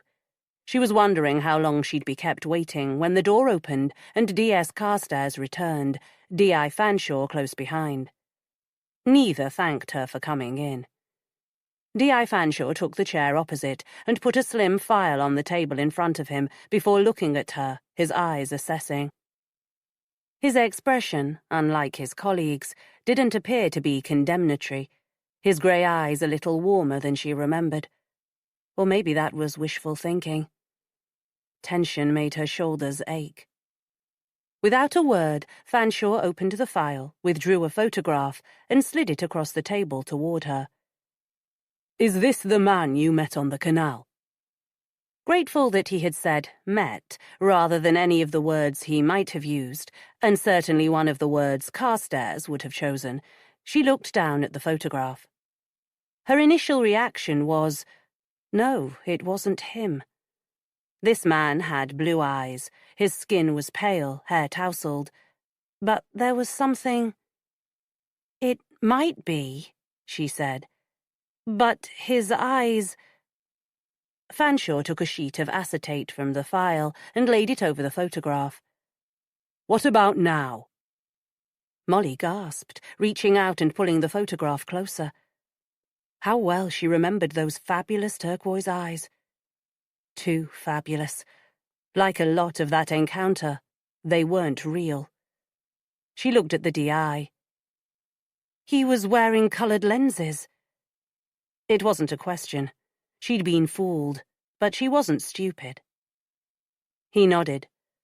"When you mentioned his eye colour more than once, it reminded me of a case about a year ago where a witness spoke about a man's amazing brown eyes. I pulled the case file." He tapped a stubby finger on the edge of the photograph. "His real name is Lucian Pleasant. He's been implicated in a number of cases where people, usually women, have been conned out of a lot of money. He's a slippery individual. We never managed to nail him down until last year, when one of his alleged victims was found dead. He was arrested, but unfortunately—" Fanshawe's lips narrowed. "The case was thrown out on a technicality, and he disappeared." Molly's eyes dropped to the picture, and a wave of sadness swept over her. She'd been foolish, ripe for plucking.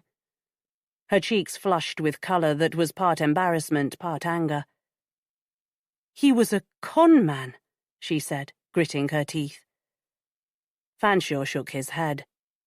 A very clever and slick operator, which was why he was able to evade prison for so long. He sat back, his hands clasped over the hint of a belly, and tapped his thumbs together. Pleasant was way too clever an operator to be sitting by the canal on the off chance that someone worth targeting would wander by. He waited for that to sink in before continuing. Did you get any sense that he was waiting for you? She shook her head slowly, thinking back to that morning. No, I didn't. I had slowed to a walk and was thinking about turning to go back to the hotel when I saw him. Okay, he said, looking down at his notebook. Then Pleasant said, hello. You said the same, and he asked the time. Is that it? Yes. She had been over this so often. There were few words spoken between them during that first encounter. Her indrawn breath was sudden and loud. Eyes wide, she stared across the table. He asked me the time. Fanshawe waited. After I sat beside him, he pointed to where he'd seen a kingfisher. She met the inspector's eyes. He was wearing a watch. It didn't register with me then, but now... Pleasant was waiting for you specifically. He nodded, as if it was what he'd surmised. And you still maintain that nothing happened between you? Nothing. Molly's hair had fallen forward. She brushed it back behind her ears. I was carried away by the romance of it all. It was like something from a movie, you know? She avoided looking at Carstairs, guessing he'd find what she said amusing, maybe even pathetic. Had he wanted more that second morning, I think I might have been tempted. For a moment I felt young and desirable, but it wasn't what he wanted from me. Then what was? Fanshawe said, a frown appearing between his eyes. You mentioned that you thought he'd gone to your house with the intention of blackmailing you. Are you very wealthy, Mrs. Chatwell? If he had succeeded, how much could he have hoped to achieve? Molly had made an error of judgment. Would she have paid up to stop Jack finding out? She remembered his stricken face, his anger. Yes, she'd have paid anything to prevent that. We're not wealthy, but I suppose I could have got my hands on 20,000, she said quietly. Fanshawe tapped his thumbs together again, and his frown deepened. I doubt he'd have settled for that. He knew where you lived. He'd know there was more. But how did he know where I lived? Her voice cracked. That's something we'll be trying to find out, he said, taking the photograph and slipping it back into the file. There was something else, she said, her lower lip quivering. It may be nothing, but I've been going over and over the encounter.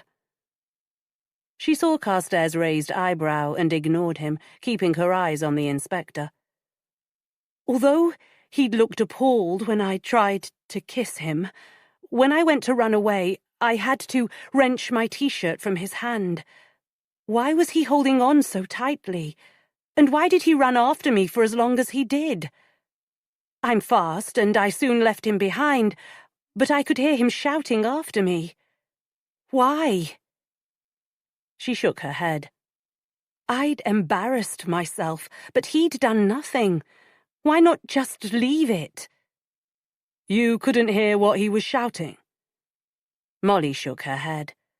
I was moving too fast, and my feet were crunching noisily on the stony path. Probably called you a tart, Carstairs suggested. She shot him a look. He would have had no reason to, would he? As I have said more than once, nothing happened. I only heard one of the words he was shouting, she said, looking back at Fanshawe. It was, understand. 18. Molly went through it again, Every action or word she remembered, every nuance and tone, until she was sick of the sound of her own voice going over and over the details of such a short period of her life. Short, but devastating. Finally, when she wanted to scream that there was nothing more, Fanshawe told her she could go. His words were sudden and unexpected, and she looked at him in confusion, wondering if this were some kind of trap for the unwary. It wasn't until he and Carstairs stood, and Fanshawe said they'd be in touch, that she realized her ordeal was over. It was a few seconds before she got to her feet, knees trembling, head swimming. She kept her hands flat on the table for support, unable to move. But when she felt tears well, she knew she had to get out of there. Following the exit signs, she was soon on Savile Row, stepping out onto the street with a feeling of relief. The rain had stopped, but ominous grey clouds reflecting her mood drew her eyes upward and made her shiver. She didn't want to go home yet. Instead, she wandered down Regent and Oxford Street, swept along with crowds of shoppers and groups of tourists, trailing along aimlessly with them, wandering, backtracking, uncaring as to where she went, trying to exhaust herself so that she wouldn't have to think. Her legs were aching by the time she decided to go home. It was after 6. Jack would be waiting. Going into automatic mode, she didn't remember the journey home, catching the tube without much thought. It was 6:30 before she opened her front door and stepped into the hallway. She listened. It was an old house. If there was someone home, floorboards would creak, water would gurgle in the pipes. But the silence was telling. If Jack had come, he'd gone again without waiting to see what the police had wanted with his beloved wife. Bitterness twisted her mouth for a moment. She should be glad, shouldn't she? It was sleep she needed, not an argument. A confrontation that would be difficult, painful, and undoubtedly nasty. She knew it would come eventually. Wounding words that would slice through what little self-esteem and pride she had left. But she didn't want it now. Her heart wasn't in a state to fight back. What a price she was paying for these foolish moments.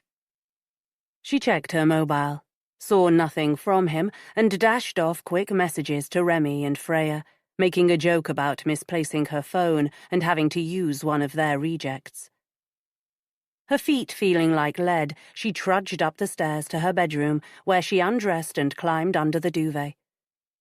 From outside, she heard a car's engine start, another passing by with a swoosh of tires on the rain-wet road, the high-pitched laughter of a child. Everyday sounds, a reassuring lullaby to remind her that not everything had changed. She lay exhausted, willing herself to fall asleep, for temporary release from the mess she'd made. In her dreams, turquoise eyes gleamed with malice and brought her to the edge of wakefulness each time. Finally, after tossing and turning for what felt like hours, but what a glance at her watch told her was less than 1, she gave up and went downstairs. She curled up on the sofa, switched on the TV, and found a rom-com she knew would be candy floss for her brain and might, if she were lucky, help her to relax. Tucking her feet under, she tried to concentrate on the movie, but her mind had already drifted when the house phone rang, startling her. It rarely rang. Their friends and acquaintances usually called their mobiles. A cold caller, she guessed, staring at it, willing it to stop.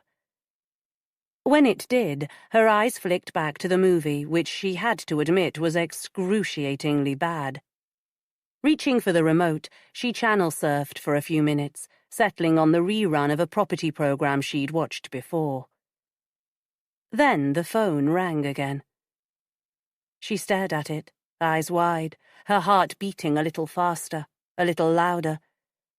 Even when the ringing stopped, she continued to stare at it until, with a frustrated shake of her head, she reached to take the handset off the hook. Her hand was on it when it rang for the 3rd time. Maybe it wasn't a cold caller. They weren't normally this persistent. She held it to her ear. Unable to hear anything, she muttered, "Hello?" "Thank goodness." It was a voice that sounded vaguely familiar, but she struggled to remember. Shifting in her seat, sliding her feet to the ground as if the position gave her more authority, she spoke firmly. "Who is this?" "It's Stuart. Stuart Mercer. I've been trying to get hold of you." He sounded relieved. Shutting her eyes in disbelief, she was tempted to hang up without another word. Instead, she gripped the handset. "I'm sorry. I'm not interested in meeting you." She heard a quick, indrawn breath on the line before he spoke. This time his voice was sharp, irritated. "I've gone to a lot of trouble to get your home number," he said. "I've tried your mobile, but I must have the wrong number." "I blocked you," she interrupted him without compunction. "I think you might have misunderstood my friendliness at the party and assumed it was something more. So, let me make this quite clear. I do not want to meet you." There was silence for so long that Molly thought he'd hung up, but then she heard the slight rasp of his breath. She was about to repeat herself when he spoke. "I think it's you that have misunderstood," he said. "I'm not sure why I'm bothering, except you always seemed like a nice woman, and there's something I thought you should know." "No?" "I'm taking a big risk contacting you," he continued. "I'd be in trouble if it came out. Listen, forget I rang." "No, wait," Molly said quickly. "You can't ring up, tell me there's something I need to know, then bugger off. What is it you want to tell me?"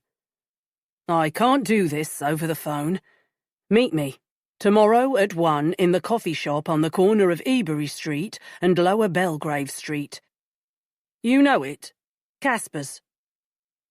It was 10 minutes' walk from Jack's office. She had been in it a couple of times in their early months together when they couldn't bear not to see each other for a whole day. How long ago that seemed. How long ago it was. She couldn't believe the cafe was still there. "Casper's. Yes, I know it. Okay, tomorrow at 1. Here's my new mobile number, just in case." She reeled off the number and dropped the handset back on the stand. Maybe Stuart would be able to tell her what was bothering Jack. It would be one worry off her mind. 19. When Jack still hadn't arrived home by midnight, Molly headed to bed, where exhaustion closed her eyes, and she drifted into a restless sleep. But turmoil wasn't a good bedfellow, and after only a couple of hours, she was wide awake. The silence in the room was oppressive, uneasy. She felt pinned to the bed by the weight of all that was hanging over her, and, panicking, she struggled to her feet and felt along the wall for the light switch.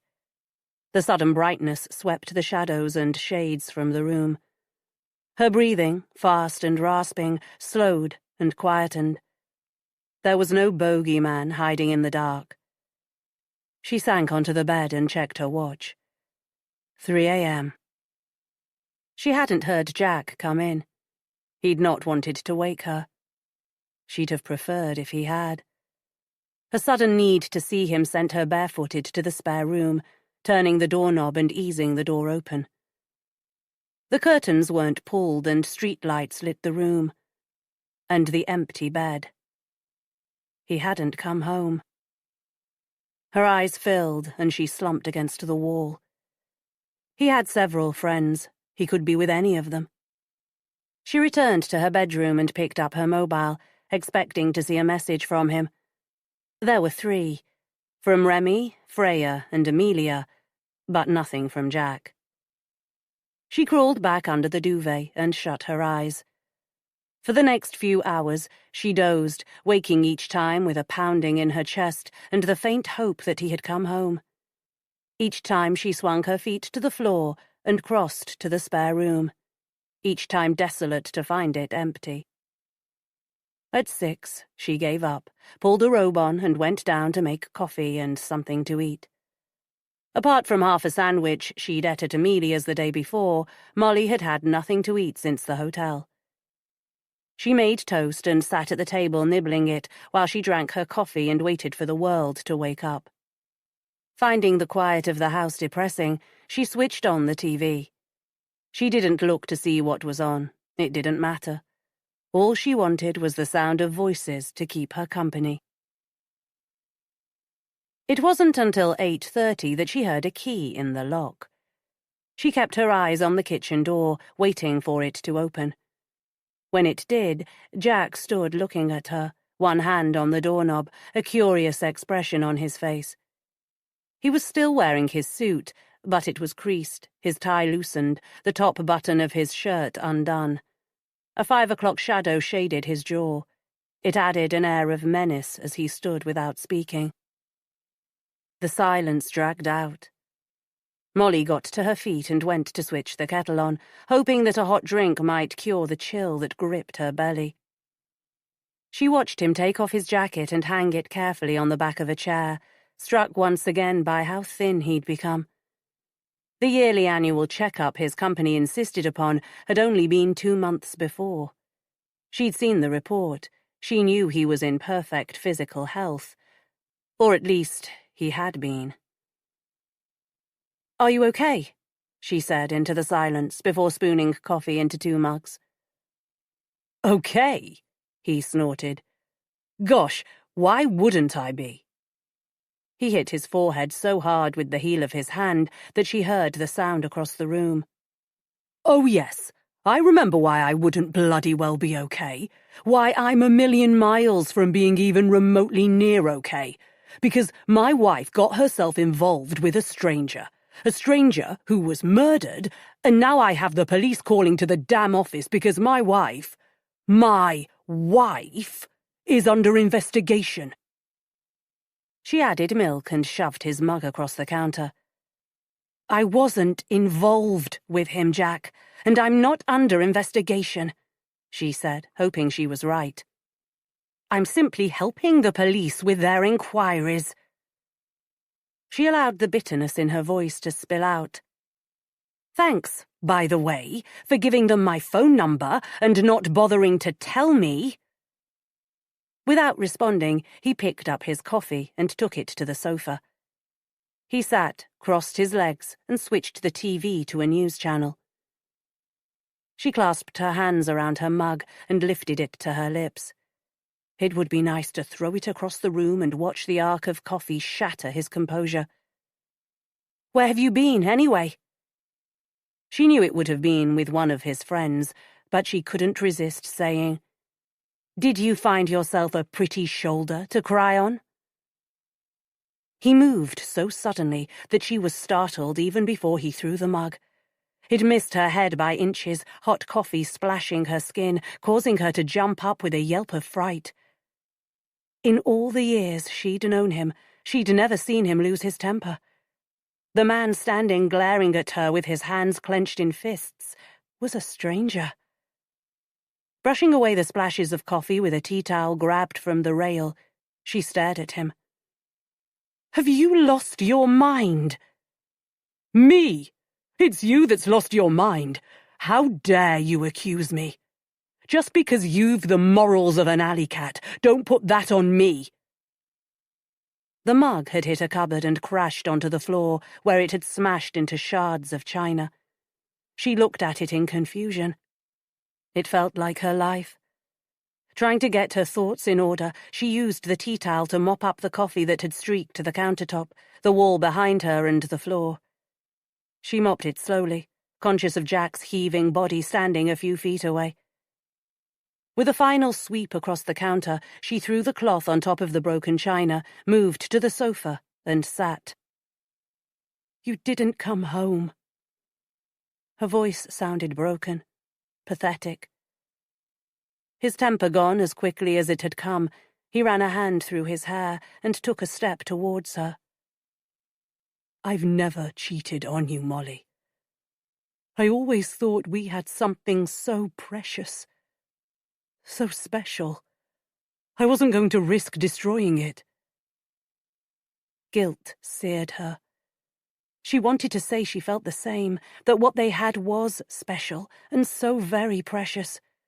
Too precious to be destroyed by her stupid moment of weakness, a meaningless nothing.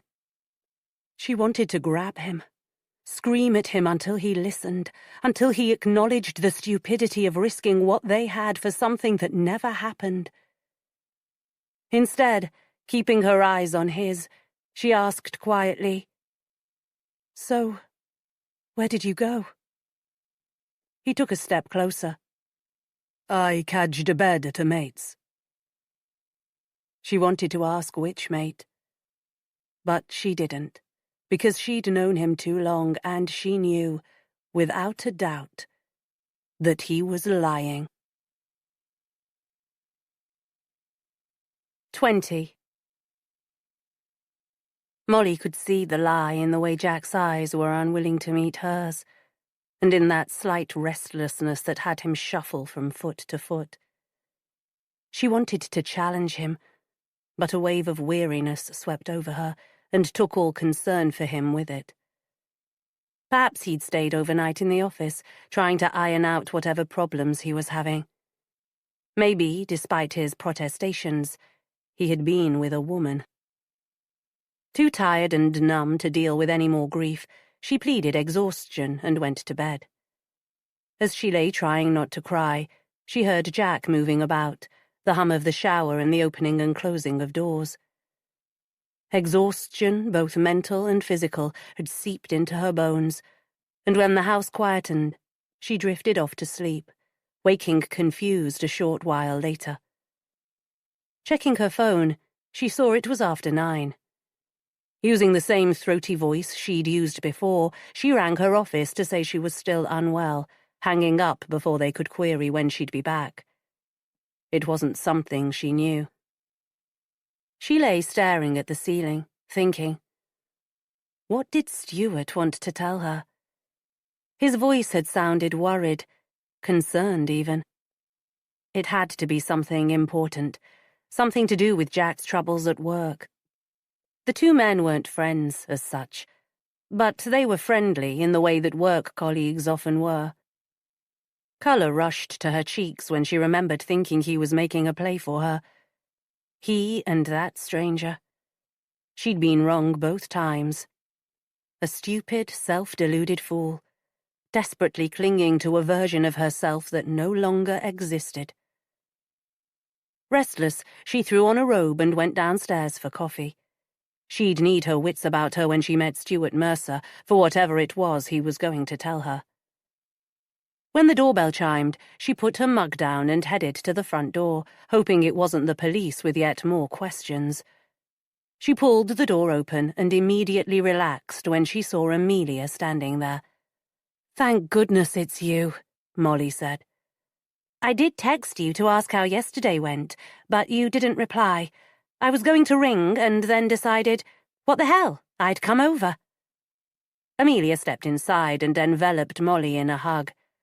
"I can't stay long." Molly led the way back into the living room. "Have a seat. There's coffee, or I can make tea." "Coffee is fine." Throwing her coat on the back of a chair, Amelia sat and looked at Molly. "Tell me everything." Molly took another mug and poured coffee, placing it carefully on the table before sitting back against the cushions and telling Amelia about her visit to the police station the day before and Jack's behaviour earlier that morning. "I don't know what to say." Amelia shook her head slowly. "The man on the canal. The police think he was waiting for you." "It looks like it," Molly said. "He has form for duping gullible older women. Pathetic women like me who were seeking something that doesn't exist. I was an absolute fool." Amelia picked up her mug and took a drink. "It's your friend with his amazing brown eyes who's at fault, Moll, not you. You must stop blaming yourself." Molly's fingers tightened on her coffee. Amazing brown eyes? Where had she heard that before? Then she remembered. During her interview at the police station, D.I. Fanshawe had mentioned a witness who'd commented on Lucien Pleasant's amazing brown eyes. "Turquoise," she said softly. "He'd turquoise eyes, not brown, and they weren't real. He wore tinted contact lenses and changed the colour to confuse his victims." "I told you nobody really had turquoise eyes," Amelia said. She lifted her mug. "Is there more coffee?" "Of course." Molly stood and fetched the cafetiere from the counter. She brushed the eye colour error aside. It wasn't important. After all, it wasn't as if Amelia had seen his eyes. If she had, she'd have remembered the colour. Molly filled both their mugs, wondering how much caffeine she'd need to ingest before she felt in any way alert. "You have to stop blaming yourself," Amelia said, adding milk to hers. "Eventually it will all blow over. Jack won't stay mad with you. He's not that sort." He's not that sort. Molly picked up her mug and took a long drink to hide her annoyance. Since when had Amelia become an expert on her husband? For goodness sake, they barely knew one another.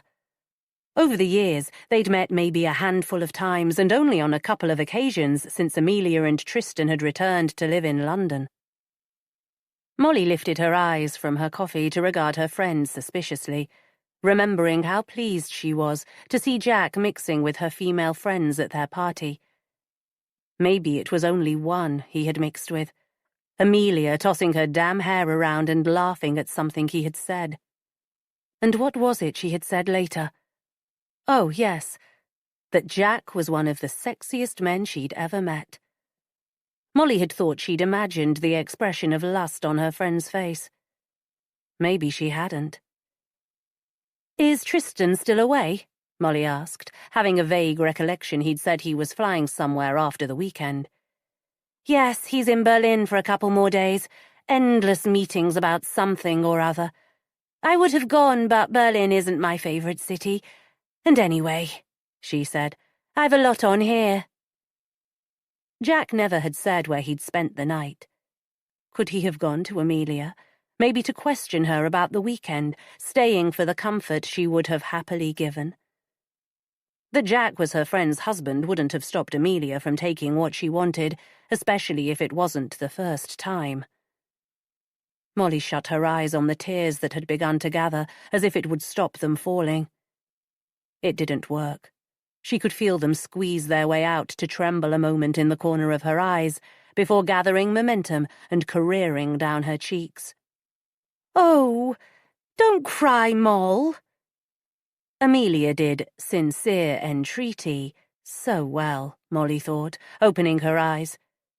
She brushed the tears away with her fingers and looked at her friend. She looked sincere, too. But suspicions, once aroused, were hard to put to sleep. Amelia and Jack. Was it possible? And what about that amazing brown eyes remark? What was it the police had said? Something about Lucien Pleasant liking rich, vulnerable women? Vulnerable like her. Rich like Amelia. If Amelia had been one of his victims, Molly knew she'd never have told anyone. She'd certainly never have gone to the police to expose herself as such a fool. She'd have paid up and shut up. Molly put her mug down and dragged a smile into place. "Tears come easily these days. I've an appointment myself at 1, she added, looking at her watch. "I'd better go and get ready." "You look worn out," Amelia said. "You should get a taxi to wherever you're going." "No, I'll be fine. I'm meeting a friend in Caspers. It's only a few minutes' walk from Victoria Station. A taxi would take forever." She stood and gathered the mugs, hoping Amelia would take the hint. It would be a relief when she was gone. Molly was probably being ridiculous, but the life she had considered as mundane, almost boring, had become a crazy roller coaster that sent her thoughts churning.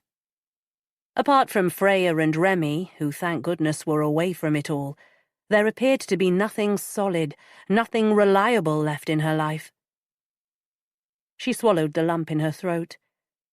Maybe the sudden, inexplicable suspicion of her friend was crazy, but when was it that she'd started worrying about Jack? Wasn't it around the time that Amelia and Tristan had come back to London? Okay. Amelia's voice interrupted Molly's thoughts. I'll head off. She looked at Molly with concern in her eyes. You should try to get some rest when you get back. You look shattered. Always good to know, she said with an attempt at humour. I'll try to sleep later. Amelia put an arm around her, gave her a quick hug, and picked up her coat and bag. Why don't we meet later for a glass of wine in O'Dee's? Maybe around 6? O'Dee's? Why not? She could text Jack and get him to meet her there. Good idea. Great! I'll let myself out.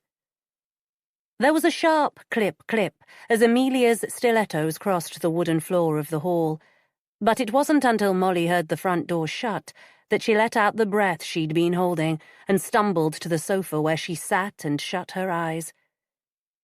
It was over an hour before she moved. She didn't want to meet Stuart. Any more complications and her brain might explode. But maybe whatever it was he wanted to tell her would clarify whatever was going on in Jack's life. If she could be convinced all his problems were work-related and nothing to do with a woman, she might be able to think straight. On that slim hope, she stood. She'd enough time to have a quick shower and dress. 20 minutes later, wearing heavier makeup than she'd normally do during the day, she pulled on her coat, grabbed her bag, and headed out. The rain had stopped. The day was blue sky bright, but it didn't lift her mood. She walked, eyes down, mind swirling with conflicting thoughts. 1 minute sure Amelia was having an affair with Jack and involved somehow with Lucian Pleasant, the next castigating herself for her crazy paranoia. Molly reached South Kensington Station in a daze, waited for the Circle Line tube, and 10 minutes later was making her way through the crowds at Victoria Station.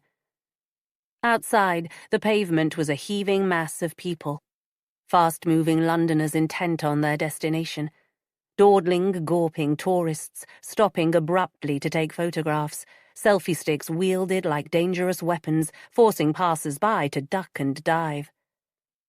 As a veteran London commuter, she weaved and dodged without much thought and with little attention to what was going on around her. Strange notions chased through her head and befuddled her brain. Nearer to the cafe, the crowds thinned. She stood at the roadside waiting for pedestrian lights to change, throwing a sympathetic glance at the woman beside her who was trying, unsuccessfully by the sound of the cries, to soothe a fractious child. When Molly looked back to the crossing lights, it was turquoise eyes she saw, and she closed her eyes briefly on the stupidity of it all. Maybe her sudden suspicion of Amelia was trying to deflect attention from her own idiotic behaviour. Tears welled as she watched the lights, waiting for them to turn. A blow to the small of her back made Molly cry out as she was pushed forward into the moving traffic. She sought desperately to regain her balance, arms flailing, twisting her body so she was at an angle to the car that was bearing down on her. That one movement saved her from the full brunt of the collision, but the contact was enough to send her flying. Witnesses, she was told later, said she'd landed with such a thud they thought she was dead. She thought so too as she lay, unable to move, shouts and screams swirling above her, darkness creeping around the edges of her vision until it was all gone. Later, she remembered there had been a millisecond of relief that she'd no longer have to worry about anything. For the next 24 hours, she was vaguely aware of voices. Some were reassuring, some demanding, others questioning.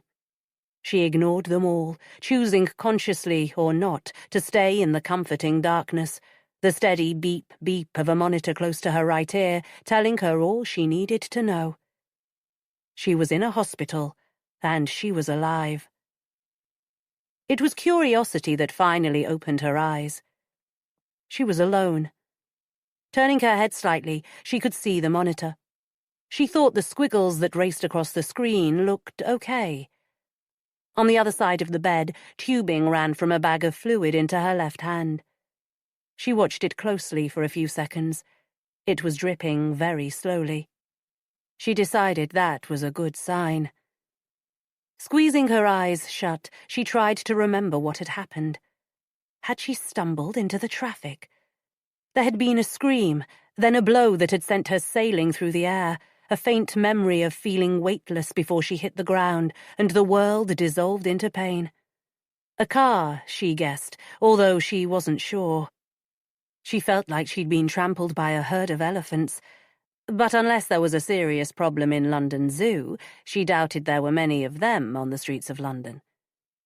She distinctly remembered being confused about the lights. Hadn't she seen turquoise eyes? Maybe she'd stupidly walked out onto the road at the wrong time. Panic started to build then. How badly hurt was she? She didn't seem able to move, nor was she in any pain. Oh God, she couldn't feel anything. Maybe she was paralyzed. The beeping of the monitor increased in speed and escalated her fear, a spiral that might have gone on if the door hadn't opened and a kindly face appeared, looking down at her from what seemed to be a great height. A soothing hand on her arm gave instant relief. She could feel it. She swallowed the lump in her throat. "You're going to be fine," the woman said, her voice soft and calming. "I'm Adele, your nurse. Are you in pain?" Molly gave the question some thought. "No." The word came out a husky croak. "Good. You've had some pain relief, but we can give you more if needed. You're in Guy's Hospital, Molly, okay?" Guy's, a good one. "Am I paralyzed?" Better to know than keep guessing. "No, you were very lucky," Adele said with a smile. "A broken rib where you collided with the ground, and a lot of bruising. You were unconscious for a while, and then semi-conscious for the last several hours, so you'll be kept in for observation. That's standard with any concussion, but all going well, you'll be fine." Molly's lips were dry, and her tongue felt too big for her mouth. "Can I have a drink?" Adele used the bed control to sit Molly more upright, pushed a bed table within reach, and put a glass of water in her hand. "Take it slowly," she advised. Even a little drop made a difference. "How long have I been here?" "Almost 24 hours. It's Saturday afternoon." The nurse fussed around the monitor for a while, then fiddled with the intravenous line in Molly's left hand. Finally, she wrote something on the clipboard that hung on the end of the bed and looked at her with a serious expression. "If you're up to it, a couple of policemen arrived a few minutes ago. They've been in and out a few times since yesterday, hoping to have a word with you. I said no, but perhaps now you're awake you would prefer to speak to them." It was the last thing Molly wanted. "Absolutely." She stopped. "Yes. Okay." If they wanted to speak to her about the accident, it was probably better sooner than later. "Is my husband here?" "He was here yesterday evening holding your hand for hours, and again this morning. When you didn't wake, he said he had to leave and would be back later." The nurse refilled the water glass and left. Molly couldn't remember Jack being there and tried to rationalize his absence. He'd probably gone for something to eat. Perhaps she should have insisted the police waited until he came back before speaking to her. She was debating ringing the call bell to tell the nurse she'd changed her mind when the door opened. When she saw who entered, she groaned. D.I. Fanshawe, about to speak, stopped and stared at her, his forehead creasing in what she guessed might be concern. "The nurse said you weren't in pain, that you agreed to speak to us." "She didn't tell me it was you," Molly said, uncaring if she sounded rude. "Are you the only two coppers in London? Why are you looking into an accident? Shouldn't you be looking for the man who killed—" She searched for the man's name, shaking her head when it wouldn't come to her. "What's his name?" "Lucian Pleasant," Fanshawe provided calmly. "We are, Mrs. Chatwell. That's why we're here." Fanshawe pulled up a chair and nodded to D.S. Carstairs to do the same. "It looks very much like someone tried to kill you." 21.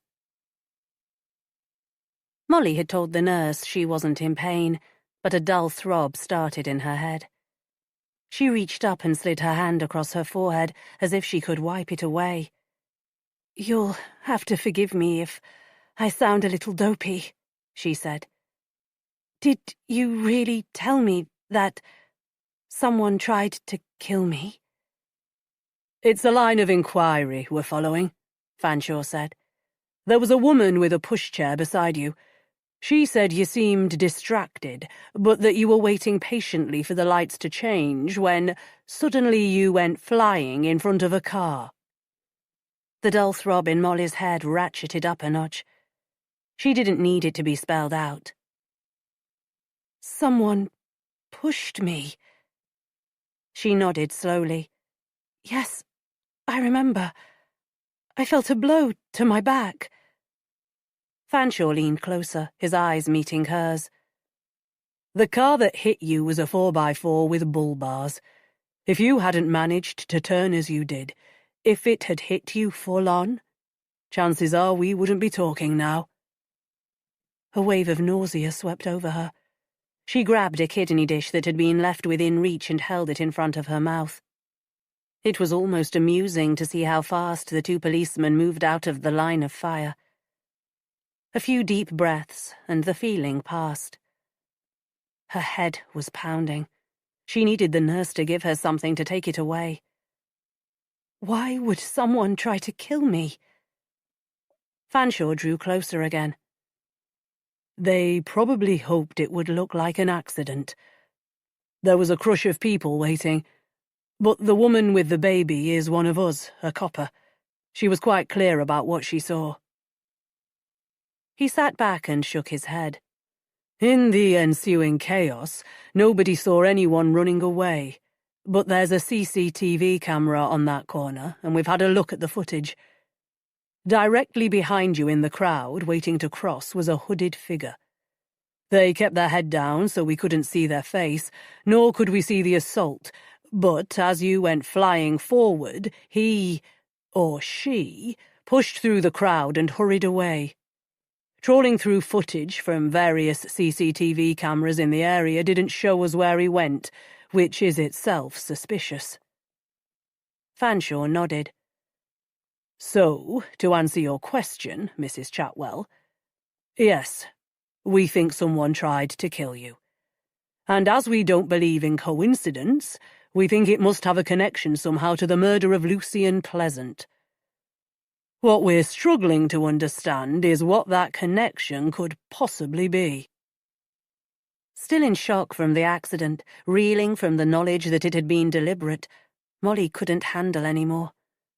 A sob started deep inside, a few hiccups before it came loud and pathetic, and she couldn't stop.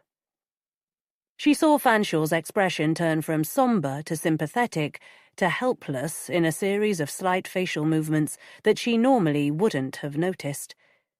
She did now because in her whirling, swirling world, he seemed to be the only thing to anchor her. He poked the unaffected Carstairs in the arm and whispered something Molly didn't catch, but whatever it was made him leave the room. Moments later, he returned with the nurse in tow. "That's enough," Adele said, holding the door open. She stood there with one hand on it, waiting for them to leave. "Any further questions will have to wait." Fanshawe stood, and with a brief, sympathetic smile for Molly, he and Carstairs left the room.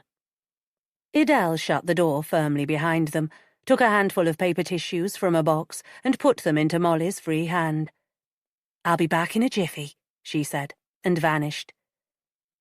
When she returned, there was a metal tray in her hand. "This will help," she said, putting it down on the bedside locker and injecting something into the intravenous bung in Molly's left hand. "There you go," Idelle said, soothingly adjusting the drip and standing back. "You'll feel better in a minute." Molly hoped the nurse was right. When Molly woke, the hypnotic beep from the monitor was once again reassuring. She opened her eyes slowly and glanced around the room, half expecting to see Jack, unsure whether to be relieved or upset to see she was alone. A sigh made her wince slightly and reach a hand to hold her chest. Ah, yes. She'd had a vague memory of being told she'd broken a rib. She moved all her limbs one by one, feeling a lot of aches, especially on her right side, but no severe pain. Whatever the nurse had given her had worked. Apart from the monitor, the room was quiet. Molly felt calm and drifted back to sleep. When she woke again, she lay with her eyes shut, wondering if she could stay where she was until everything was sorted and her life had returned to normal. Expecting the room to be empty, she was surprised when she eventually opened her eyes to see Jack sitting in a chair beside the bed. He was slumped down, tie askew. She took in the pallor, the dark circles under his eyes, the angles on his cheek that were becoming more noticeable. He looked worse than she felt. When she saw the stubble on his chin, she wondered how long she'd been there and looked around for the time. It was on the bottom right corner of the monitor screen. 7 a.m. She'd slept the afternoon and night away. Whatever the nurse had given her had worked.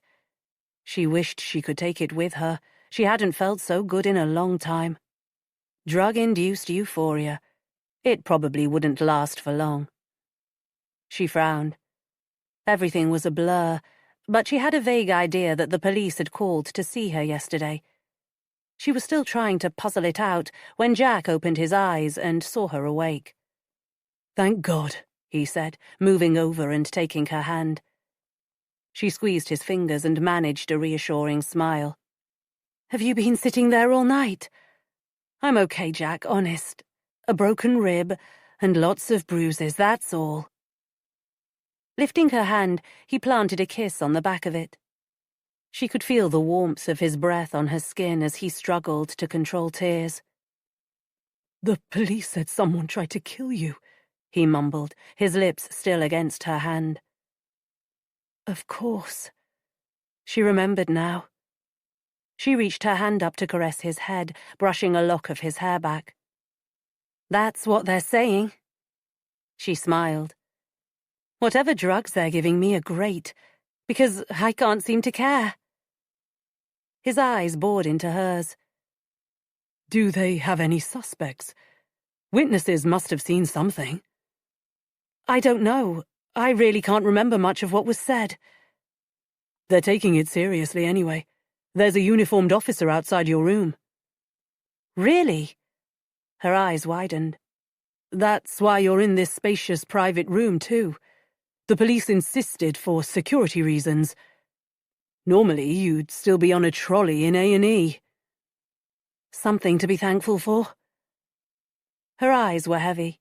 She shut them as Jack continued to hold her hand. "I was supposed to be meeting Amelia," she mumbled. "She called around Friday morning." "Amelia?" His tone startled her into opening her eyes. "What is it?"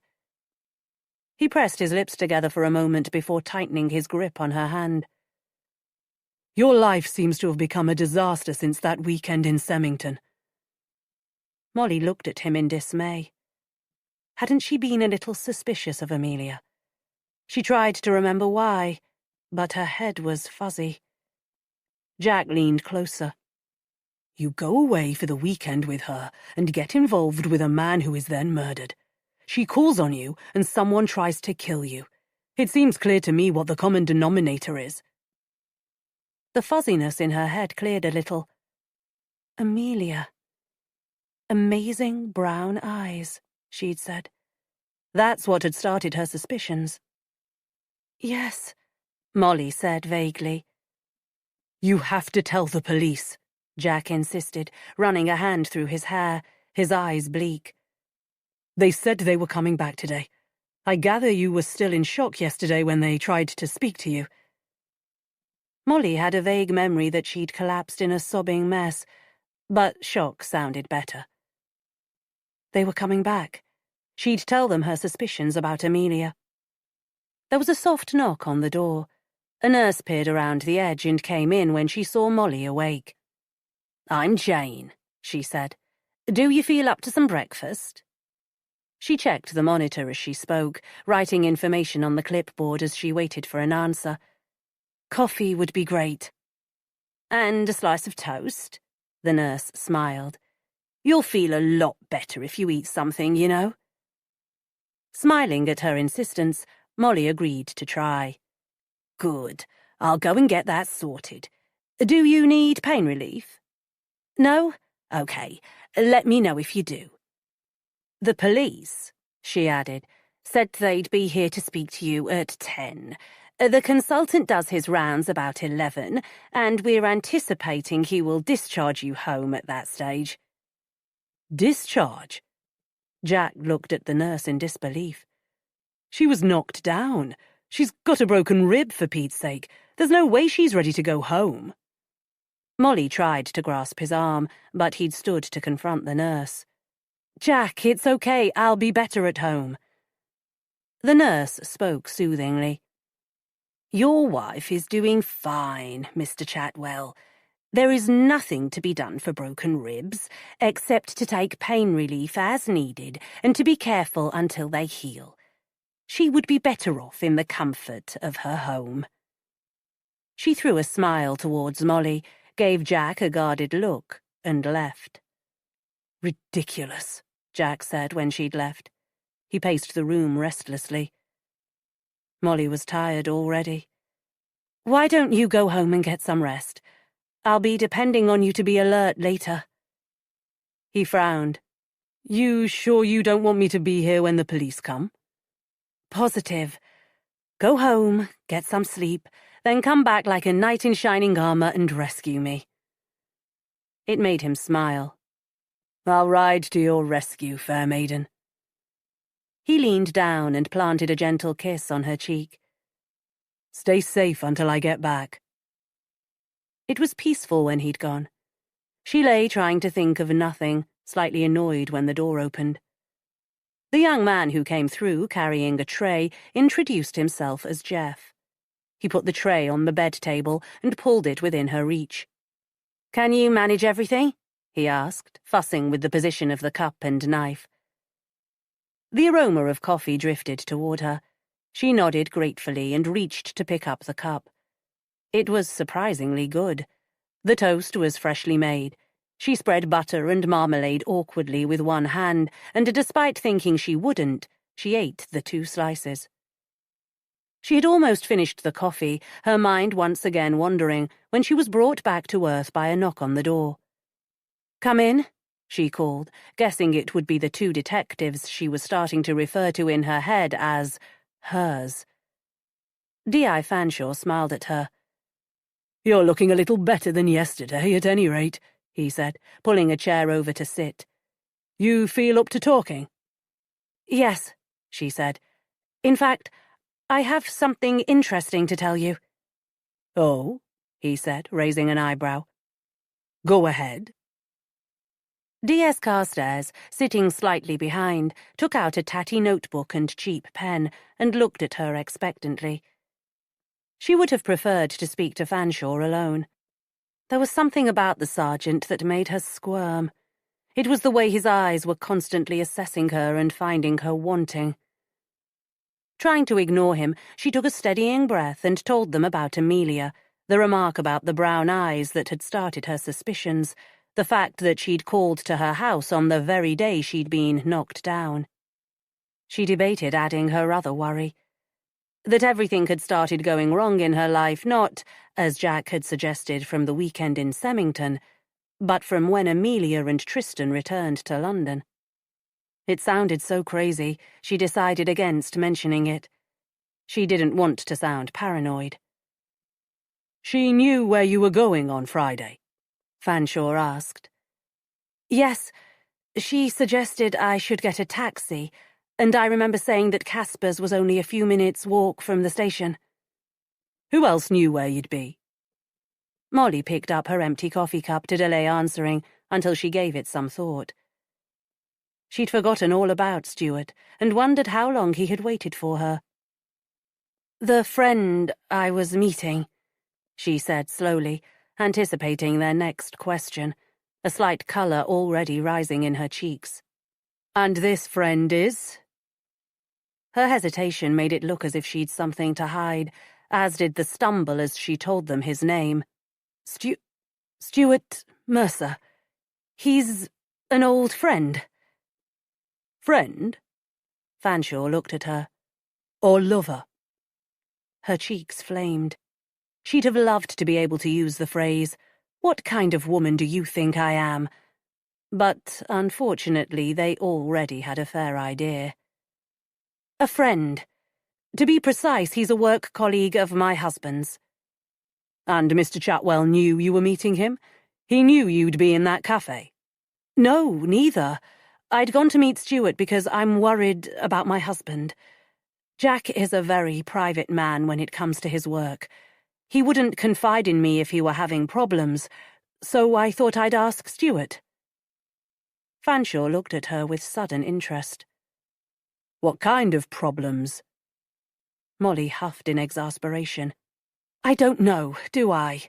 I never got to meet Stuart, thanks to whatever idiot tried to push me under that damn car.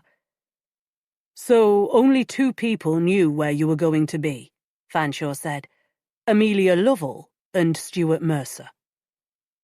Molly looked at him in horror. Stuart would have absolutely no reason to harm me. That you know of, Fanshawe said, unperturbed. Your suspicions of Amelia Lovell are based on a simple slip-up, brown eyes instead of turquoise, and that she happened to call upon you on the morning you were knocked down. He held a hand up when he saw she was going to argue. I've been a detective for a long time. I've heard more preposterous ideas. I'm not ruling anything out yet. You'll speak to her? To her and to Stuart Mercer. Fanshawe stood.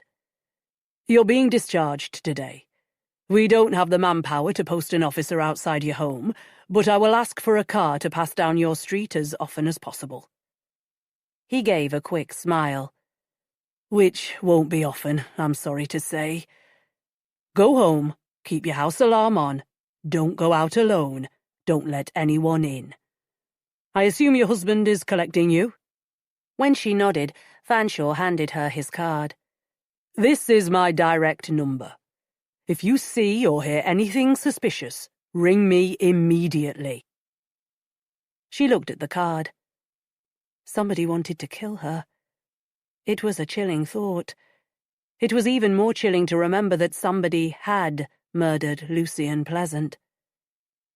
Will they try again? Fanshawe kept his eyes fixed on hers. We are working hard to pin down some connection between you and Pleasant. If it's there, we'll find it. If it's there. She put his card down on the bed table.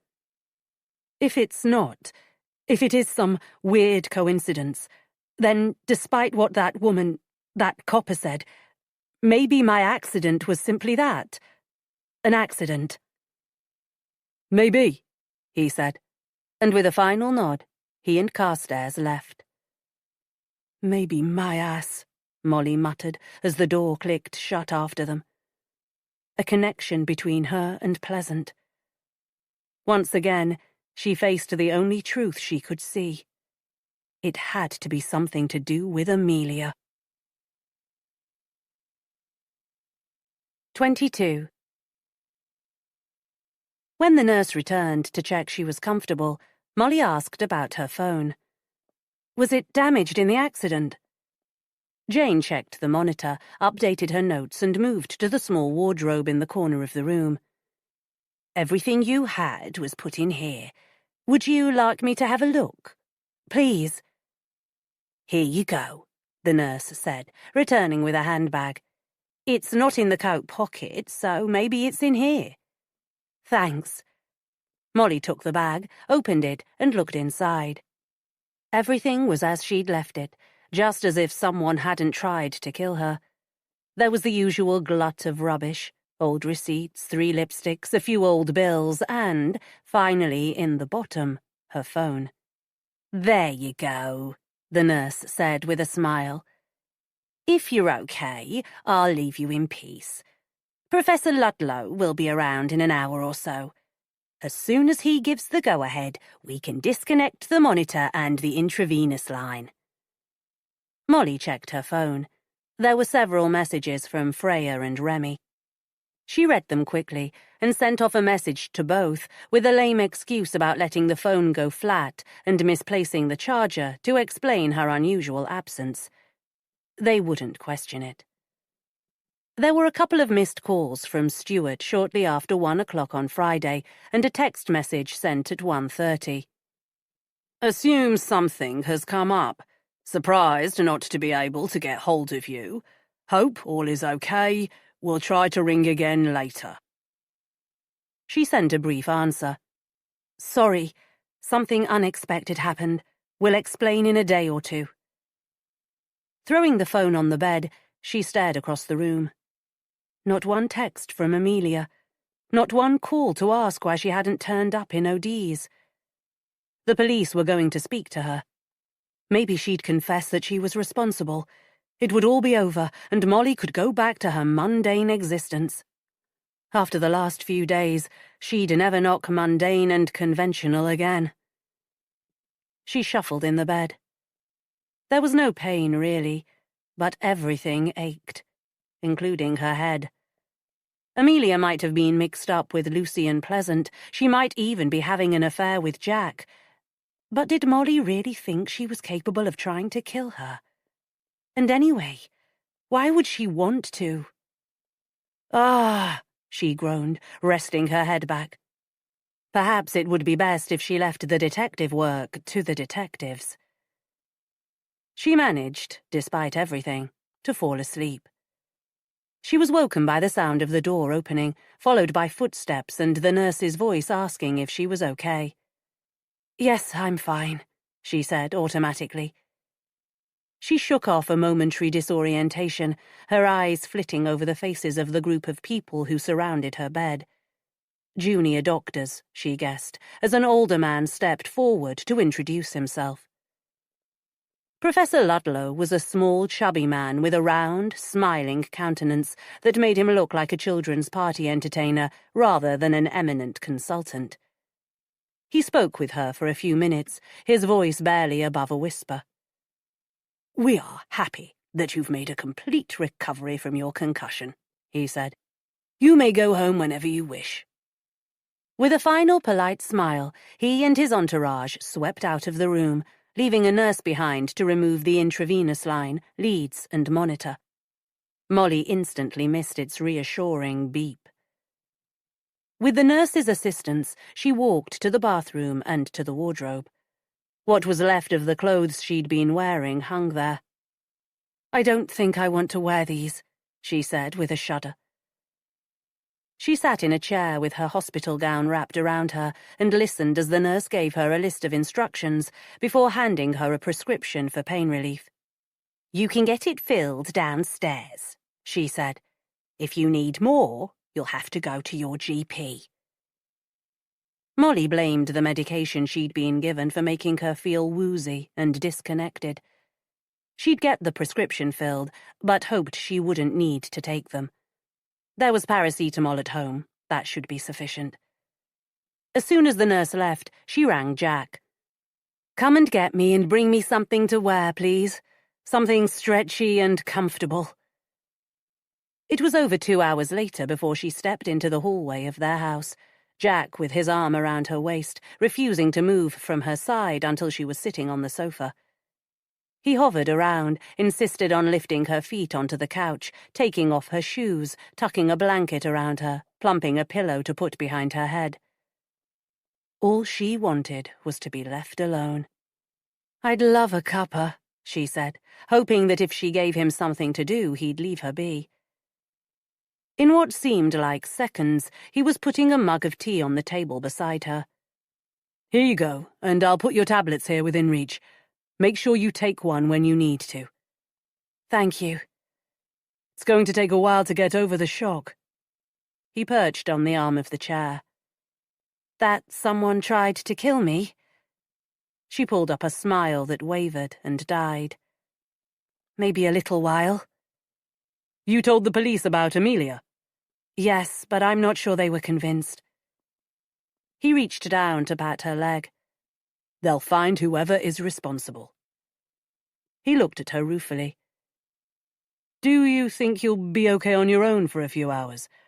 I know it's Sunday, but I've an appointment to meet an investor.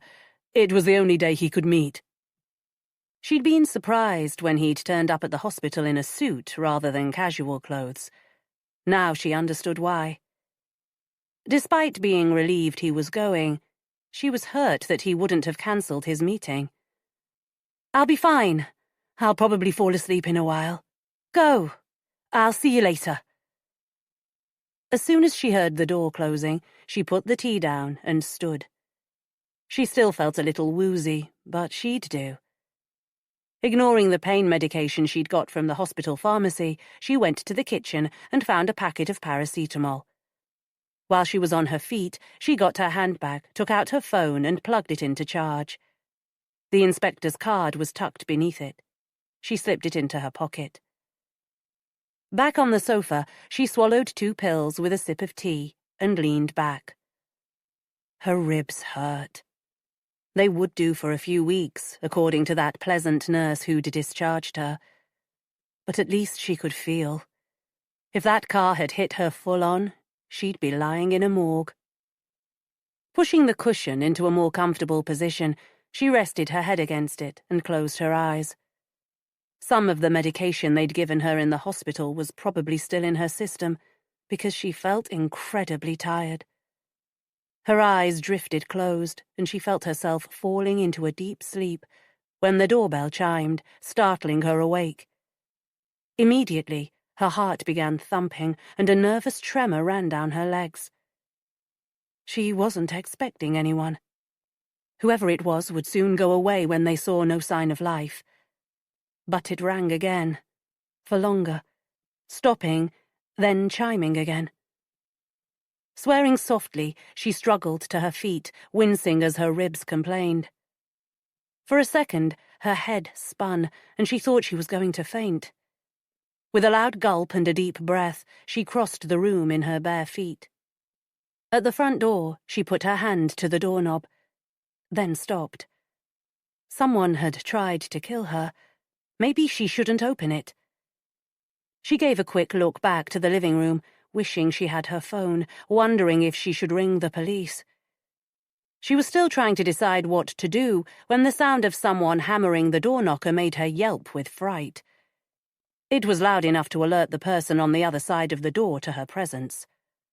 "Molly? Moll, are you there? It's me, Moll, Amelia. I've only just heard about your accident." Despite her suspicions, despite everything, all Molly could remember was the friend she'd known for so many years.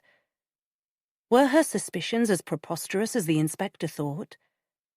Anyway, Amelia was hardly going to try to kill her in her own home.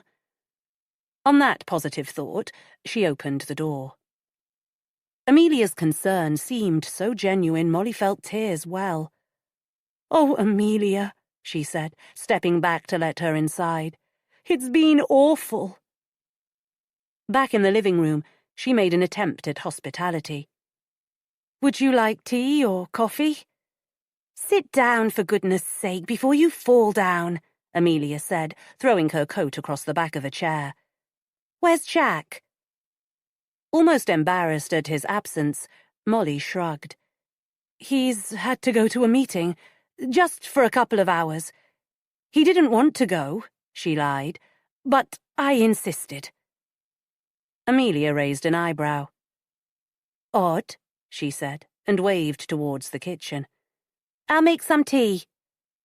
"I'm feeling a little groggy, actually. I think it's the after effects of the medication I had in the hospital." Happy to leave Amelia to it, Molly sat and watched, weighing her up. Her fingers slid into her trouser pocket and felt for the inspector's card, flicking the edge of it rhythmically. Like a worrystone, it gave her a certain amount of relief. Amelia bustled about the kitchen, finding everything she needed, and a few minutes later carried a laden tray over to the coffee table. Tea, biscuits, cake that's a couple of days past its best before date but looks okay. She smiled and took the seat beside her. Molly didn't want anything, but she accepted the tea and biscuit that was handed to her, shaking her head at the cake. Taking a sip of the tea, she leaned forward and put it on the table. "The police came to see you?" Amelia nodded. "A rather pleasant inspector, name of Fanshawe, and a rather creepy little man whose name I can't recall. Carstairs, I bet. He is creepy, isn't he? I thought it was because he didn't like me. He didn't approve of my seduction attempt. Sanctimonious hypocrite." Amelia reached for a slice of cake, looking at it suspiciously for a moment before taking a bite. "It's okay," she said, holding it up. "You should have a piece." When Molly shook her head, she reached out her free hand and rested it on her arm. "Darling, what an ordeal you've had." "What did the police say?" Molly was curious as to what her friend knew. "That you'd been in an accident. A hit and run, they said." She shook her head. "Shocking. I did wonder why you hadn't turned up in OD's, but I assumed you'd forgotten. You have been a bit absent-minded recently. Anyway, I met some friends, so I was okay." Putting the empty plate down, she picked up her tea. "The police wanted to ask me if I knew anything about this man you'd met, and if I'd told anybody you'd be running that morning." She put her tea down, untouched, and looked somber. "They wanted to know if I knew of anyone who wanted to cause you harm. It's so odd, you know. You hear that question asked in crime dramas all the time. There was something so unreal about it." She shook her head. "Of course, there was nothing to say. You're probably the most inoffensive person I know. I told them you were almost straight-laced and that it was totally out of character for you to come on to any guy, never mind some stranger you'd bumped into while out on a run." There was silence for a moment. Molly felt her friend's eyes on her, inquisitive, puzzled. She picked up her tea and drank it, waiting for her to speak. "They don't really believe you were involved with his death, do they?" "They might have done before someone tried to kill me, but I don't think they do anymore." Molly smiled as her friend's mouth sagged.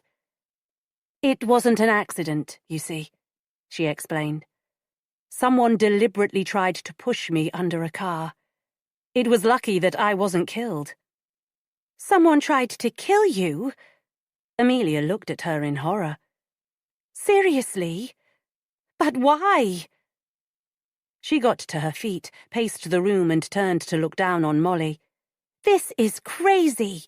Why on earth would anyone want to murder you?" Bizarrely, Molly almost felt insulted, as if in Amelia's estimation she wasn't important enough to be murdered. A wave of weakness rushed over her. She really couldn't handle any more. "I'm sorry. I'm going to have to ask you to go. I need to lie down." Amelia rushed in with apologies. "Of course, I shouldn't have stayed at all. I only wanted to make sure you were okay." Right at that moment, Molly wasn't sure of anything, except she felt weak. She needed to go to the loo, and she wasn't sure she'd manage on her own. "I need to go upstairs," she said, her words slurring slightly. "We don't have a downstairs loo, and I'm not sure I'm able to get up without help." "Oh, Molly, you poor thing." Amelia took her arm and helped her to her feet.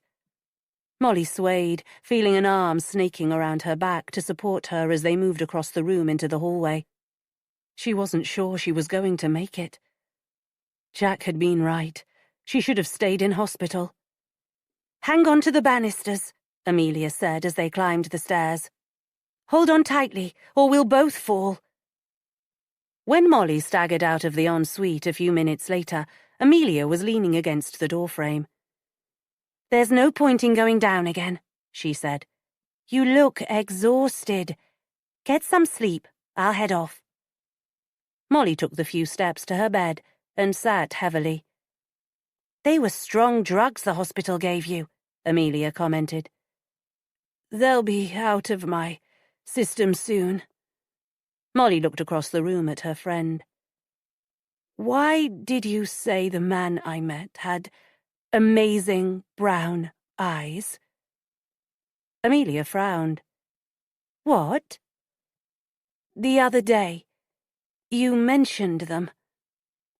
Molly felt worse than she had earlier, weaker, fuzzier. Her eyes widened in alarm as Amelia kept swimming in and out of focus. Amelia. Had Jack been right? Was she the key to everything? Molly had let her in and had drunk the tea she'd made. It was getting harder to stay focused. Amelia seemed very far away, her voice fading. But her eyes were still sharp. Molly could see them peering at her, assessing. If Jack was right, Amelia wouldn't want to fail at this second attempt on Molly's life. 23. There was a heavy weight on Molly's chest. Panicking, she tried to push it off, but she was caught under it and couldn't free herself. Gasping, she made one last effort, gave a firm push, and felt the weight move. And then she was free, and immediately cold. Opening her eyes, she saw the duvet she'd pushed to the floor. She'd been dreaming. How long she'd been asleep she'd no idea, but it was almost dark, the room lit only by the streetlights outside. She remembered thinking that Amelia had poisoned her, and shut her eyes, opening them quickly when she realized she'd still been there when she'd... What? Fallen asleep or collapsed? Pushing up onto her elbows, Molly listened. There wasn't a sound to be heard. She reached for the lamp and clicked it on to look at her watch. Almost 6. It would have been easier to stay where she was, but with a grunt she swung her feet to the floor and stood, keeping her hand on the bedhead until she was sure she wasn't feeling dizzy. Letting out a breath, she rolled her shoulders. She felt better. Whatever they'd given her in the hospital had obviously worked its way out of her system. The idea that Amelia had tried to poison her, had been involved with Pleasant, surely it was all a product of her overtired and overstressed mind. Molly switched on the landing light and headed down the stairs. The door to the living room was shut, but she could see a rim of light around the edges. Maybe Jack was home. Molly took a deep breath before she twisted the knob and quietly pushed open the door. Amelia was sitting with her back to her. She had a magazine in her hands, legs crossed, one foot bouncing lazily. "Hi," Molly said. The magazine went flying and landed on the floor with a loud smack. "Bloody hell, you scared the wits out of me." "Sorry," Molly said automatically, even as she thought, "There you go again with that bloody useless word." "I fell asleep." Amelia picked up the magazine and threw it onto the coffee table before going over to her. "You didn't fall asleep," she said.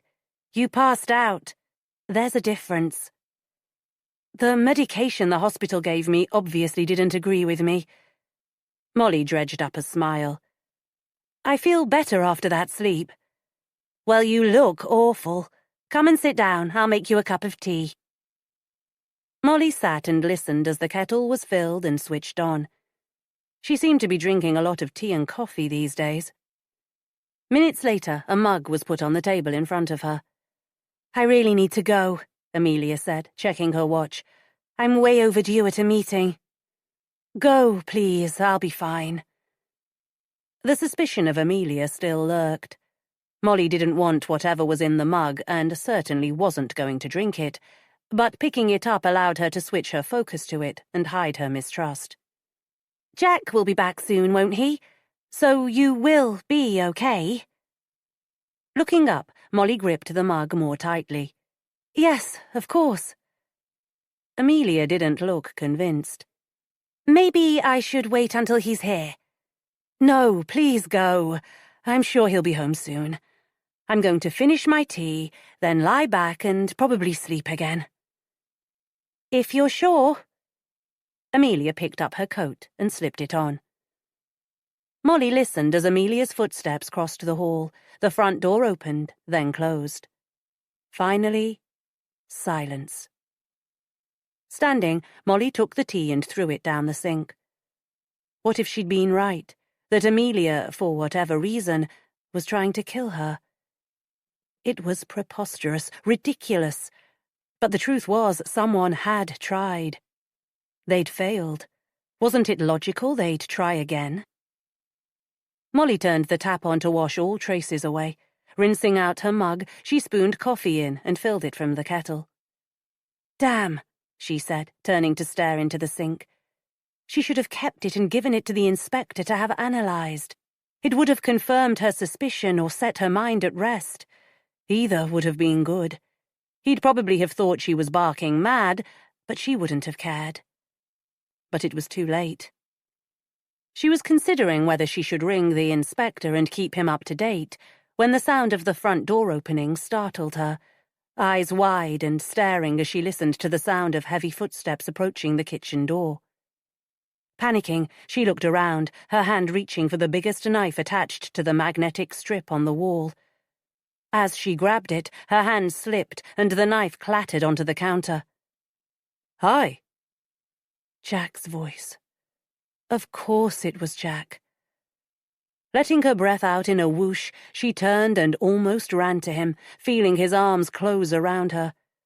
Ignoring the twinge from her broken rib, she snuggled deeper into him as if to burrow for safety. "You're okay," he whispered into her hair. Resting his chin on her head, he continued to hold her.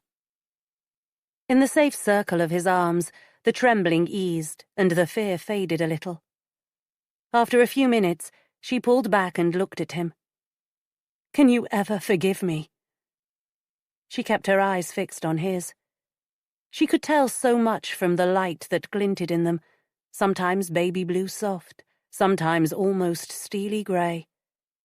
When they turned soft, when he bent his head and planted a gentle kiss on her lips, she felt a release of the tension that was wound so tight it hurt more than her broken rib. "What choice do I have?" She'd have preferred a straightforward yes, but she wasn't in a situation where she could be picky. "Thank you," she said, resting her head on his shoulder. "Are you feeling okay?" he asked, pushing her away gently. He took off his coat and draped it over the back of a chair. "You look so pale." "I was feeling awful. Amelia had to—" "Amelia?" he interrupted.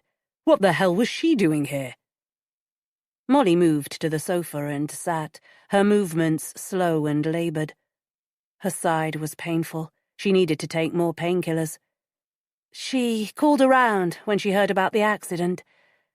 We had tea and talked. Afterwards, I was feeling so weak. She had to help me up the stairs." There was no point in telling him that Amelia had made the tea and that she was afraid she might have put something in it. He'd think she was crazy. "You look pale and tired," Jack said. "How about we go out somewhere for something to eat? A nice meal would be good for you." She put her hand over his. "The police said I should stay indoors to be safe." He pulled away and shook his head. "How long are we going to have to live like this? It's crazy. Why would anyone want to murder you? I'd say you were in the wrong place at the wrong time. The police are making a huge leap in connecting your accident to the death of that man." She shut her eyes for a moment, trying to get her head clear. "They said they don't believe in coincidences," she said eventually. but Jack had gone to the fridge. "Hang on," he said as he peered inside it. Shutting it, he took out his mobile. "The fridge has milk, beer, and not a lot else. I'll order a takeaway. What would you like?" "Indian, the usual dishes," she said automatically, wondering why he bothered to ask. In all the years, they'd never ordered anything else. He rang it through as she sat staring at him, a slight frown between her eyes, her concerns about her own predicament fading a little as she took in his pallor. He took the seat beside her again. "Now, what were you saying?" What had she been saying? She shook her head in frustration. "I can't remember." He leaned forward and planted a kiss on her cheek. "Try to stop worrying. Have you heard from the kids today?" "Just messages." She smiled. "They're really busy. I'm going to try to Skype them tomorrow. It would be nice to see them. They seem to have settled down. Both mentioned friends they were meeting." "Good," he said, echoing her smile. "I'm going to get out of my suit. The meal will be here in 10. If the doorbell rings, leave it, and I'll come down, okay?" She reached a hand out, felt it clasped in his. "I won't move." He raised her hand to his lips and gave it a kiss. "Good. I'm going to spoil you until you're better." She was still smiling as she heard his step on the stairs. They'd be fine. Whatever was going on would be sorted, and they'd get back on track. As for her suspicions, either the meds they'd given her in the hospital or the bang to her head were making her imagine things and jump to ridiculous conclusions. The police would do their job, and things would return to normal. Then she remembered something. Before she'd passed out, she clearly remembered asking Amelia why she'd mentioned Pleasant's amazing brown eyes. She'd never answered. Maybe Molly was overthinking it all. Or maybe she was right. Maybe Amelia and Lucien Pleasant weren't strangers at all. Taking out the inspector's card, she took her phone and put his number in under a speed dial key. With one stroke, she could contact him. She wished it made her feel safer. 24. Molly didn't say anything to Jack. There was no point in worrying him about her suspicions, especially since, she admitted with a shrug, they were so changeable. In the morning, she'd ring the inspector. Maybe by this stage he'd have more information to put her mind at ease. They sat at the table to have their meal. Molly pushed food around her plate, trying to hide the fact that she'd no appetite. Looking across the table, she realized Jack had eaten even less. She opened her mouth to plead with him to tell her what was wrong, but closed it again. Her brain was still too fuzzy. She couldn't deal with any more. "I'm really not very hungry," she said, pushing her plate away. "I think I'll head to bed." Jack pushed his barely touched plate away. "I'm going to watch TV for a while. I'll sleep in the spare room so as not to disturb you when I come up."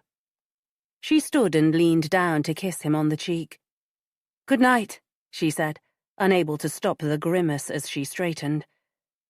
"You should take one of the painkillers the hospital prescribed. Where are they? I'll go and get one for you." She shook her head. "I put them in the bathroom cabinet. I'm not keen on taking them, Jack. They made me feel quite disconnected.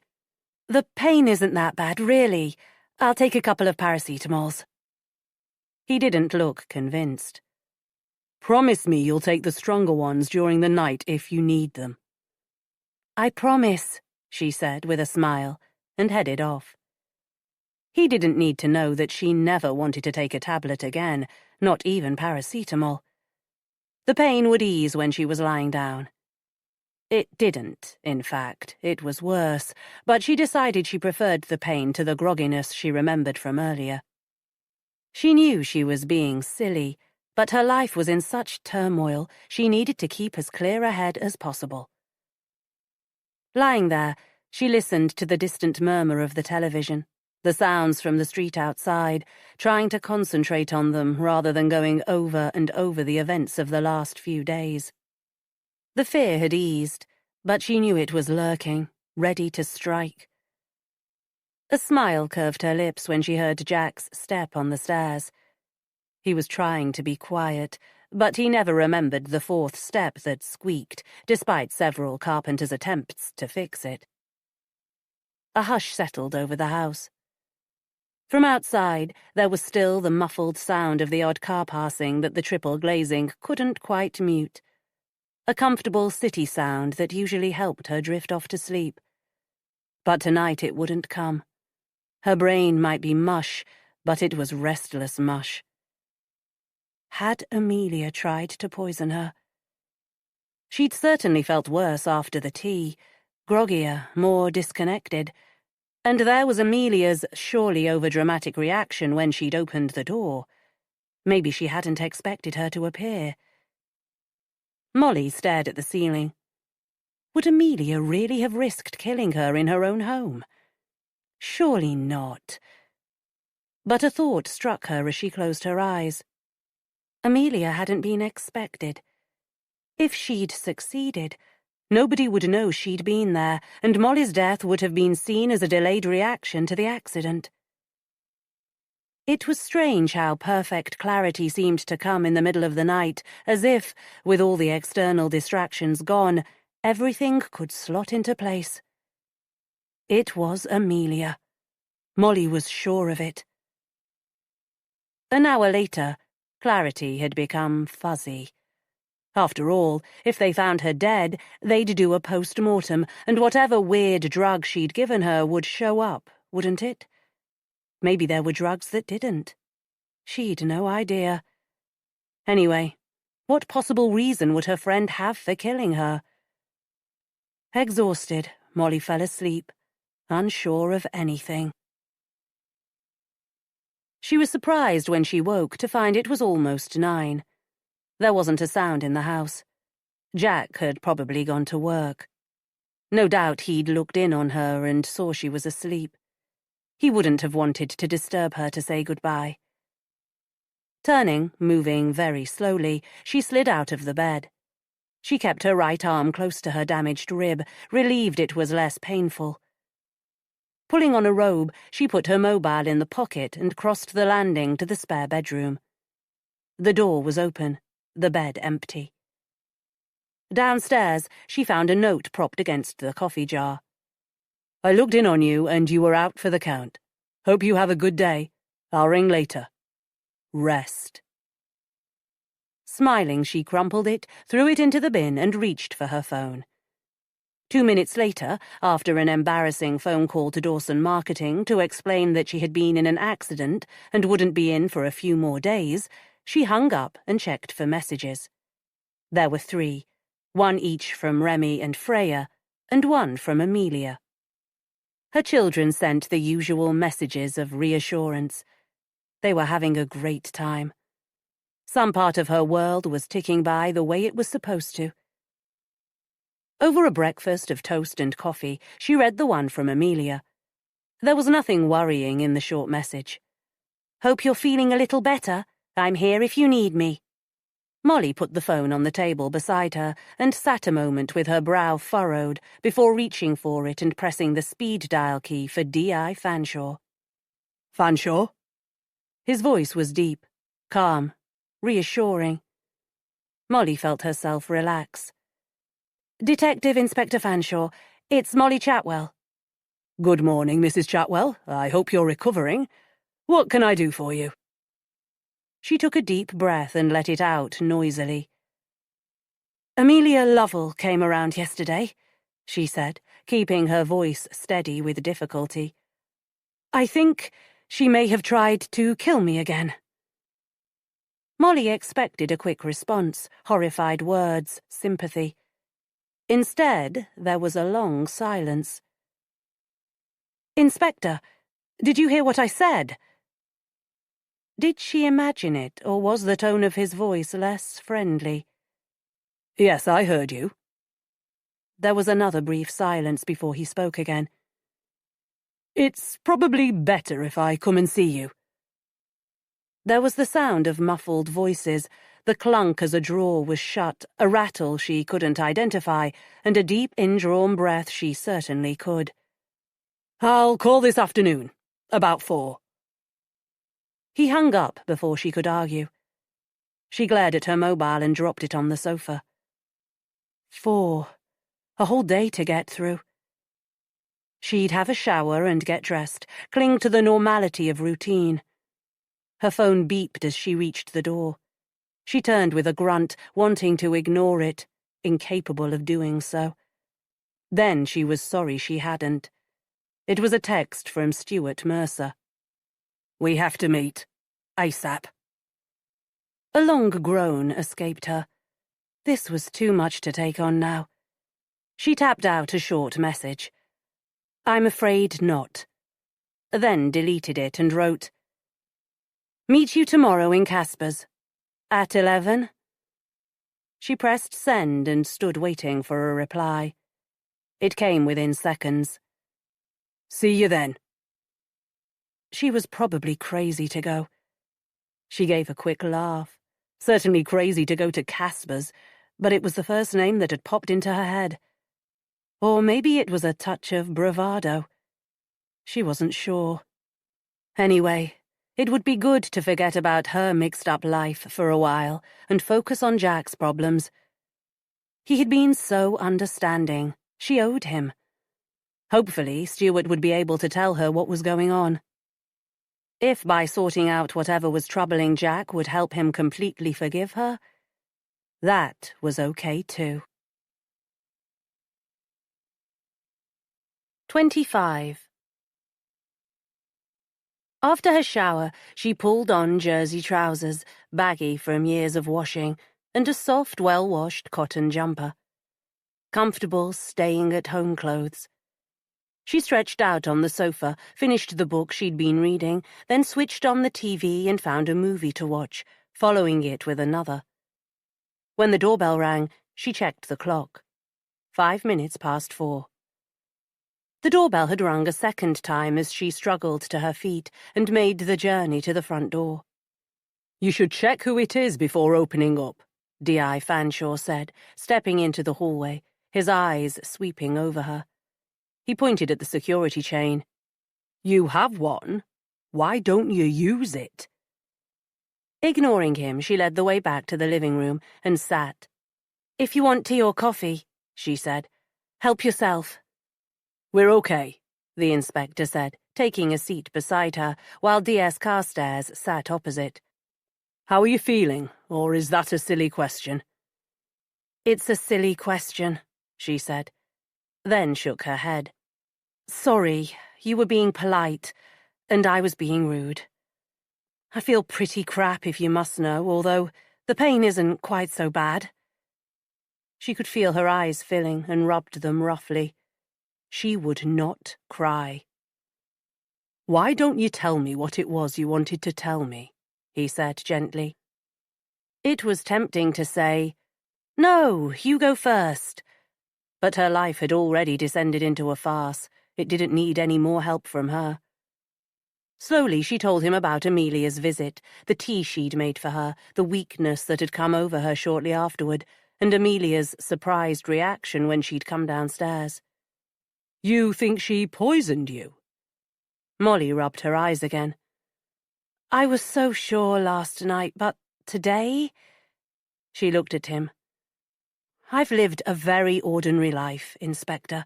It didn't equip me for coping with all that's been thrown at me. He smiled.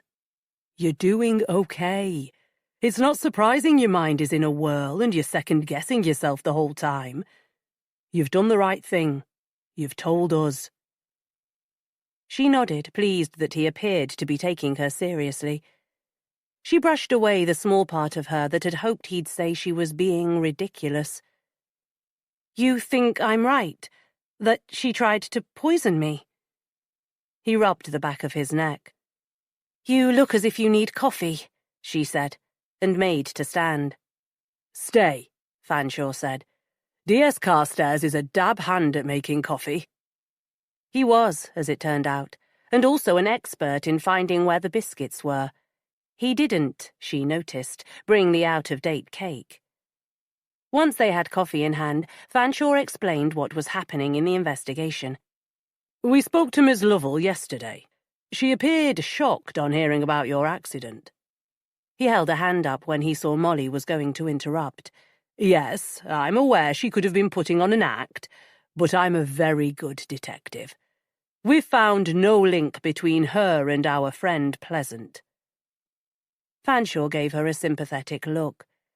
It might be because there isn't one there, Mrs. Chatwell. Molly looked at him for a moment without speaking. Maybe, she said, trying to make sense of the ideas swirling around her head. Maybe they were partners, and when he didn't succeed with his blackmail attempt on me, she killed him, and then, full of remorse, she tried to kill me as a kind of revenge. Colour rushed over her cheeks when she heard Carstairs chuckle. She threw him an angry look before concentrating on the inspector. It could have happened like that, couldn't it? Ignoring the repeated chuckle from the other side of the room, Fanshawe said, It is hard for you to remain objective. You've been through a lot the last few days. Remember, we'll be looking into every aspect. So, what happens now? The investigation continues. We'll keep digging and hopefully come up with a connection between you and Pleasant that makes sense. Until then, stay inside, safe. He stood. As soon as we have anything concrete, we'll be in touch. There was no point in telling him she was planning to go out the next day, to the very area where she'd been knocked down. He'd think she was crazy, irresponsible, and he'd be right on both accounts. But she was worried about Jack. She had considered sending Stuart a message and asking him to come to Ellistan Street. There was a time when she wouldn't have thought twice about it, but that was before Lucy and Pleasant. Her judgment had been called into question. She wasn't taking any more chances. She insisted on getting up to show them out. It's good to keep moving around. Thank you for keeping me updated. Ignoring Carstairs, she held her hand out to Fanshawe. When he shook it briefly, she added a smile. And thanks for listening to me. Part of my job, he said. Stay safe. She watched them walk up the street before shutting the door and returning to the living room. She'd been pleasantly surprised about how forthcoming they were with information. Her previous experience with the police was courtesy of TV shows where victims were normally kept in the dark. No doubt there were things they weren't telling her, just as she hadn't told them she was going to Casper's the next day. She checked her watch. 5:20. Jack would be home after 6. She looked at the sofa. The pains and aches were starting to take over. If she sat, she wasn't sure she could get up again. A medicinal glass of wine might do the trick. Gathering anything she might need, her laptop, phone, and the remote control, she placed them all on the coffee table before fetching a large glass of wine and settling down onto the sofa, lifting one leg after the other and resting her head back on the cushion. She took a mouthful of wine before opening her laptop. There was no need to check the local time. If Freya or Remy were available, they'd answer her Skype call no matter what time it was. Freya answered almost immediately. Maman! She was lying on her bed, her hair in a ponytail, looking wonderful. Molly's heart leapt. Hello, darling, she said. What time is it there?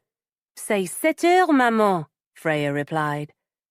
Molly had enough schoolgirl French to understand that it was 7 o'clock, but she would be quickly out of her depth if her daughter continued to show off her language ability.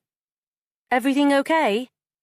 Luckily, excitement required her daughter to revert to English in order to perfectly explain what an amazing time she was having. Finally, she paused. You don't look too hot, Mum. Luckily, Molly had prepared an answer should either of her children enquire. I've the flu, she said. Almost over it, actually, so nothing to worry about. Oh, that's okay then. Look after yourself. Freya spoke to someone out of sight before turning back to Molly. I have to go, Mum. We're heading out for dinner. Have a good time. Don't forget to send a message every day so we know you're okay. Mais oui, maman, her irrepressible daughter said before the screen went dead. Molly sat back with a satisfied smile on her lips. Freya looked good. Her eyes were bright, her mouth always ready to curve in a smile. She was one of nature's happy people. Molly would have liked to coddle her, to protect her from a world that didn't necessarily treat people well. Instead, both she and Jack had encouraged her to follow her dreams to the Sorbonne. There was no answer from Remy. Scrunching up her eyes, Molly tried to remember what time it was in Boston. 5 or 6 hours behind. He was probably in class. She left a message asking him to Skype when he was free, adding that she was home all day with the flu. It made it simpler to tell the same lie to both children. Remy, she guessed, would send a quick message rather than Skype. It was enough. She shut the laptop and slid it under the sofa, the movement causing her to wince. She was being stupid. She should take some damn painkillers. Instead, she reached for the wine. She switched on the TV, hoping to find something to divert her attention, pleased to find Thor. It was her guilty secret. She absolutely loved Marvel movies. She'd seen it before. They'd gone to Cape Town for a holiday, and it had been one of 5 movies she'd watched on the 12-hour flight, while Jack snored quietly beside her. It was complete escapism. She sipped her wine, relaxing for the first time. The police had her case in hand. The next day, she'd find out what Stuart had to say, and hopefully it would throw some light on Jack's worries. Until then, she'd say nothing. Tonight, when he got home, she'd ask him to order a takeaway again, and they could relax and watch TV together. There was no point in bringing anything up until she had some facts. And anyway, she didn't have the energy. She'd find some before the morning. 26. If Jack objected to having a takeaway again, he said nothing. Apart from asking Molly if she was feeling a little better, he barely spoke the whole evening. "How's Charlie?" she asked, searching for a safe topic of conversation, and anyway, genuinely interested in how he was coping with his breakup. Jack pushed his plate away and shrugged. "Charlie isn't the kind of man to let a little thing like his wife walking out on him interfere with his life." Zara walked out on him. They seemed such a happy couple. "That's you all over," Jack said with a faint sneer. "You see what you want to see. Everything in your garden is always rosy, always so damn perfect." Molly put her fork down and pushed her half-eaten meal away. "You make it sound like a bad thing, Jack." He reached for his beer. "No, I'm sorry. Sorry, okay? I've had a tiring day." While she'd been sitting around recovering from having been pushed in front of a car. The unfairness of it all stung. If he was tired, she was physically and mentally exhausted. "I'm going to bed," she said abruptly, getting to her feet. She picked up her plate, then put it down again.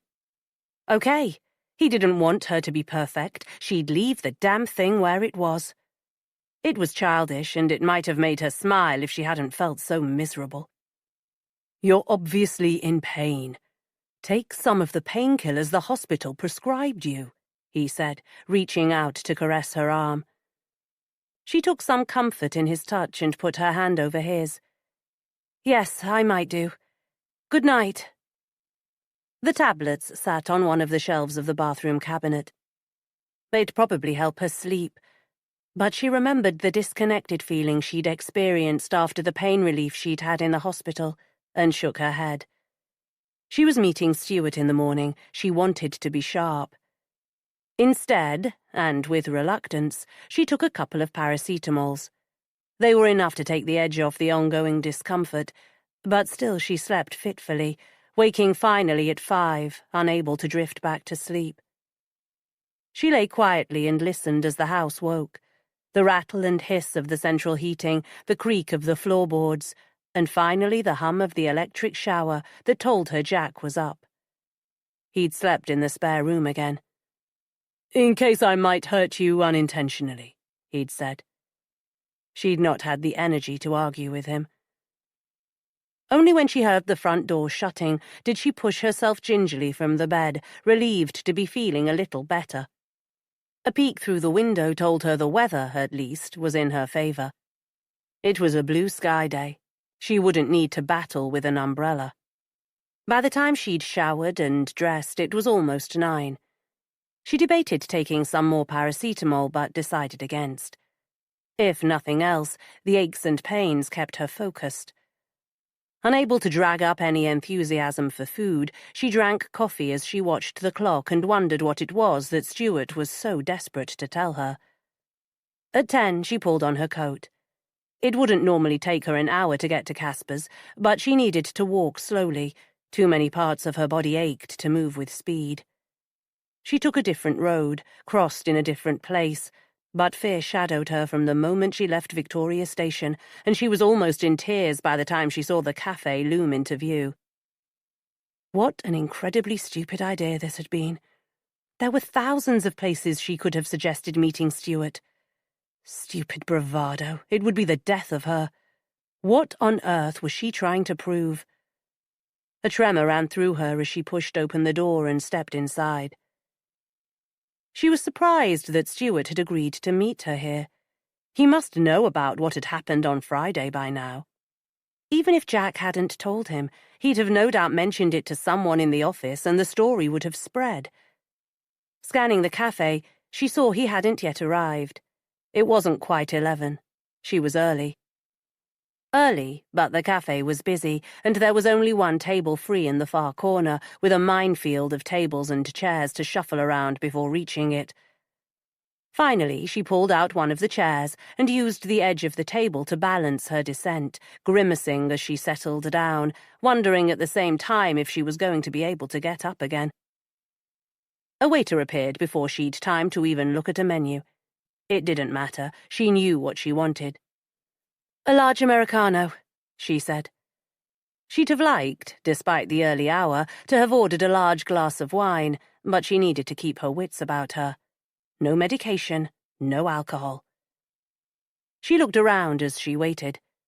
It hadn't changed much since her last visit several years before. Wooden tables of various sizes were still surrounded by an eclectic mix of old chairs, but with a nod to comfort that was new, there were now floral-patterned chair pads on each.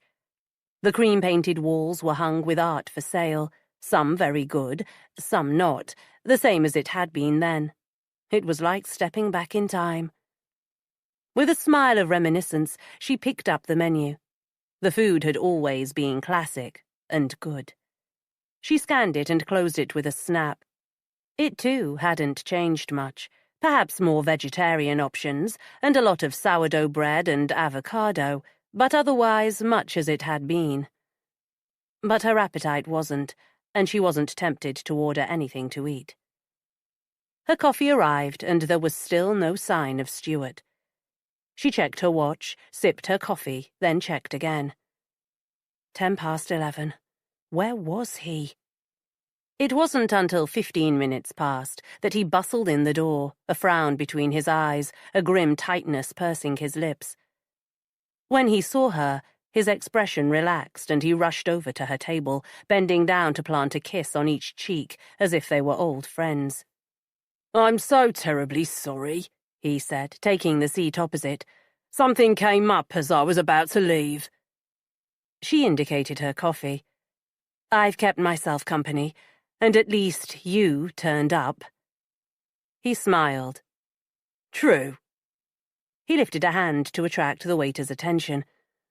"A double espresso and an avocado and brie sandwich on granary bread."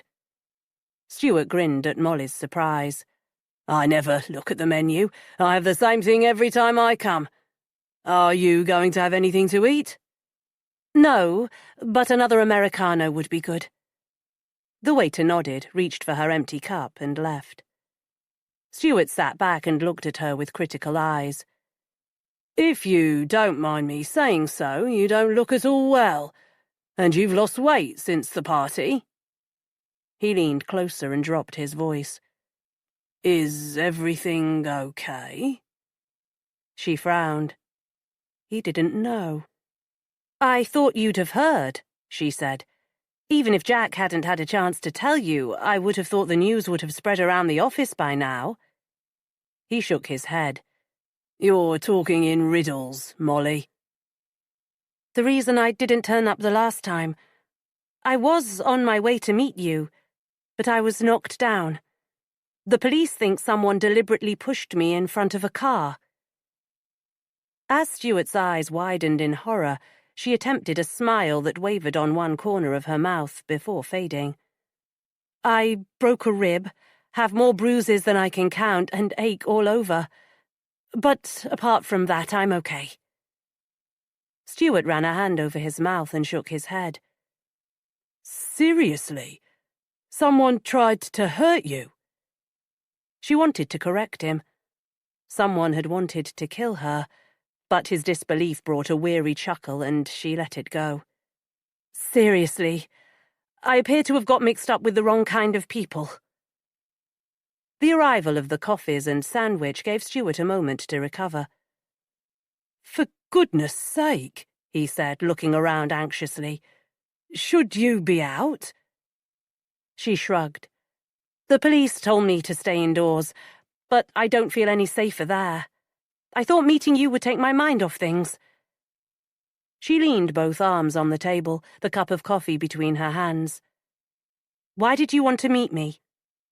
Stuart, in the act of taking a bite of his sandwich, stopped, put it down, and groaned. "How can I tell you bad news after what you've told me?" Molly's fingers tightened on the handle of the cup. Bad news. Across the table, Stuart had picked up his sandwich again and was making inroads into the first half. Why had she never noticed his weak chin before, his rather watery blue eyes? "Well," she said, her voice sharp, "I know there's something going on. Jack has been so stressed recently, but he won't talk about it. Now you've told me there's bad news. It would be kinder to tell me the details rather than leaving me guessing, wouldn't it?" "Okay, let me finish this," he said, picking up the second half of his sandwich, his eyes avoiding hers. She wanted to grab it and throw it across the room. Worryingly, she wanted to grab him and throw him across the room. The thought made her smile briefly. She didn't know herself these days. Finishing her coffee, she waved a hand for the waiter and this time ordered a double espresso. It came as Stuart finished the last of his sandwich. Adding a few grains of sugar to her coffee, she stirred it before saying quietly, "Tell me." He pushed his plate away. Picking up his coffee, he took a sip and put it down before he met her eyes. "Jack couldn't have told me about your accident, Molly. He hasn't been in the office in over a week." She choked on her coffee, coughing and spluttering, her hand going automatically to hold her ribs. It was a few seconds before she was in control. Ignoring the eyes that had swiveled to stare, she took out a tissue, wiped her eyes, held her arm tightly against her ribs, and gave another cough. "Sorry," she said. "What do you mean he hasn't been in the office? He goes every morning." Stuart shook his head. "I don't know where he's going, but it's not into work. He was suspended." He wiped a hand over his mouth, brushing away crumbs. "The details are being kept hush-hush, but it has to be something pretty serious. The company doesn't suspend willy-nilly. It's bad for morale and makes investors nervous." A wave of dizziness swept over Molly, forcing her to shut her eyes. The coffee churned in her stomach, and for one awful second she was afraid she was going to eject the lot. "Bloody hell," Stuart squealed, seeing her colour drain away. "Don't faint on me." She dropped her head into her hands and took some deep breaths. After a few minutes, when the churning had stopped and the dizziness eased, she lifted her head, reached for a serviette and wiped her face. She stared across the table with dislike. God forbid I should embarrass you, Stuart. Now, tell me the rest. That's it, he said. He was lying. It was obvious in the shifty way he wouldn't meet her eyes. She wasn't in the mood to be polite. Don't lie, she said bluntly, and watched as he pretended to look outraged. You may as well tell me. If you don't, I'm going into the office. I'll ask to speak to the CEO, tell him what you've told me, and ask him to elaborate. His mouth turned down when he saw she was deadly serious. I should never have contacted you, he muttered. I should have minded my own business. Yes, but you did contact me, so finish it. She pushed her empty coffee cup away, leaving her hand resting on the table. His pale blue eyes darted around the cafe. She wasn't sure if he was checking to see if there was anyone listening or searching for the fastest route out. Oh, get on with it, Stuart, she said, losing what little patience she had left. He licked his lips nervously and leaned a little closer. Fine. You mentioned Jack's frequent business trips to Las Vegas. Was he going to tell her Jack had a mistress there? Yes. So? The company doesn't do any business in Vegas, Molly. There were tentative inquiries, a few meetings, but it didn't work out. This wasn't what she expected. She laughed uncertainly. Don't be ridiculous. You've spent so long in Hong Kong, you're out of the loop, Stuart. You said it yourself. He reached out and gripped her hand. We do business in New York, Boston, and Seattle, not in Vegas. After the initial talks fell through, the idea was shelved. She looked down at his hand. But he's been away several times. He's been sick several times in the last year, Stuart interrupted her. I'd take a guess that if I looked at the dates, they would coincide with the dates you said he was in Vegas. Pulling her hand away, she sat back and crossed her arms. This is all ridiculous. I've heard rumours in the office. Does Jack have a gambling problem? A gambling problem? Of course not. Her voice was firm. Jack didn't have a gambling problem. She'd know if he had. Wouldn't she? A little voice whispered nastily, the way you knew he'd been suspended. I don't know, she admitted with a gulp. She wanted to add that she didn't know anything anymore, but she was afraid she would fall apart and never be able to put herself together again. I'll speak to him, she said, standing abruptly. Too abruptly. She gasped at the sudden pain, putting a hand on the table to steady herself, hearing, as if at a vast distance, Stuart asking if she was okay. She rode the pain out, waiting until it eased before straightening slowly. I'll be fine, she said. She should thank him, she supposed. But looking down at him, she saw a glimmer of pleasure in his eyes and knew that his motivation for telling her wasn't completely selfless. Jack had never liked him very much, she remembered. What was it he'd said? Stuart had an ulterior motive for everything he did. Maybe we could meet for a drink after work soon, he said. Or dinner. When hell freezes over. That would be lovely. I'll give you a ring. She almost ran from the cafe, only realizing when she got outside that she hadn't paid her bill. It brought a brief smile to her lips, but then she considered what Stuart had told her. Jack had been suspended. He was making multiple trips to Vegas for reasons that had nothing to do with work. He'd been lying to her. For months. Maybe for years. 27. By the time Molly arrived home, she felt as if she'd been knocked down again. Despite walking slowly and taking care not to be crushed or pushed on the tube, every part of her ached.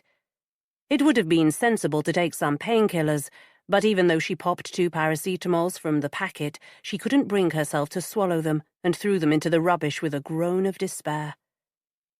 Too much coffee had made her jittery and given her heartburn. She took milk from the fridge, poured a glass, and drank half straight off. Taking the rest, she lay down on the sofa, kicked off her shoes, and tried to relax.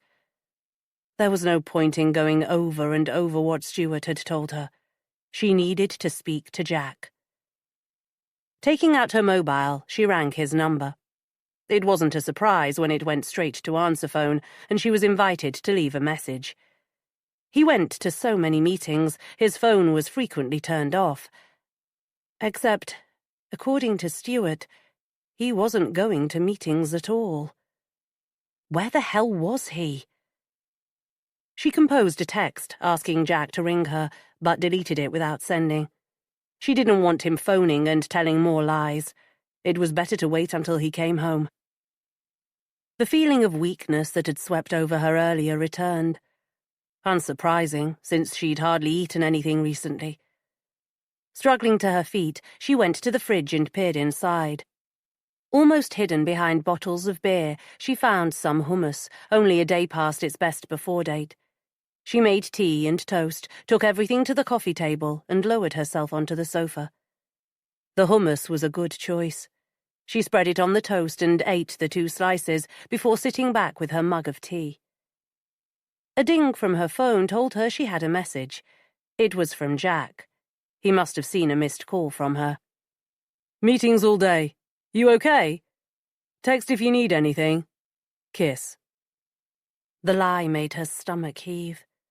She made it to the sink before vomiting all she'd eaten, the spasm causing her to flinch and clasp her ribs. She turned on the tap, closing her eyes as the undigested food swirled around the basin before being washed away. She scooped water from the tap with her hand, rinsed her mouth, and spat.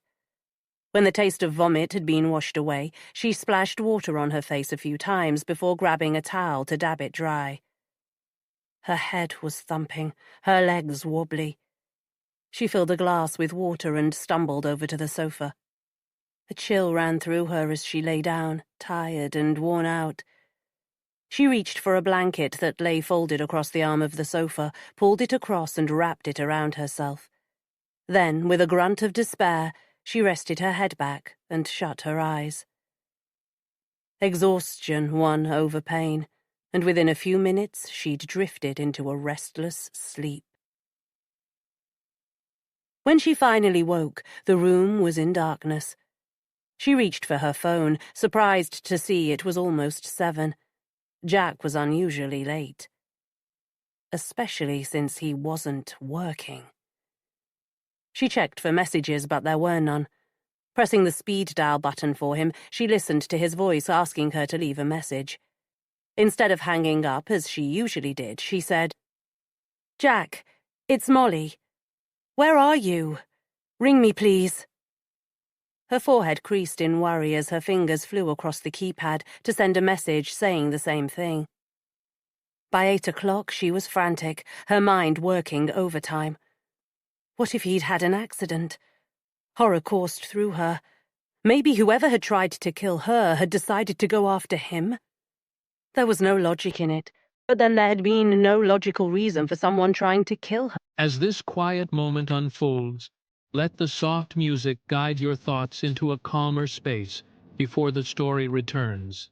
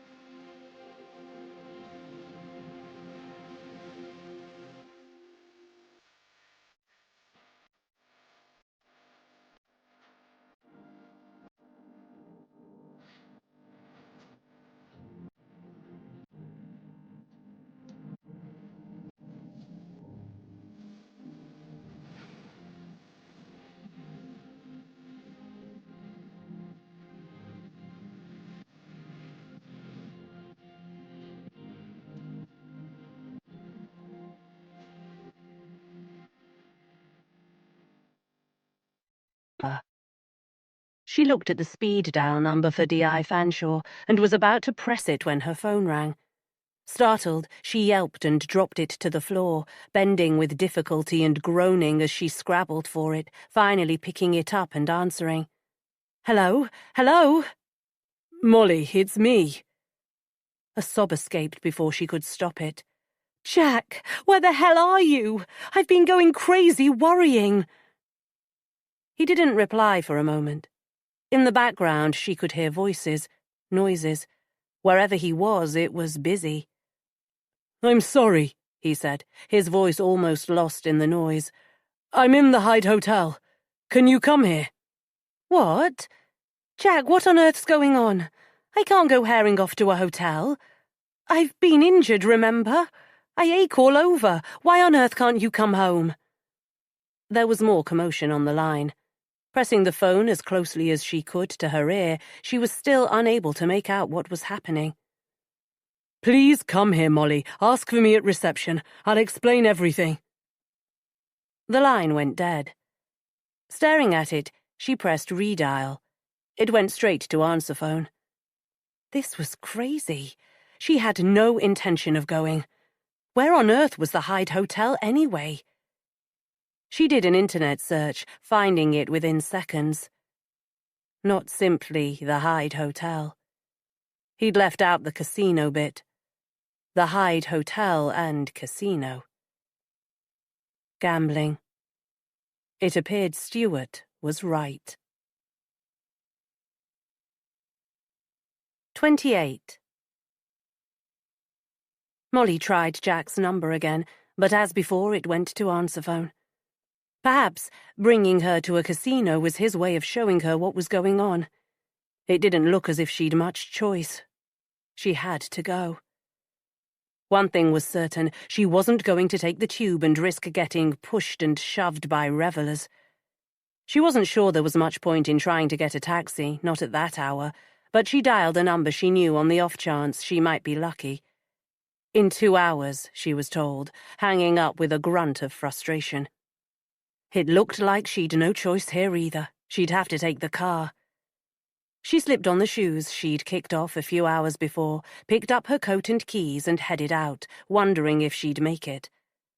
The car was further away than she remembered. Either that or her laboured gait made every minute seem longer. Finally, she was there, lowering herself into the driver's seat. Luckily, the BMW was an automatic, so it made driving a little easier. She'd have to make sure she parked near the hotel. She'd written the sat-nav coordinates on her hand. She inputted them and groaned when she saw the hotel was on Eastbourne Mews, near Paddington Station. The traffic would be manic. Gripping the steering wheel, she took a deep breath, indicated, and pulled out. It didn't take long to discover she'd grossly underestimated the situation. It wasn't merely manic. It was mayhem and madness. Added to that, the sat-nav directions were confusing, and she went the wrong way several times, almost crying with relief when it eventually told her she'd reached her destination on the left. The hotel and casino loomed large on the relatively narrow street. There had been no expense spared on neon lights. It looked garish and tawdry. To the left of the hotel, a smaller neon light pointed out a downward ramp to the underground car park.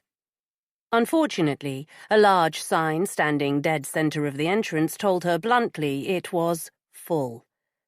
She swore loudly and reversed, almost hitting a car behind.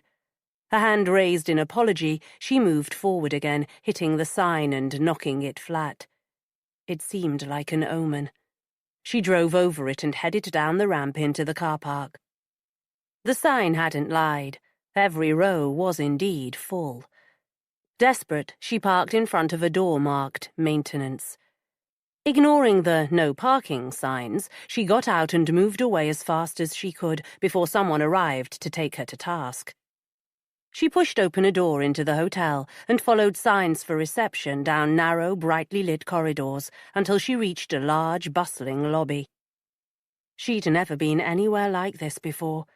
It was heaving with people, most of whom appeared to be laughing uproariously, the noise level deafening. Numerous neon arrows in garish colours pointed towards the far side of the lobby, where a rainbow of flashing lights arching over a door advertised the casino entrance. In case anyone was in doubt, the word itself was written in strobe lighting on each side of the double doors. Standing with her mouth slightly ajar, her eyes scanned the raucous mass of people that stood between her and the reception desk. Going through them wasn't an option. Instead, she took the longer route, sliding around the side of the room. Reaching the desk, she leaned against it. A tall, dark-haired woman with striking cheekbones smiled at her. "Can I help you?" "I'm looking for Jack Chatwell." "Ah, yes, Mr. Chatwell," the receptionist said, as if the name was well known to her. "Is he expecting you?" "Yes." The receptionist checked her computer and immediately dialed a number. "There's someone here to see you, Mr. Chatwell." Molly wanted to point out that she wasn't someone, she was his wife. But the woman's smile was friendly and her eyes kind, so Molly kept quiet and waited. "He asked if you'd go up. Room 353, 3rd floor. The lift is behind you." With a nod of thanks, Molly turned, waited while a very loud group of women crossed in front of her and made her way to the lift. There was a second, standing outside room 353, when she didn't want to knock, didn't want to find out the truth. She knew it was going to come with pain, but there wasn't much point putting it off. It was going to come whether she liked it or not. Jack answered the door on the first knock, reaching for her and pulling her inside. He'd obviously forgotten about her ribs, his arms squeezing far too tightly and making her cry out. "Oh God, I'm sorry," he said, pulling back to look at her, concern in his eyes. "I forgot. I've hurt you." She pushed his hands away and walked further into the room, her eyes widening when she saw its size. "Bloody hell," she said. "This must be costing a fortune." Instead of answering, he strode to a seat by the window and picked up a drink. "Have a whiskey," he said, taking a sip. She shook her head. "I'm driving. I didn't want to travel by tube, and you know how impossible it is to get a taxi at this time of night." "Of course," he said, swirling his drink before raising it to his lips. She stared at him. How much had he drunk? His expression was set, his eyes steely. With sudden intuition, she knew whatever he was going to tell her, it was bad. He didn't seem in any hurry, but she wanted it over. "I met Stuart Mercer today," she said. "In fact, it was him I was going to meet on Friday." His eyebrows rose at that. "I'd assumed it was Amelia." "No, Stuart. He'd asked to meet me then, and again this morning. So I went." She walked to the bed, her hand moving automatically to test the mattress. "Comfortable," she said, before turning and sitting on it. "Why didn't you tell me you'd been suspended, Jack? Why did I have to hear it from him?" "You know I never liked Stuart," Jack said. "He always was a smug bastard." He finished the whiskey and put the glass down with a clatter that told her he'd had quite a bit to drink. "I didn't tell you because I didn't want you to worry. It's a storm in a teacup. It'll be sorted." "Stuart said it's been over a week." "These things take time." If he was going to keep speaking in cliches, they weren't going to get anywhere. "Tell me what's going on," she said, trying to keep the note of pleading from her voice. "Why did you bring me here?" He waved both arms around the room. "Isn't it nice? I thought you'd like to get out of the house for a while. We can go for dinner, maybe pay a visit to the casino." She ran a hand through her hair in frustration. "What? You brought me here to have fun. I told you how badly I felt, Jack. I only came because I thought you were going to—" She wanted to say confess, but thought better of it. "Stuart has heard rumors. He said you might be gambling." She saw Jack's lips tighten. Stuart said, he mimicked, before standing and moving to a console that held an array of bottles. You don't want whiskey? How about I make you a non-alcoholic cocktail? She didn't want one. She didn't want anything except to know what was going on. Jack! His back was to her. Have a damn drink, he said quietly without turning around. We'll have a drink together, then we can talk. Once more it seemed as if she didn't have a choice. Fine. Pineapple juice, he said, pouring some into a glass. A splash of lime juice and fill it to the brim with tonic water. He spooned some half-melted ice cubes in and stirred before turning and handing it to her. He poured whiskey into a glass for himself. A very large measure, she noted, frowning. Cheers!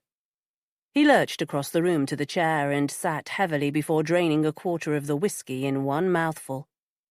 Drink up, he said, raising the glass toward her. She took a sip. It was good, and probably the closest she was going to get to food that evening. Remembering the crush of people in the lobby, she'd no intention of going down to the restaurant. Anyway, Jack had always been hopeless when drunk. She sipped some more and waited, deciding it was better not to push. Finally, he took another mouthful of his drink and stared into the amber liquid as if looking for the right words. I've been playing the tables a bit, I suppose, but it's under control. Whatever he was reading in his whiskey, it wasn't the truth. Molly heard denial in every word. The unexceptional playing the tables instead of the more insidious gambling was bad enough, but the over-emphatic "it's under control" meant it was anything but. A frisson of fear swept over her. How bad was it? Is this why you were suspended? She sipped her drink again, hoping the sweetness would give her the energy she needed to get through this. He slammed his glass on the table, startling her. It's got nothing to do with it, he said, raising his voice and glaring at her. He picked up his glass, realized it was empty, and got to his feet. Do you want another? He asked, slurring his words. She shook her head, watching as he moved unsteadily to the console to fill his glass, unable to resist saying, Haven't you had enough? Ignoring her, he raised his glass. Cheers. His mouth downturned when she didn't raise hers. Don't you like your cocktail? It's fine, she said, lifting it to drink. She finished it and stood. I'm going home, Jack. Are you coming? He waved his arms around the room again, whiskey sloshing from his glass. That would be a waste. I've paid for the night. It doesn't matter, Jack, she pleaded. I want you to come home. He grinned, an inebriated twist of his mouth. I want you to stay. Stalemate. She stood looking at him for a moment. Maybe she should stay. She felt dreadful, the day beginning to take its toll. They could get room service, maybe talk some more. Maybe if they talked enough, the truth would come out, because she knew she hadn't heard it all yet. You lied about the police visiting your office, she said. He waved his free hand dismissively. They rang to speak to me. The office gave them my mobile number. Does it matter? It was one of many lies he'd told her. She wanted to ask about Las Vegas, but in the state he was in, there didn't seem much point. Anyway, forget about all of that, Jack said, swirling his whiskey. Come to the casino, have some fun. I don't want to go to the damn casino, she said, frustration in every word. Stalemate again, 'cause I do. She refused to stay and watch him gamble. I'm going home. Maybe, when you've sobered up in the morning, you'll give me a ring. He got to his feet, stumbling a little. I think I may have had one too many, he slurred, staggering and falling onto the bed. She waited for him to sit up, but he didn't. Then he was snoring the loud, stertorous snore of the very drunk. One after the other, she lifted his legs onto the bed, unlaced and removed his shoes, and dropped them to the floor. He'd probably sleep until the morning. She picked up the pencil and pad from the bedside locker, wrote, "Ring me when you wake, kiss, kiss," put it on the bed beside him, and bent to place a kiss on his cheek, her nose crinkling as the waft of alcohol-laced fumes hit her. He was going to have a massive hangover. She loved him, but the thought gave her a tiny bit of pleasure. With a final ruffle of his hair, she left the room, a yawn escaping as she made her way toward the lift. Becoming disorientated, she stopped halfway along the corridor and retraced her steps, convinced it was the other direction. When she found herself outside Jack's room again, she wondered if perhaps she should stay after all. She had her hand on the door handle before she realized she'd no way of getting back inside. There wasn't much hope of being able to wake him. That drunk, he'd sleep through the hotel falling down around him. Voices drifting toward her from further along the corridor made her move. At least she could ask them where the damn lift was. It was, as it happened, just around the corner. She stood waiting for the doors to open, her head beginning to thump. It wasn't helped by the raucous voices of the group of men who were waiting alongside.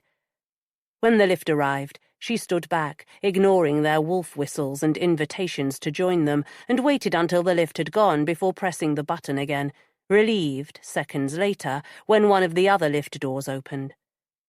It was empty, and, inside, she propped herself against the wall as it dropped to the ground floor. When the lift opened, she was taken aback by the noise and the crowd.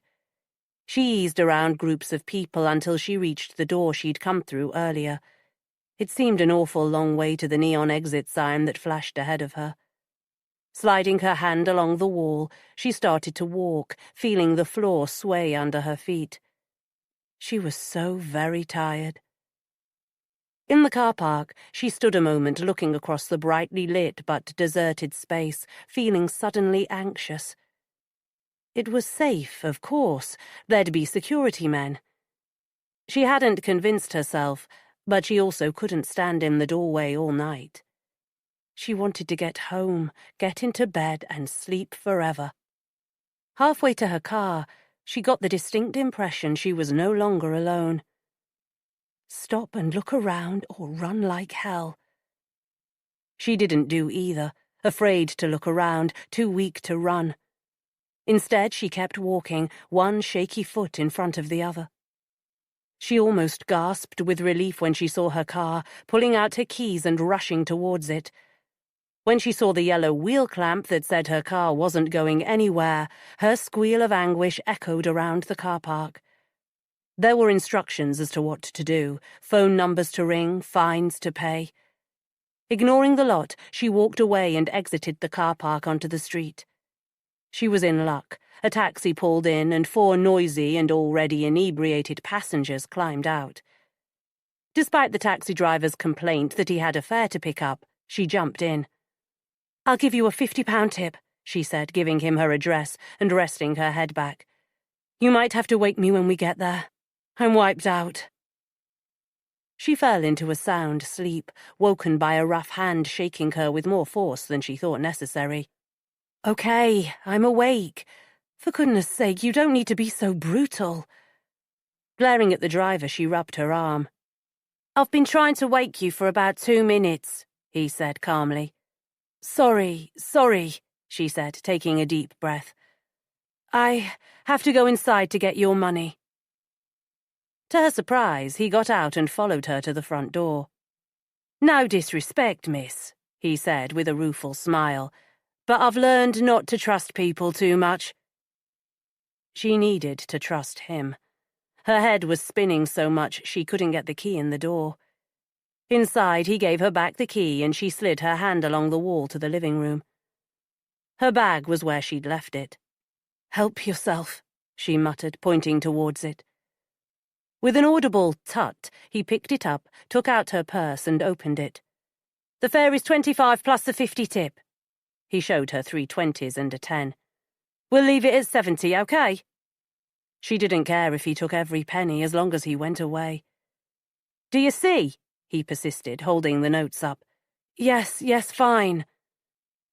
Pocketing the cash, he looked at her with concern in his eyes. You sure you'll be all right? She opened her eyes wide and attempted a smile that she knew came out askew. I'm exhausted, she said. Shut the door after you, please. He took the hint and left. Hearing the front door shut, she closed her eyes and groaned. She couldn't remember the last time she felt so wretched. She'd overdone it. With difficulty, she swung her legs up onto the sofa and slid her shoulders down, pulling the cushion under her head. And then, everything went dark. 29. It was the light shining through the windows that woke Molly the next morning. Opening her eyes briefly, she thought she was going to die. Every single part of her body ached. Her mouth was dry, her breath rancid, even her eyeballs hurt. Very slowly, she moved her legs to the floor and used the arm of the chair to pull herself upright. Immediately, her head spun. It was a few minutes before she was able to move to the kitchen, where she filled a glass of water and drank it slowly, filling it and taking it back to the sofa. She lay down again, pulled a blanket over herself, and shut her eyes, opening them with a groan when she remembered her car. Her mobile was in her pocket. She pulled it out. It was only 5. Jack wouldn't have surfaced yet. She sent him a text. Car clamped in hotel car park. Got taxi home.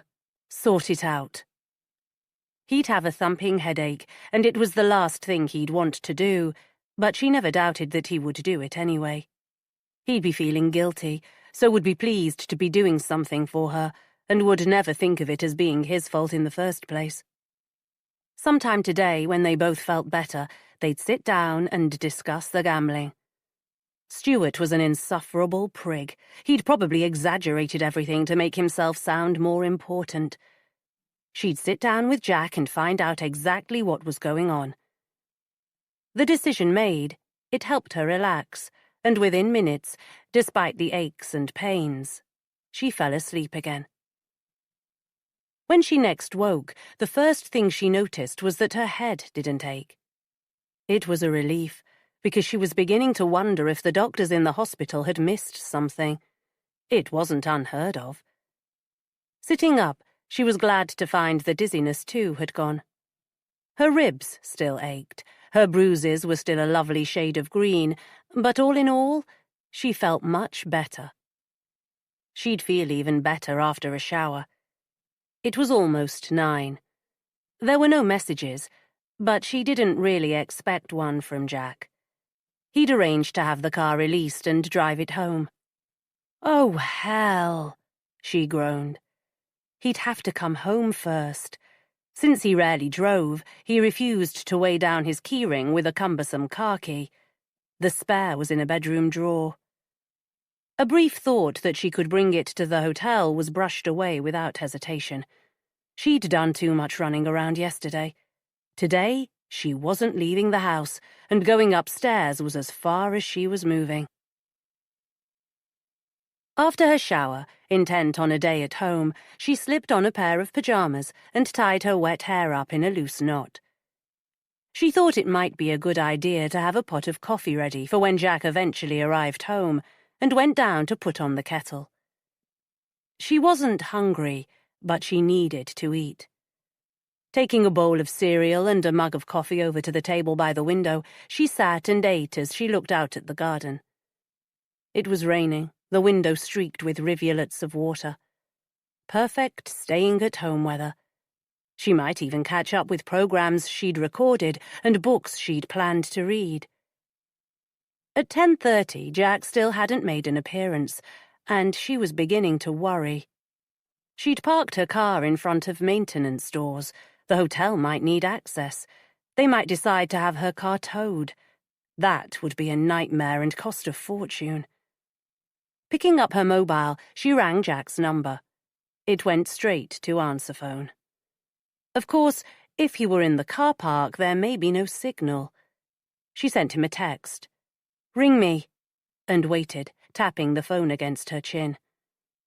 When he hadn't rung by 11, she stood and paced the room, wondering what she should do. She'd almost decided to go to the hotel when the house phone rang. It was such an unusual occurrence that she stared at it for a moment. Then she smiled. Of course, Jack probably hadn't charged his mobile. "Jack," she said, picking up the phone. "Hello?" It was a female voice. Frowning, Molly said, "I'm sorry, can I help you?"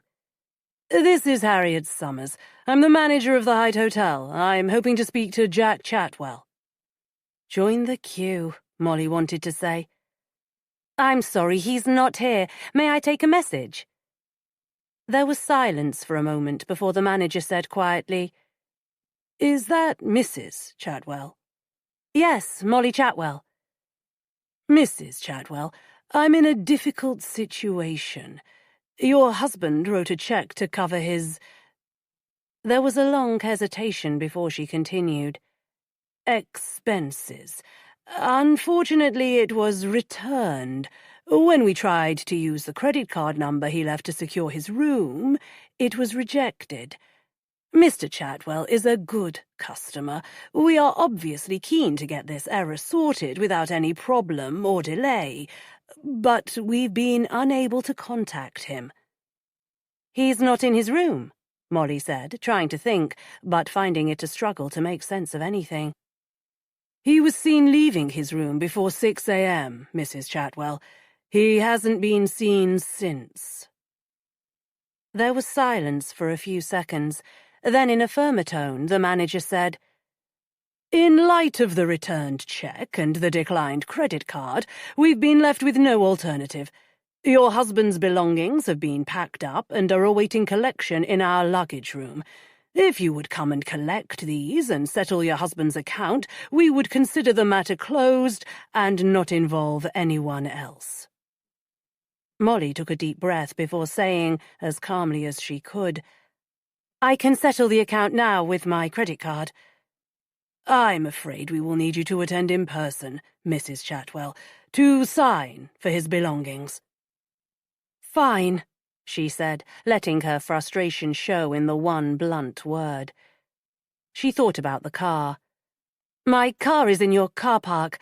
My husband was supposed to arrange for the clamp to be removed. I don't suppose you know if that's been done?" "Ah," the manager said. "Did you park it in front of the maintenance door?" Molly wanted to say she was desperate, that she'd been injured, that she was, in fact, fast approaching the end of her tether. She settled for, "Yes, I'm afraid I did." The manager sounded genuinely sympathetic. "Unfortunately, it was necessary to have your car towed. The maintenance team needed access to that doorway." "Of course, I understand," Molly said, squeezing her eyes shut. "I'll have to sort that out later." Once more she was left with no choice. "I'll be there as soon as I can." "Thank you. It makes it so much easier. We don't like to involve the police unless we have to." Molly gave an uncertain laugh. "The police? For non-payment of a hotel bill? Surely that's a bit excessive. What are we talking about, a few hundred?"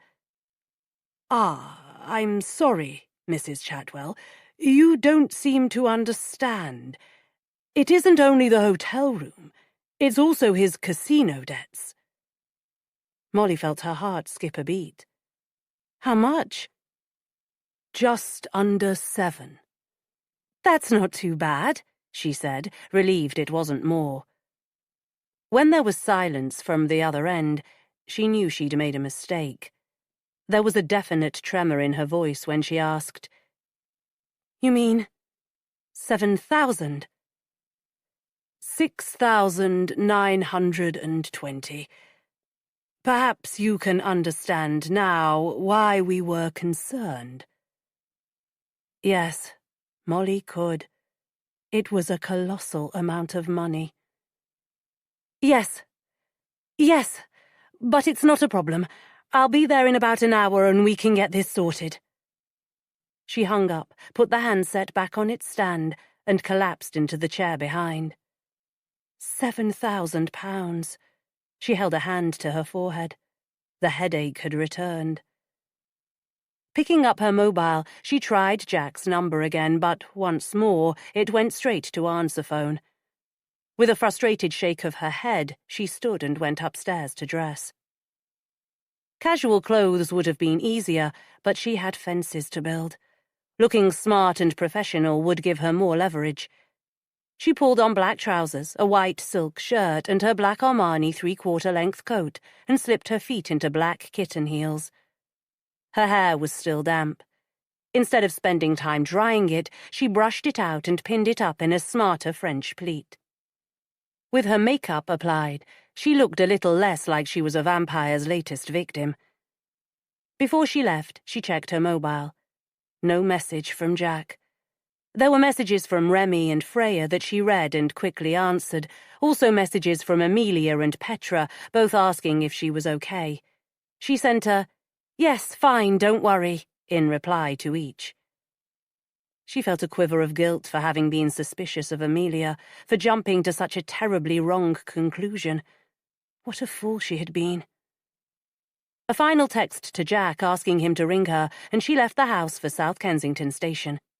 It was only a short distance on the Circle line to Paddington Station, and no more than 5 minutes' walk to the hotel from there. Less than an hour after speaking to the manager, Molly was entering the Hyde Hotel. She stepped up to the reception desk with her chin held high. "The manager is expecting me," she said in response to the receptionist's pleasant, "May I help you?" "Molly Chatwell." "Please, take a seat, Miss Chatwell, and I'll tell her you're here." In contrast to the evening before, the lobby was quiet, with only a few people sitting in seats reading papers or drinking coffee. With the garish neon lights switched off, the decor was pleasant without being outstanding. There were empty seats near the window. Molly walked over, kitten heels click-clacking on the tiled floor. It was impossible to sit still, and she jumped to her feet when she saw a tall, smartly dressed woman crossing towards her, her hand extending as she drew close. Harriet Summers. "Molly Chatwell." "I'm so sorry you're having to go through this," Harriet said. She held Molly's hand a moment longer. The sympathy brought tears that Molly quickly brushed away. "Thank you for giving me the opportunity to sort it out," she said. "My husband will appreciate it too. He's going through a difficult patch." She met the manager's eyes, saw the steel behind the kindness, and knew she'd seen it all before. "Come to my office. We'll get everything taken care of." The manager led the way past the reception desk, veering towards the door on the right. Opening it, she indicated that Molly enter. "Can I get you some coffee or tea?" Molly shook her head. She wanted this done and to go home to where she hoped to find Jack waiting. The manager took her seat behind the desk and smiled at her. "Sit down, Mrs. Chatwell. It will take a minute or two." She opened the folder before her and withdrew a sheet of paper, her eyes skimming over it before sliding it across the desk. Molly picked it up and read the details. The bedroom wasn't hideously expensive considering how spacious it had been. However, Jack had knocked back a fair amount of alcohol, and at London hotel prices this mounted up. But it was the casino bill that had her eyes widening. Trying to maintain her professionally cool facade, she reached into her bag, withdrew her wallet, and took out her credit card. She handed it and the invoice back across the table. "Thank you," Harriet Summers said, before taking a credit card machine from her drawer. She slid the card in, tapped in the amount, and handed the machine over. With an unsteady finger, Molly put in her PIN number and handed it back. "Thank you. Oh, and by the way," the manager said as they waited, "I took the liberty of finding out where your car was taken.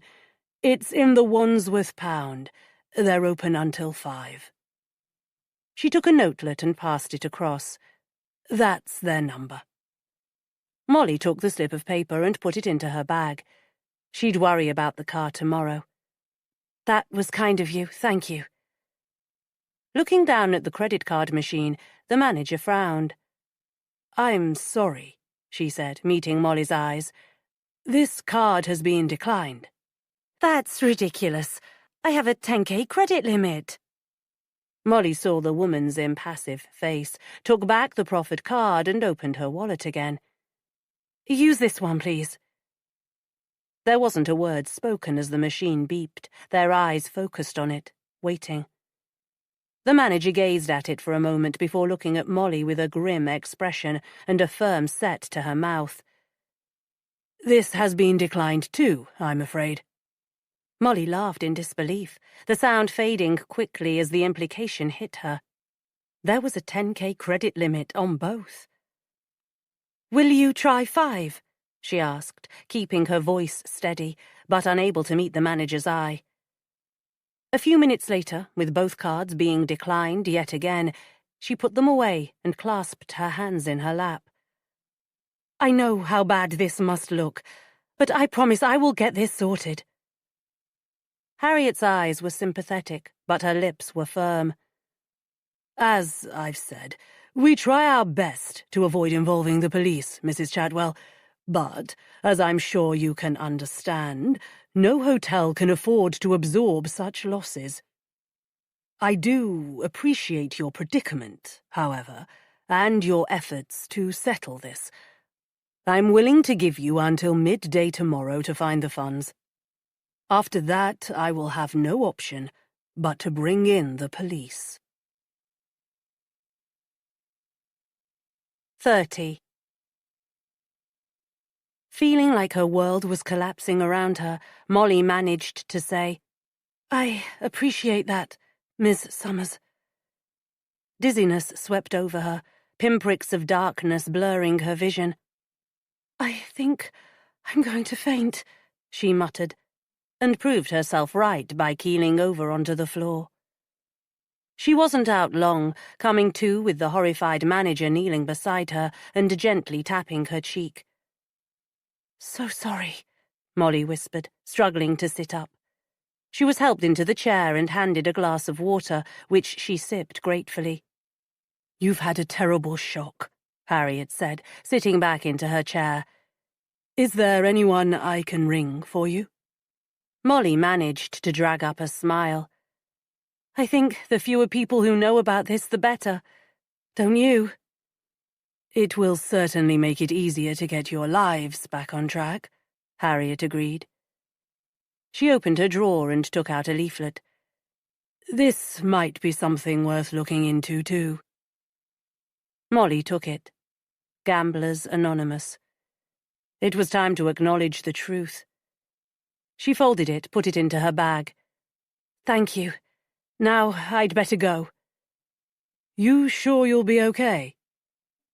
Molly stood and straightened her shoulders. I'll have to be, she said. Then, trying to look efficient, added, There were belongings I had to collect. The manager shook her head and stood. No, that was a ruse to get you to come in. We find it safer than trying to deal with this kind of thing over the phone. Just as well as it turned out, Molly said, relieved not to have to carry anything. Before midday tomorrow, I'll have it sorted. Thank you, you've been very kind. With a grateful smile, she turned and left the office. Outside, the rain had returned, heavy and cold. It was perfect weather for the mood she was in. The head office of her bank was in Bayswater. Walking as briskly as she could, feet splashing heedlessly through puddles, she made her way to Paddington Station. Minutes on the Circle line and she was back out on the street. There were only a few people in the bank and none were at the customer service desk. Good afternoon, Molly said. I'd like to speak to the manager, please. The assistant looked at her with a helpful smile. Do you have an appointment? Molly clenched her fists. No, but this is an urgent matter which has come up. It's vital that I see him. Mr. Victor, the manager, is always happy to see customers, the assistant said in a well-rehearsed line. But, unfortunately, an appointment is necessary. Her smile was forced, insincere. Glaring at her, Molly put both hands flat on the desk and leaned forward. I need to see him. If you can't make that happen, get me someone who can. Her expression must have mirrored her thoughts because the young woman's smile vanished, to be replaced by a slightly anxious stare. A hand went to the phone, and without taking her eyes from Molly, she picked up the handset, dialed a 2-digit number, and asked for assistance. Hoping it wasn't a secret code for "call the police," Molly stood back from the desk and waited. Only seconds later, a well-dressed man came through a door behind. He glanced at the anxious assistant, who nodded slightly to where Molly was standing, and immediately approached her. "You've a problem," he said, without bothering with pleasantries. A problem? Her life seemed to be collapsing around her. Did that count as a problem? She swallowed and took a shuddering breath that echoed loudly in the quiet bank. "Come with me," the man said, putting a hand on her elbow and leading her through the door and down a long, narrow corridor. He guided her into a small, neat office and pointed to a chair. "Sit," he said, before going to the other side of the desk and taking a seat. Molly opened her bag, took out a tissue, and dabbed her eyes. "Thank you," she said, looking across at him. "It's been a nightmare of a day." "I can see that," he said gently. "I was afraid you were going to pass out on me." She managed a shaky laugh. "If I had, it would have been the second time today." "Are you the manager?" "No, not the general manager, if that's what you mean," he admitted with the merest hint of a shrug. "My name is Spencer Roberts. I'm the customer service manager. Perhaps, if you tell me what the problem is, I'll be able to help you."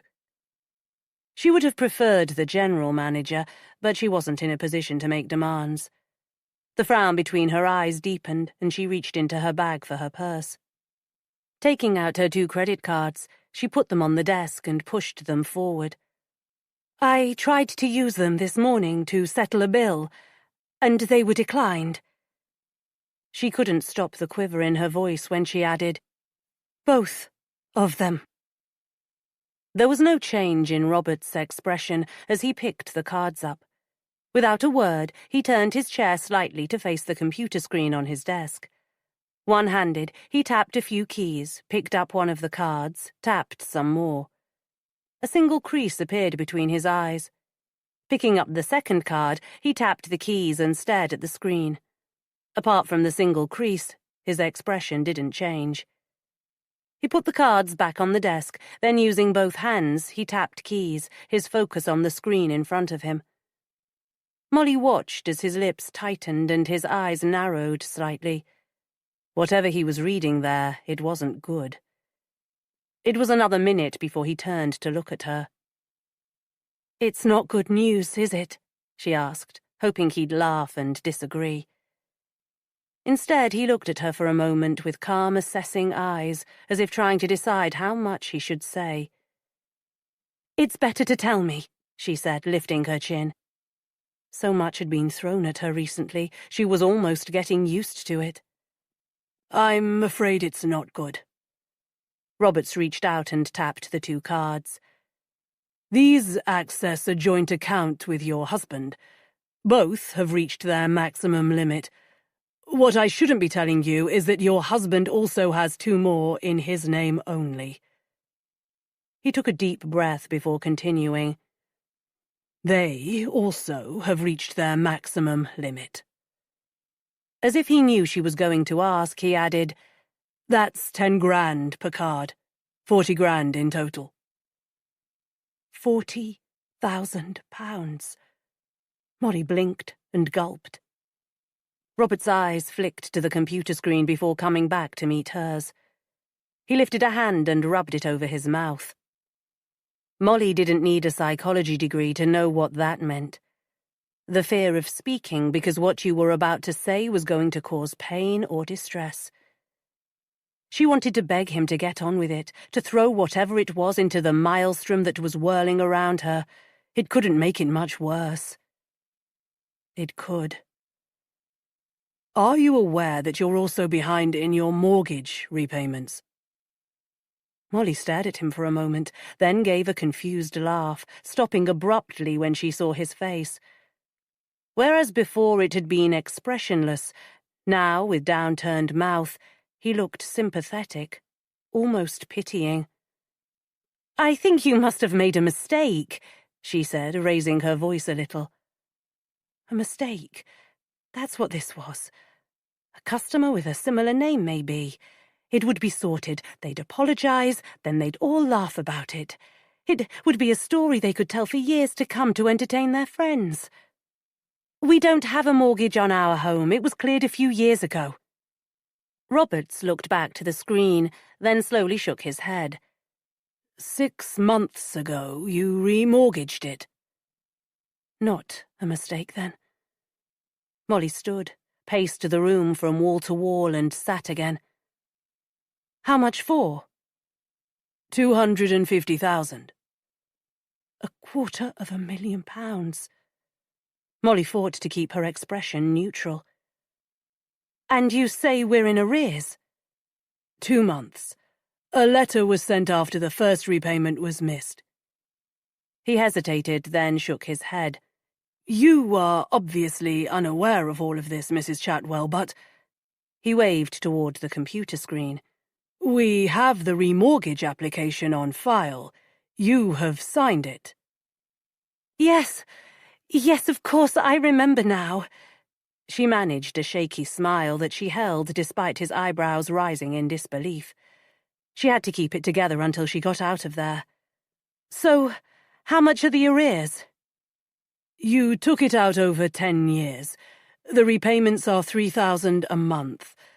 Currently, you are $6,000 in arrears. He held up both hands.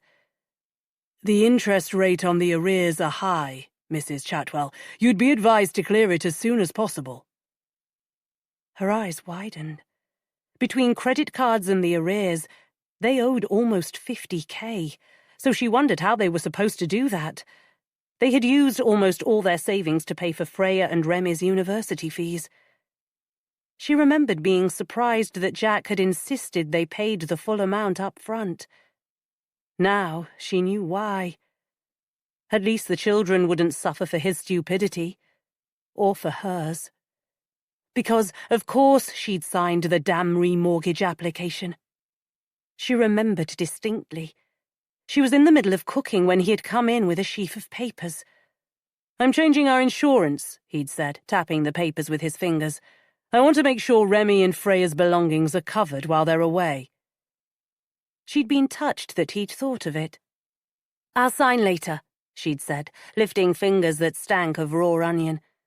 But he'd insisted, and she'd given in and signed each page beside the X he'd so considerately marked.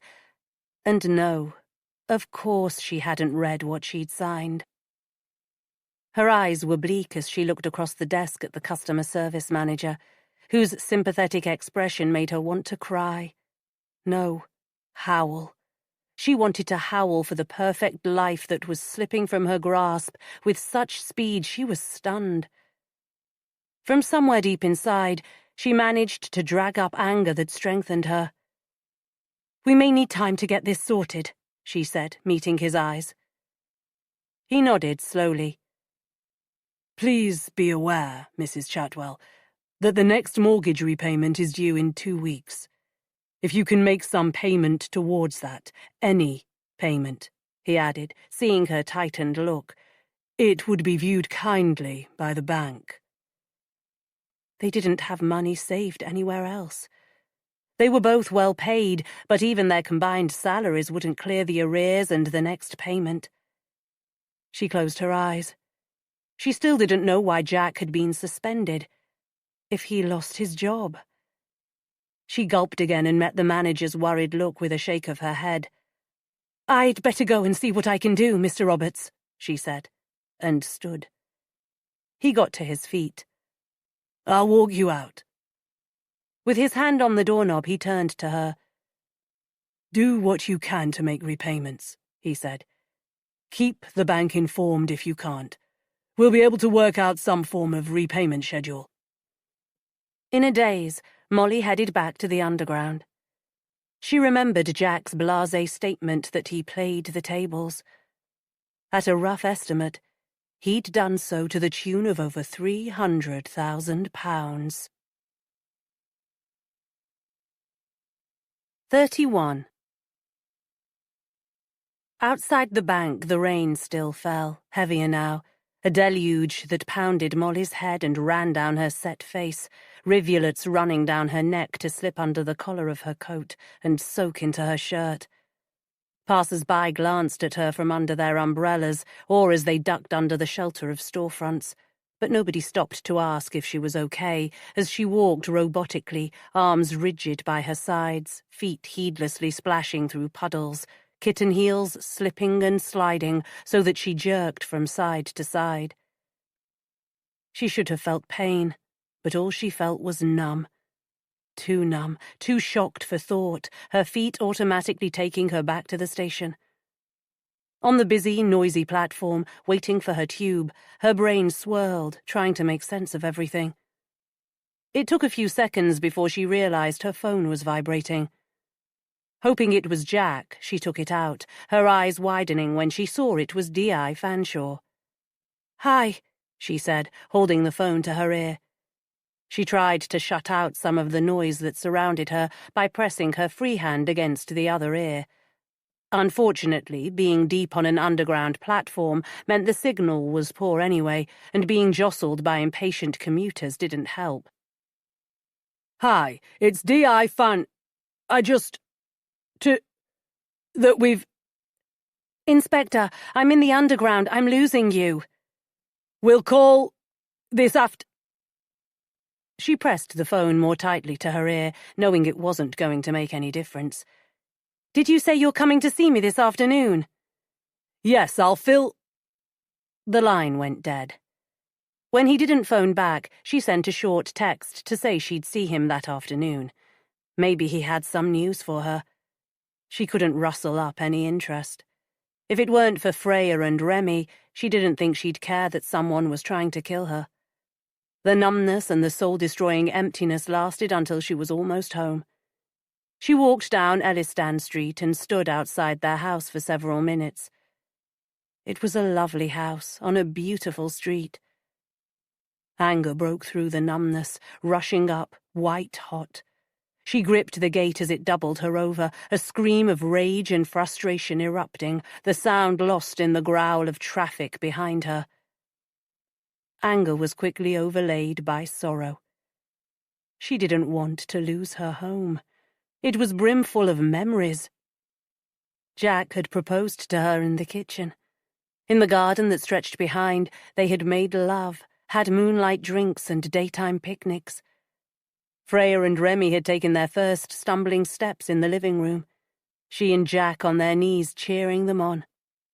Jack had put together a climbing frame in the garden for the children, and Molly had sat on a rug on the grass and watched them, Jack taking photo after photo, she laughing at their antics, her heart swelling with love for all three.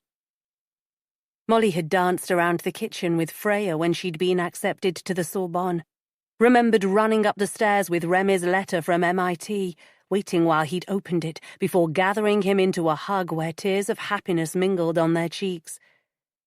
It had been a home filled with love and laughter, a home fit for the perfect life she thought she'd been living. She opened the front door, the beep-beep of the alarm telling her that Jack wasn't home. Where was he? Fear settled in her chest. He'd probably guess that the hotel would contact her, so he'd know she knew the full extent of the trouble he was in. He'd be feeling guilty, maybe even desperate. She took out her mobile and left him a voicemail. "I know everything, Jack. Ring me. We need to talk." She added, "I love you. We can get through this."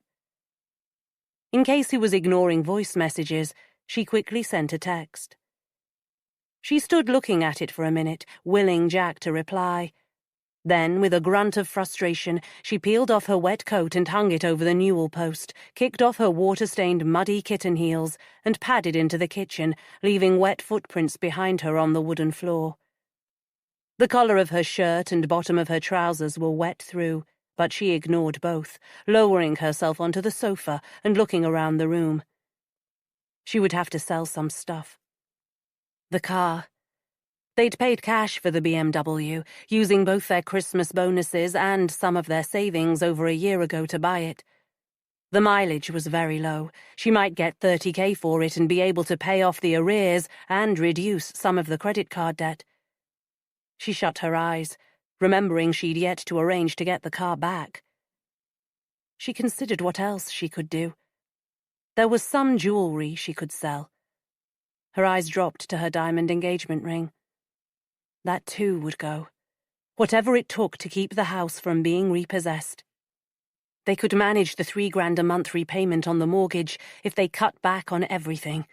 No more weekends away in expensive hotels, no more 5-star holidays. No more designer clothes. If Jack lost his job? She still had no idea what that was all about. She wasn't a fool. It had to be linked to his gambling. If he lost his job, then it would be a struggle.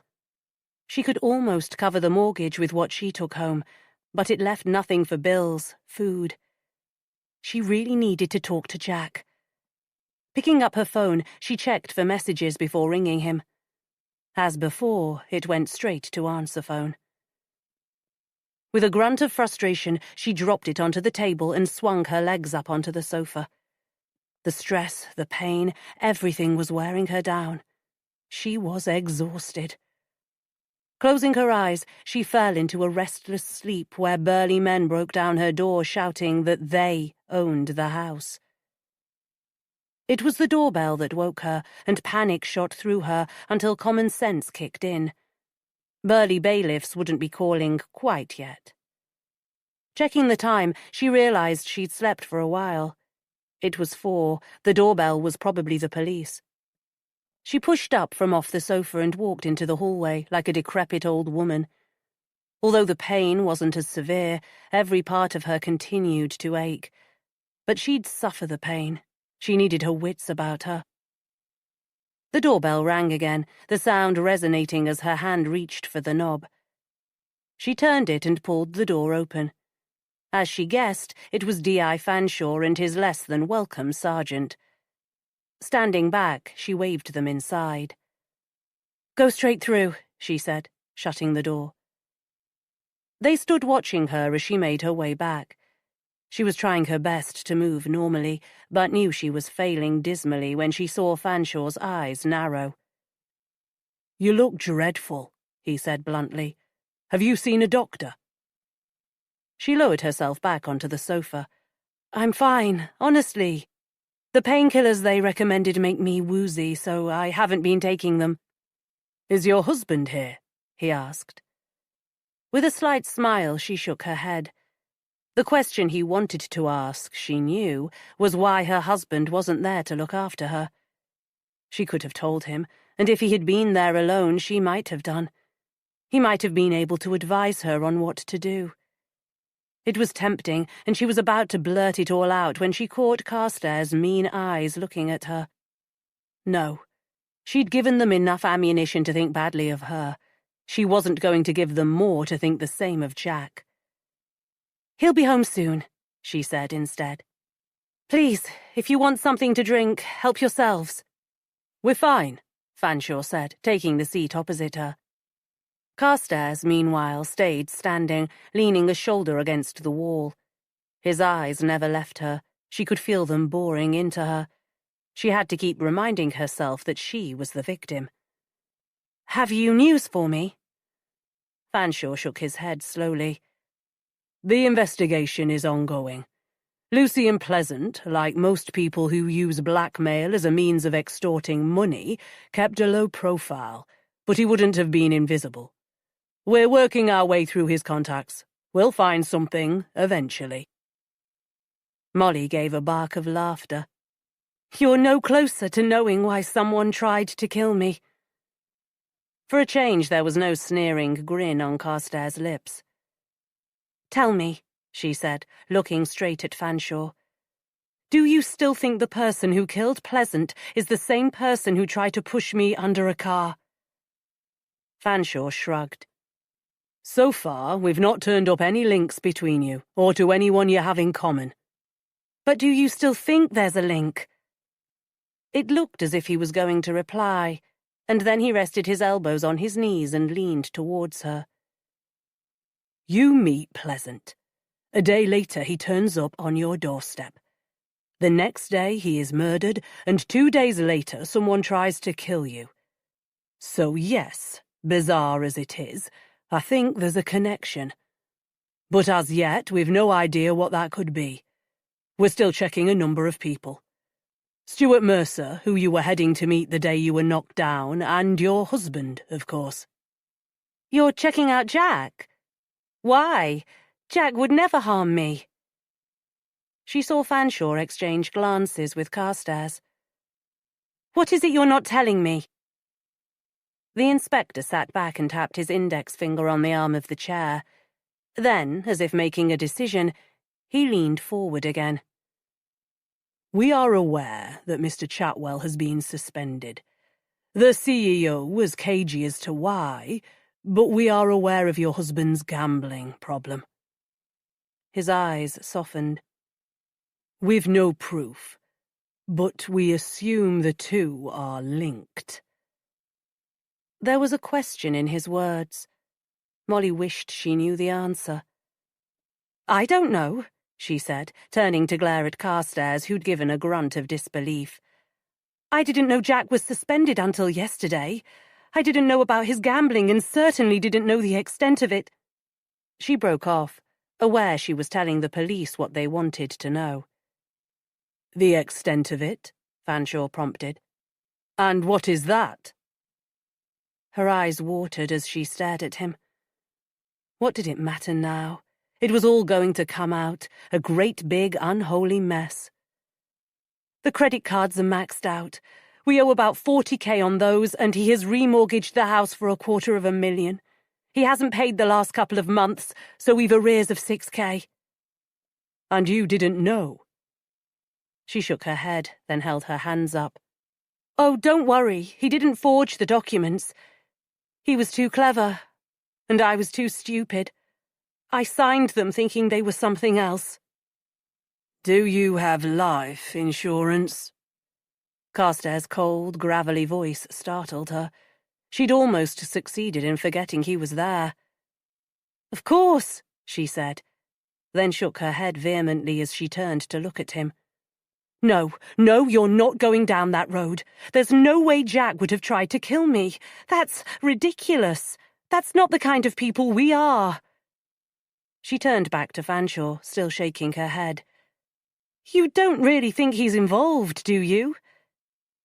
She couldn't read his expression and, stretching a hand towards him, she repeated, Do you? He looked down at her hand before saying slowly, We wouldn't be doing our jobs if we didn't look at every angle. It was a politician's answer. Molly felt a solid lump of fear lodge in her throat. That's crazy, she said, her voice trembling. Meeting the detective's eyes, she saw doubt in them, and something else. Sympathy. Jack loves me. He'd never harm me. She refused to lower her eyes. Despite his gambling, despite his drunken behavior the previous night, she knew the man she married would never hurt her. Or was she fooling herself? After all, she'd been doing a lot of that recently. We're keeping every avenue of investigation open, Fanshawe said. We would like to speak to Mr. Chatwell, however. Do you know where we could find him? Molly wanted to say yes, wanted to say he'd be home any minute. But they were the police. Lying to them would achieve nothing. I haven't seen him since last night. In the hotel. The Hyde Hotel. But he's left there now. You said he'd be home soon, Carstairs replied. Well, I lied, she snapped at him. I don't know where he is. He left the hotel early this morning. Without paying his bill, Fanshawe interrupted. Without paying his bill, she said, her voice thick. A £7,000 bill if you want the gory details. I have until noon tomorrow to find a way to pay that, or they'll be forced to act. By that, she gave a grim smile, they mean bring in you lot. Our credit cards are maxed out, so I'm really not sure what I can do. I know the manager of the Hyde Hotel, Fanshawe said, surprising her. Harriet Summers. She's a reasonable woman. I'll have a word with her. Tell her you need a bit more time. That would be one thing off her mind. Thank you, Molly said, genuinely grateful. I'm going to sell the car. It'll bring in enough cash to sort out a few things, including the hotel. But I have to organise getting it back first. It's in Wandsworth Pound. She held up a hand. Don't ask. He'd hear the story from Harriet, she'd no doubt, but she didn't want to have to tell them and see Carstairs sneering at her stupidity. If you're going to sell it to a garage, Fanshawe said, do a deal with them. Get them to pick it up themselves. Good idea, thank you. I'll do that. That would make things easier. She could ring the BMW dealership where they'd bought it and get that process started. The sooner she had money to pay off some of the debts, the happier she'd feel. Happier. At least she was still able to kid herself. Fanshawe looked at Carstairs and tilted his head slightly towards the door. Molly's heart fell as they stood. Despite the obnoxious Carstairs, she found their presence reassuring. When they left, she'd be alone, and she had no idea where Jack was or when he'd come home. Trying to keep the fear from her voice, she said, Until you find whoever it is, I'm still in danger, aren't I? Fanshawe looked down at her. When I rang you earlier, it sounded like you were in the underground, Mrs. Chatwell. We did, if you remember, suggest that you stay indoors. Obviously, you didn't take heed, so I'll say it again. Until we find out what is going on, and we will, stay inside where you are safe. He jabbed a thumb towards the hallway. And please, put the chain on the door and check who it is before you open it. Molly struggled to her feet and walked to the front door after them. Fanshawe rattled the chain. Put it on as soon as we leave, he said. Be careful. You have my number. Ring me if there's any problem. And when you hear from Mr. Chatwell, persuade him to contact me. Okay? She nodded because it seemed the thing to do. After they'd gone, she rang the garage where they'd bought the BMW and asked to speak to the manager. 10 minutes later, she hung up. She'd got less than she'd expected, but he'd offered to check the car over at the pound, and if everything was as promised, have the money transferred immediately, so she wasn't going to complain. She took the car key off her set of keys, found the spare, got the paperwork he'd need to take the car from the pound, and left everything on the hall table. He said he'd be over in 40 minutes to pick everything up. The pound closed at 5, so it would be the morning before he'd be able to access it. The $25,000 he'd offered for the car would pay the money owing to the hotel, the arrears on their mortgage, plus the next month's payment and a couple of thousand off each credit card. It would give her breathing space. Now all she needed to do was find Jack. 32. Pete Randall, the garage owner, arrived almost an hour later. When the doorbell rang, Molly's heart leapt, hoping it was Jack. Her disappointment must have been obvious when she opened the door. "Have you changed your mind?" Randall asked. No, sorry. I've lots to think about," she said, stepping back to let him in. "Thank you so much for doing this. I have the documentation you need, plus the keys." Randall looked through the paperwork carefully. Okay. First thing tomorrow, I'll head over and check it out. If everything is as you say, I'll have the money transferred into your account. He took a document from his pocket. I need you to sign this. Molly led the way into the living room. Would you like some coffee while I read it? Never again was she going to sign something without examining every single word. Randall seemed to think it was normal. He declined the coffee, said nothing, and stood with his hands in his jacket pockets watching as she read. Finally, Molly took a pen and signed. There you go, she said, handing it back. And thank you again. You've got me out of a bit of a hole. Randall shrugged. It happens, he said dismissively, as if it was an everyday occurrence.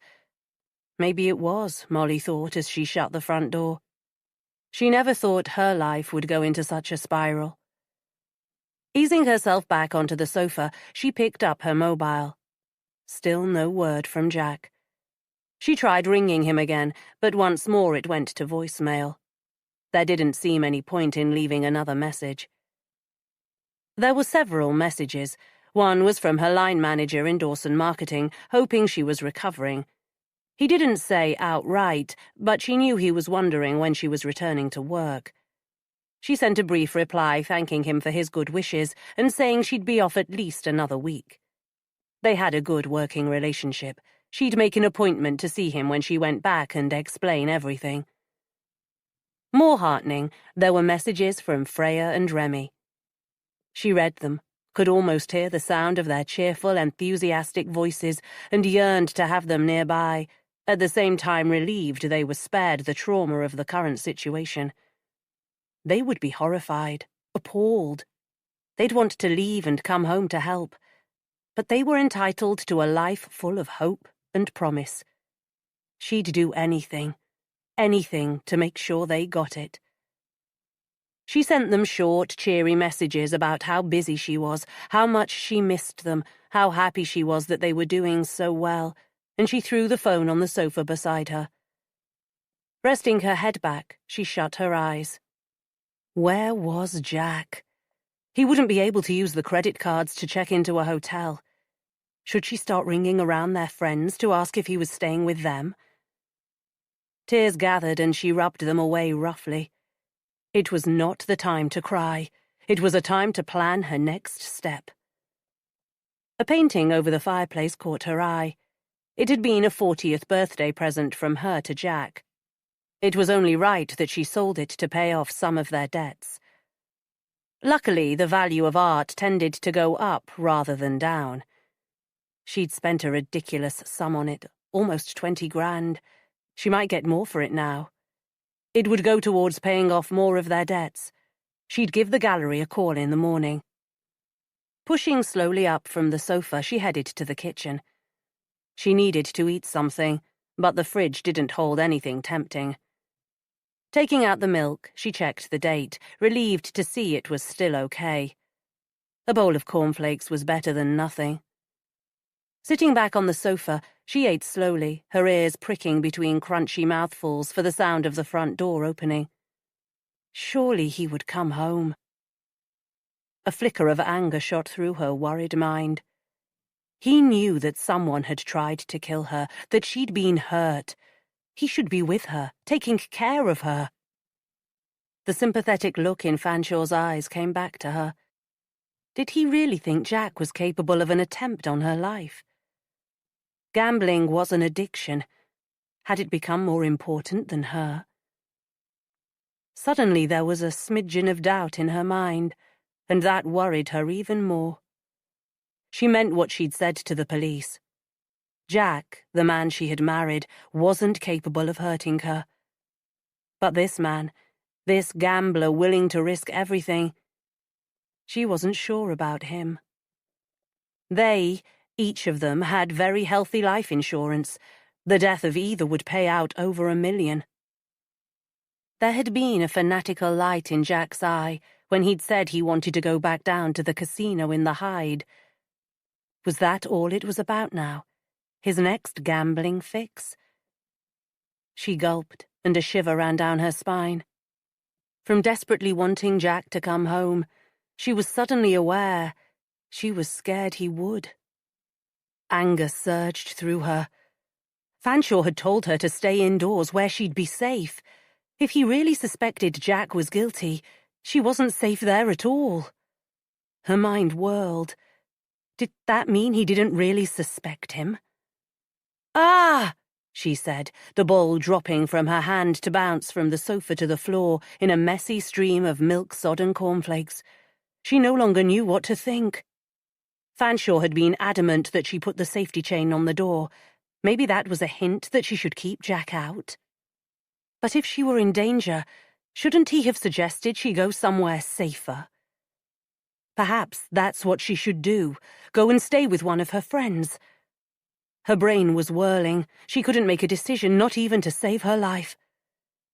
She remembered she hadn't put the safety chain back on and choked back a half-laugh, half-cry as she struggled to her feet.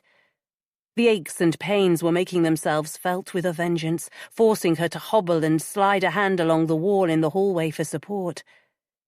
She was halfway to the front door when, without warning, it opened.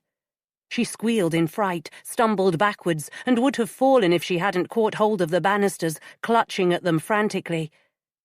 "Jack?" But it wasn't her husband who pushed open the door. 33. Molly stared at the pasty-faced man who stood on the doorstep and shook her head, confused. "What are you doing here? Where did you get the key to our house?" "Are you going to ask me in or leave me standing here? It's raining, in case you hadn't noticed," Charlie Forster said, smiling beguilingly. Molly frowned. She was wary of beguiling smiles these days. "Of course. Come in." She stood back as far as she could, but he still brushed against her as he passed, drops from his raincoat wetting the front of her silk blouse. He was close enough that she could smell the nose-crinkling, acrid smell of sweat, and caught Forster's eyes sliding down her. Why was he here? She wanted him to leave, but panic robbed her voice, and before it returned, he'd walked through to the living room. Taking a shaky, steadying breath, she followed. "What do you want?" She didn't ask him to take a seat. She didn't need to. He'd already taken his coat off, hung it across the back of a chair, and flopped onto the sofa. Molly wrapped her arms around her waist and watched in annoyance as his coat dripped onto the floor. "Charlie, what are you doing here?" He took a crumpled tissue from his trouser pocket and wiped rainwater from his face. "Awful evening. I didn't want to come, but Jack insisted." Charlie threw the sodden tissue onto the coffee table. "Jack!" As if the name released her, Molly moved forward, took the seat opposite and looked at him. "He's at your place." Charlie screwed his mouth up. "He was desperate, Molly. After he left the hotel, he didn't know where else to turn.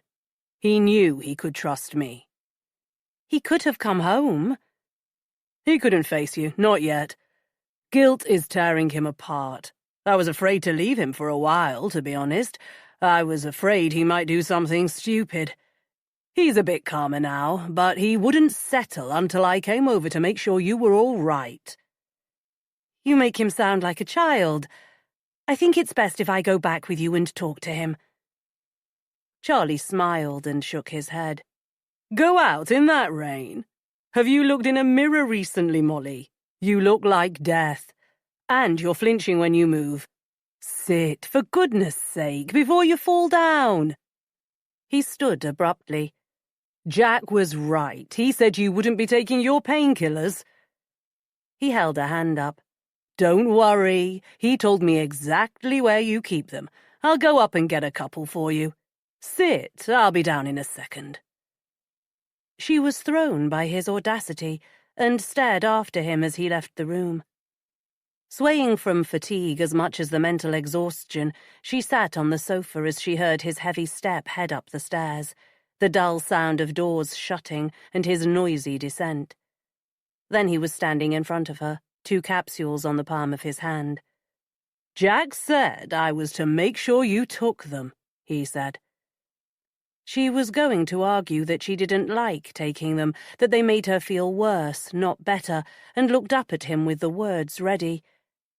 But there was something unsettling about his sympathetic smile, something worrying about the rigid determination of the hand held only inches away. So, instead, she said, "I'll need a drink."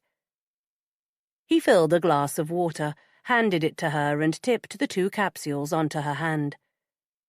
She looked at them warily, then tossed both into her mouth, drinking half the water to wash them down. "Thank you." He sat opposite, his eyes fixed on her. "You'll feel much better soon. Then I can go back and reassure Jack. He's going to look for help for his gambling. I think he has come to his senses." Molly felt weary. It wasn't going to be that easy. She closed her eyes briefly, hoping Charlie would get the hint and leave. When she heard nothing, she opened her eyes to see him staring at her with a strange expression. It vanished when he saw her eyes open. "You feeling a bit sleepy?" he asked. Sleepy? She was mentally and physically exhausted.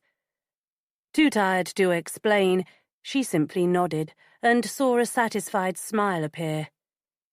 "You can leave now, if you want," she said, wishing he would go. "I'll probably fall asleep. Tell Jack that I'm doing okay. Ask him to come home tomorrow, will you?" Charlie shook his head slowly. "No, I won't go yet. I want to make sure everything is okay this time." This time? Molly didn't have the energy to ask what he meant. A wave of exhaustion and dismay washed over her, making her feel faint. Closing her eyes, she rested her head back on the sofa, wishing she could stay like that in the dark. She heard Charlie move and opened her eyes to see him leaning forward and staring at her, his mouth a tight, pinched line. "What's wrong?" she said, her words slurring slightly. "For a change," he said cryptically, "I think everything is going right." He sat back onto his seat and leaned forward, elbows resting on his knees and his hands hanging. "Those tablets seem to be working. I think this calls for a celebratory drink." Molly didn't think there was any reason to celebrate, but she gestured towards the fridge. "Help yourself," she mumbled. The faint sound of him opening and pouring wine were background to the thoughts that were screaming in her increasingly befuddled brain. What did he mean everything was going right? Something was very wrong, but she couldn't figure out what. Reaching under the cushion, she pulled out her phone. "I don't think it's a good idea to ring anyone," he said, sitting down, a full wineglass in his hand. She shook her head. "I agree. I was checking to see if there were any messages from our children, Freya and Remy. They're supposed to contact us every day. They know I worry if I don't hear from them." She looked at it for a second before dropping it on top of the cushion with a resigned shrug. "Nothing from them yet. You remember they're abroad. Freya is in—" She shook her head and gave a half laugh. "Do you know, I can't remember where she is. But Remy is definitely in the States. Somewhere in the States." Her brow furrowed as she tried to remember exactly where they both were, then shrugged. "It doesn't matter. They're really enjoying themselves. At least our mess won't have any impact on them." She closed her eyes briefly before bringing a trembling hand to her forehead. "I feel terrible. I might go up to bed in a minute. But first, tell me, do you know why Jack was suspended?" Charlie sipped his wine. "I suppose it will do no harm to tell you now. Unfortunately, some busybody in the office noticed a discrepancy in the finances. Money was being creamed off a few accounts, not much, you understand, and only from people who really wouldn't notice the loss. Her jaw dropped. Jack embezzled. Such an ugly word, he said, but probably appropriate. Except it wasn't Jack. You. It was easy to persuade people Jack was to blame. I simply dropped a casual word into the right ears, told people I was worried about him, that his gambling problem seemed to be getting out of hand. He gave a casual wave. It was really very easy. She frowned. But they didn't fire him outright or call the police. He swirled the last drop of wine around the glass. Don't be silly. I knew that wasn't going to happen. It would have worried investors. Being on suspension is a much more subtle way of getting rid of someone. People are already saying Jack who. Another week or two on suspension, it will be as if he'd never worked there. And once the investigation is finished and they've found the proof they need, he'll be quietly fired and arrested. Molly felt like the room was spinning and the ground falling from under her.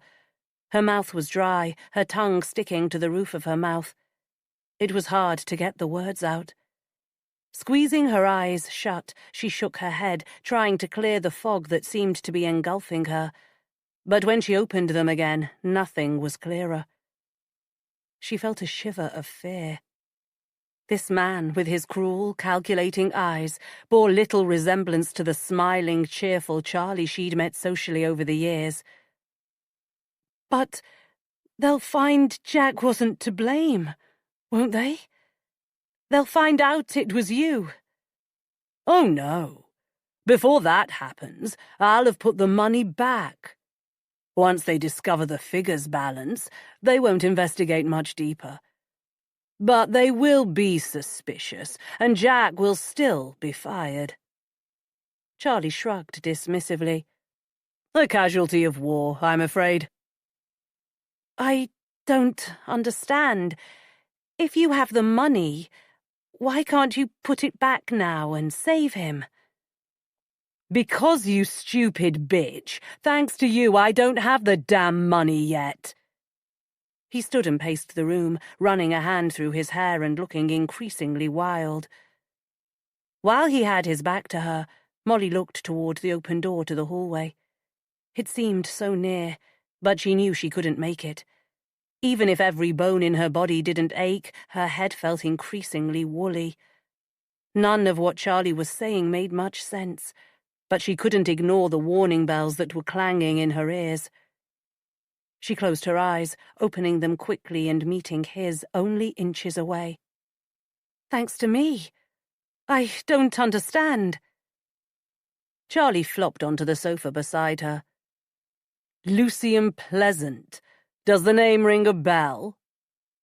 When Molly gasped, he laughed. When Jack told me about your trip to Semmington and mentioned that you like to go running early in the morning, I knew I could organize something effective. It was getting harder and harder to make sense of anything. She tried to focus. I don't understand. What do you mean, effective? He scowled. He was supposed to kill you, you stupid cow. I hired Pleasant to kill you. 34. Molly looked at Charlie, speechless. It was a simple plan, and it would have worked if I'd hired someone better than that young gigolo, Charlie said, frowning. It should have been easy. All he needed to do was push you into the damn canal, maybe hold your head under for a while. Instead, he rang me to tell me he hadn't been able to do it. Charlie's top lip curled. He said he'd tried the second morning, but you'd been startled and ran off before he could stop you. Reaching across, he picked up her hand and dropped it. You should be sleepier, he muttered. Molly remembered Pleasant shouting after her. The one word she'd caught. Understand. Had he been trying to warn her? Was that why he'd wanted to meet her?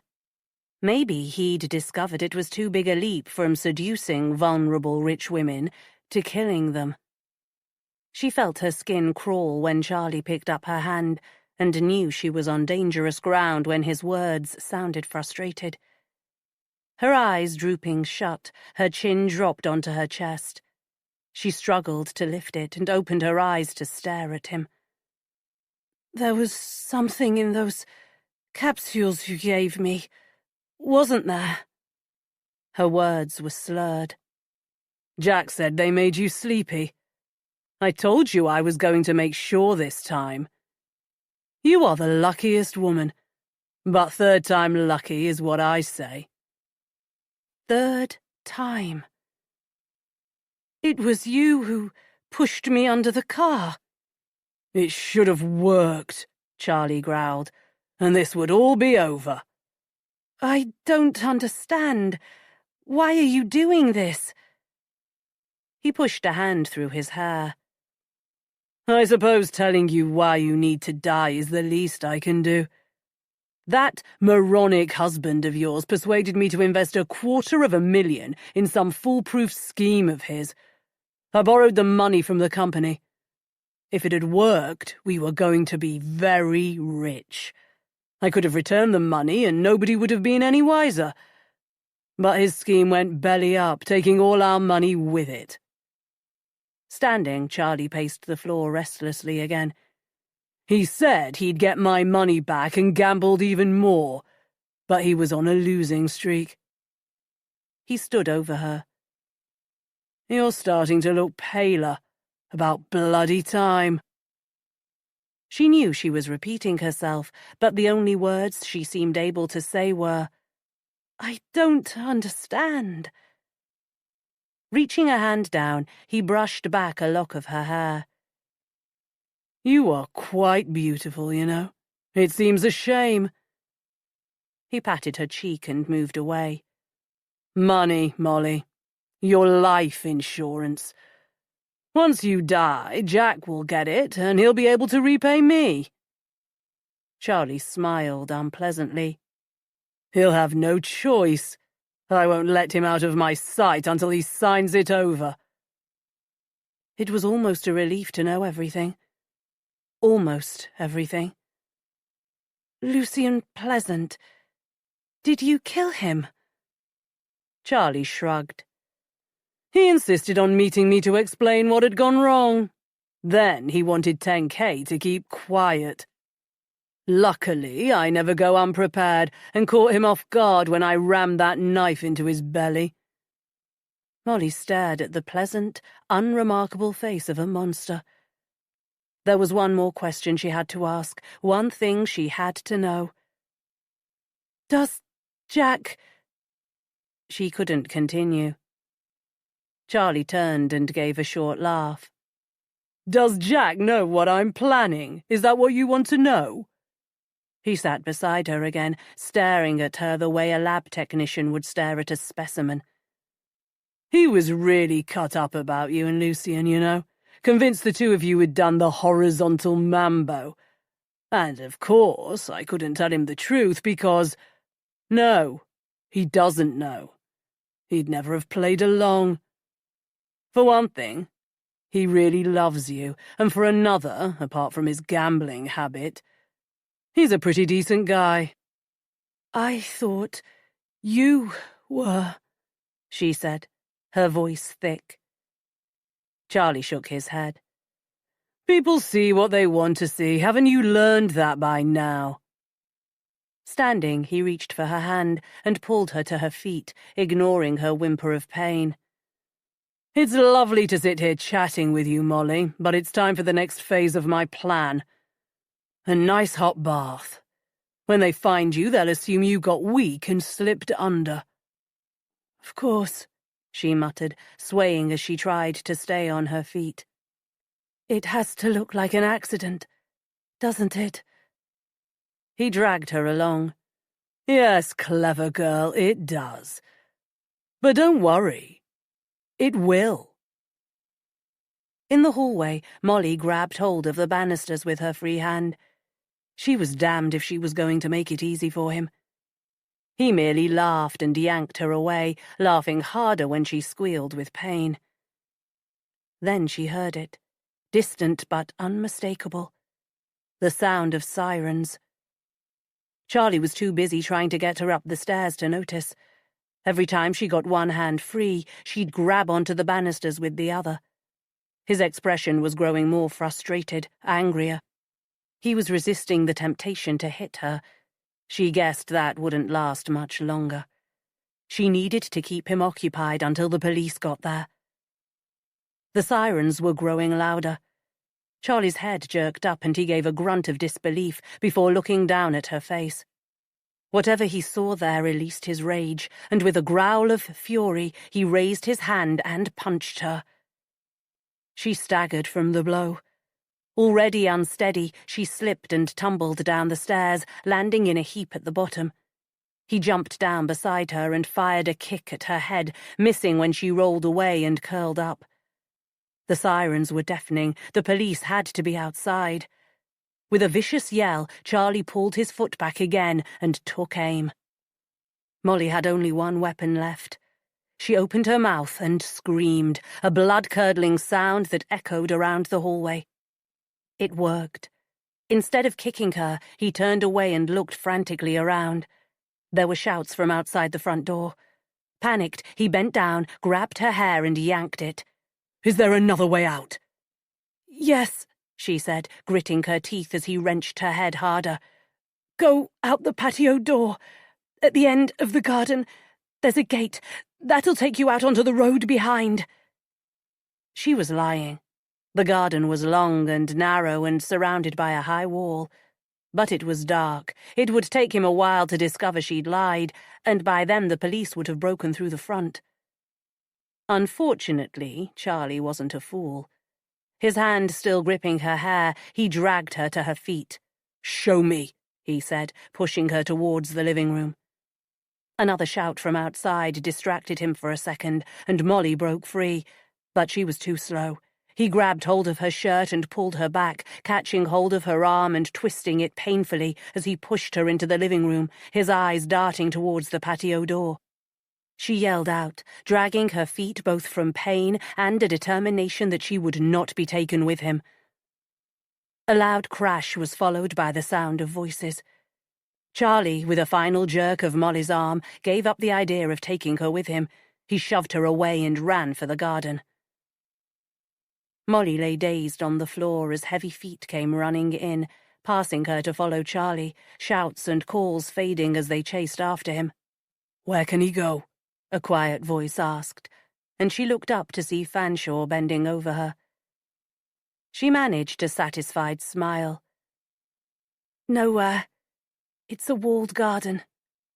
He can't escape." The pain in her arm easing, she struggled to sit up. Fanshawe put an arm around her waist and helped her to the sofa. "You heard everything," she said, indicating her phone. He nodded. "Every word. That was very clever and very brave of you." "It was lucky I'd put your number in speed dial," she said, hugging her injured arm to her chest. Fanshawe sat in the chair opposite, ignoring the shouts coming from the garden. "What about those pills he gave you? Should you go to the hospital?" Molly slid her fingers down the side of the sofa, felt around for a few seconds, then pulled up the 2 capsules Forster had handed her earlier. "I don't like taking pills, so I palmed them. The ones the hospital gave me made me feel very woozy." She rolled the capsules on the palm of her hand. "I wouldn't have taken them anyway, but I'm almost certain these aren't the same ones." Fanshawe pulled an evidence bag from his pocket, opened it and held it out.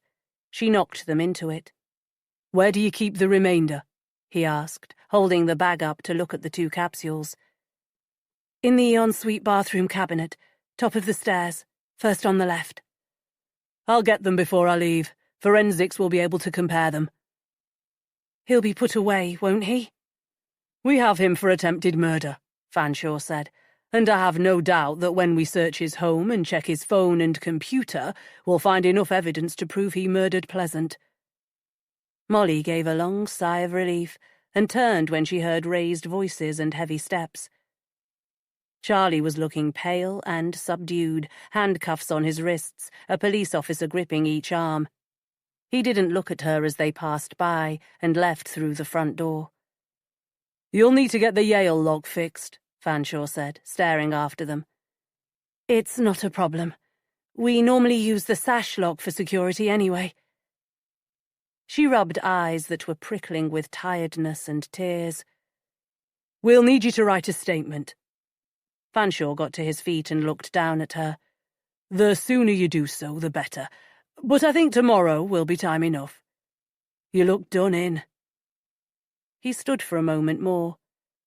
"We would still like to speak to your husband, Mrs. Chatwell. He'll be able to corroborate some of what Mr. Forster said." "Charlie said he was staying at his place." She saw the detective's surprise. "He must have told me before I pressed the speed dial for you." "We'll have a warrant to search Mr. Forster's apartment within an hour. If your husband's still there, I'll fill him in on what's happened. I'm sure he'll want to come home." When Fanshawe left, Molly turned the key in the lock, slipped the security chain in place, and hobbled back to the sofa. When Jack heard what had happened, she was sure he'd rush home. There was no point in dragging herself up the stairs. Her head ached where Charlie had wrenched her hair. She put a hand up to it and rubbed it gently. She supposed she should feel horror and disbelief that a man she knew had tried to kill her, but all she could seem to feel was intense relief. Jack's gambling problem, their precarious financial state, they paled into insignificance in comparison.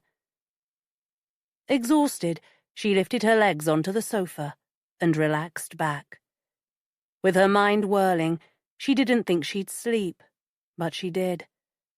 A restless sleep, where Charlie chased her and caught her again and again. 35. It was the sunlight filtering through the window that woke Molly and made her push up with a groan of pain. Her phone was on the coffee table. She checked the time. 7. There was no message from Jack. Perhaps the police had taken longer to get the warrant than they'd expected. Carefully and very slowly, she got to her feet. The few hours' sleep had served to clear her head a little, but they'd made no impact on the pains and aches that seemed to have doubled overnight. It wasn't surprising, considering she'd been dragged, yanked, punched, and pulled by a maniac. What was surprising was that she could move at all. She was lucky. Her broken rib hadn't sustained further damage. Reluctantly, she headed to the kitchen, found a packet of paracetamol, and swallowed 2.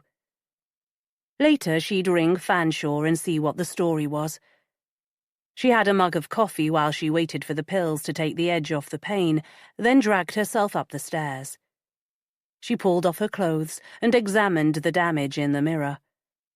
Her body was a mass of old and new bruises. She ran a hand over them. They hurt, and probably would for a while.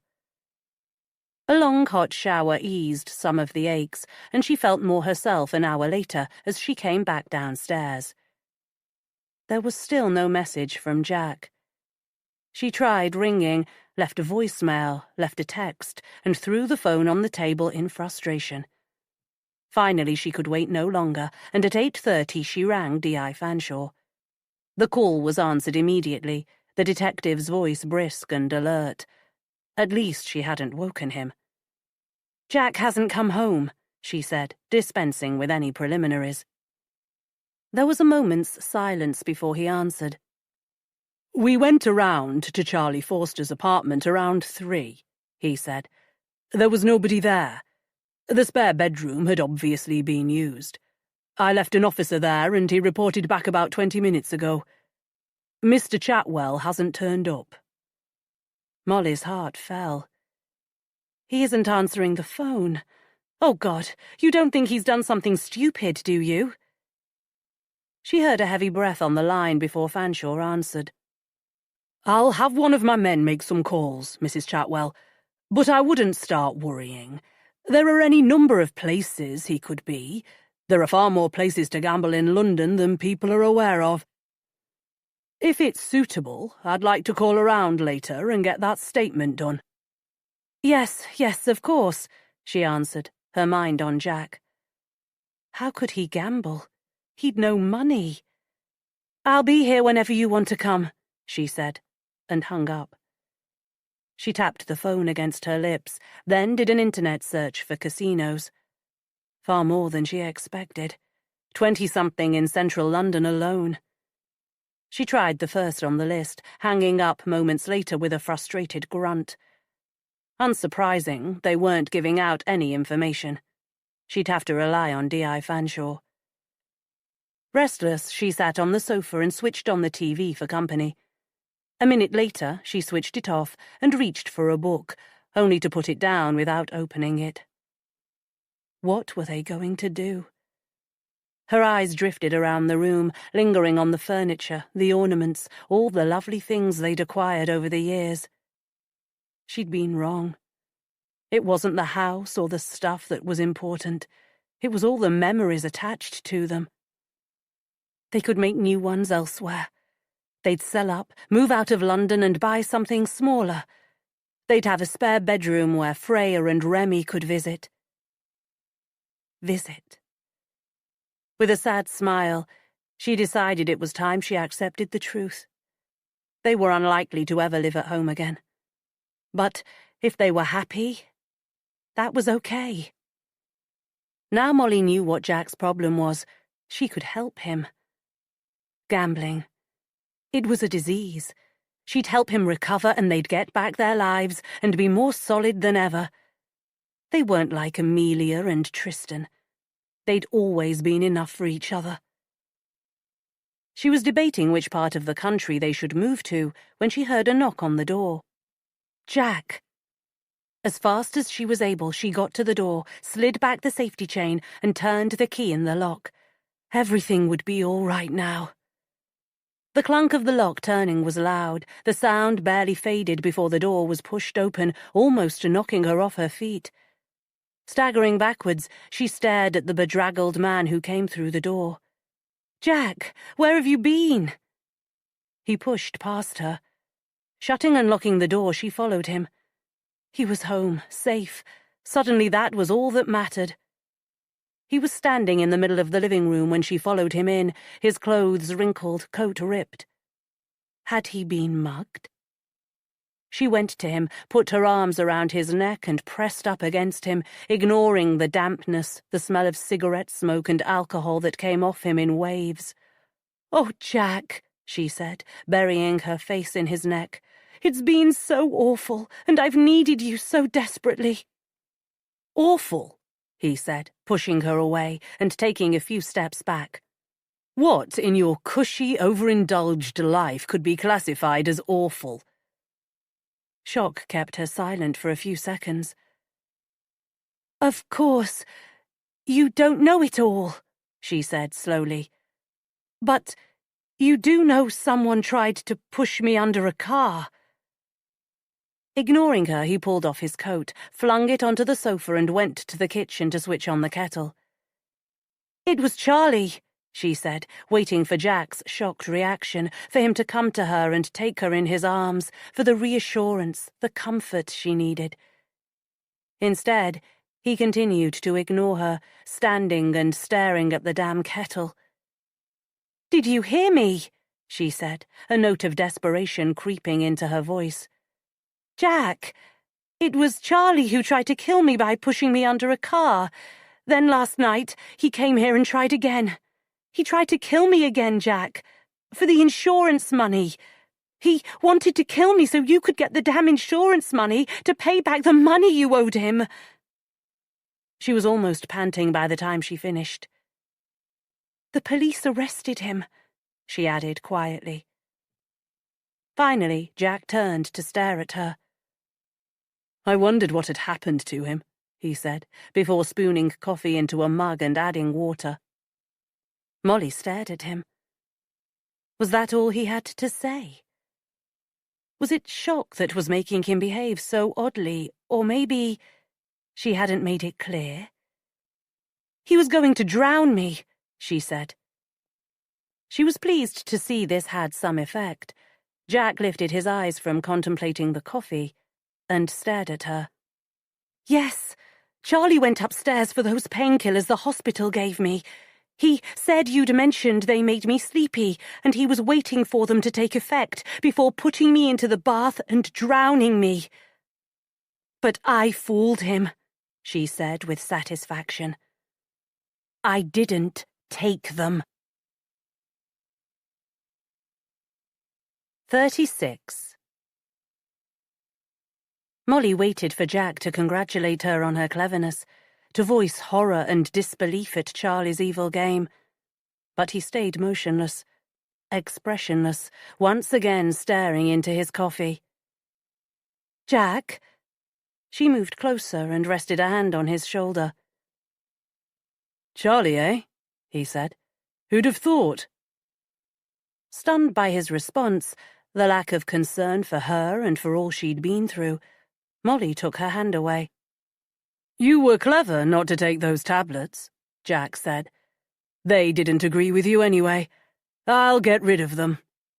"No, it's okay. The police took them." "To compare," she added, seeing his odd expression. Anger narrowed his eyes and mouth. "The police took them?" "To compare," she said again, puzzled as to why he was angry. "I told the inspector that I wasn't convinced the 2 capsules he gave me were the ones the hospital had prescribed." Jack ran a hand through his uncombed, greasy hair. "I need to get away," he said. "Money. I need money. Have you any?" She blinked in confusion.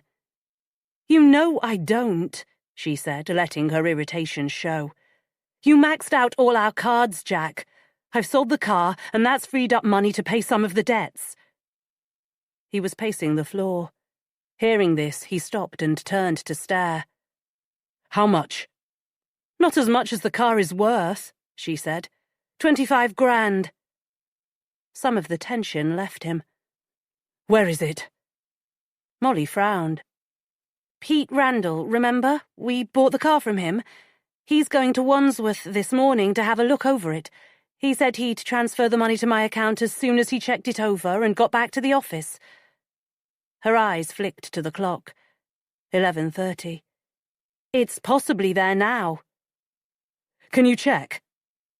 His voice was overeager. For the first time, Molly noticed his eyes. The pupils were pinpointed. He was unable to stand still for a moment. Horror swept over her. Gambling was bad enough, but it seemed it wasn't Jack's only addiction. "You've taken something," she said. "Can you check?"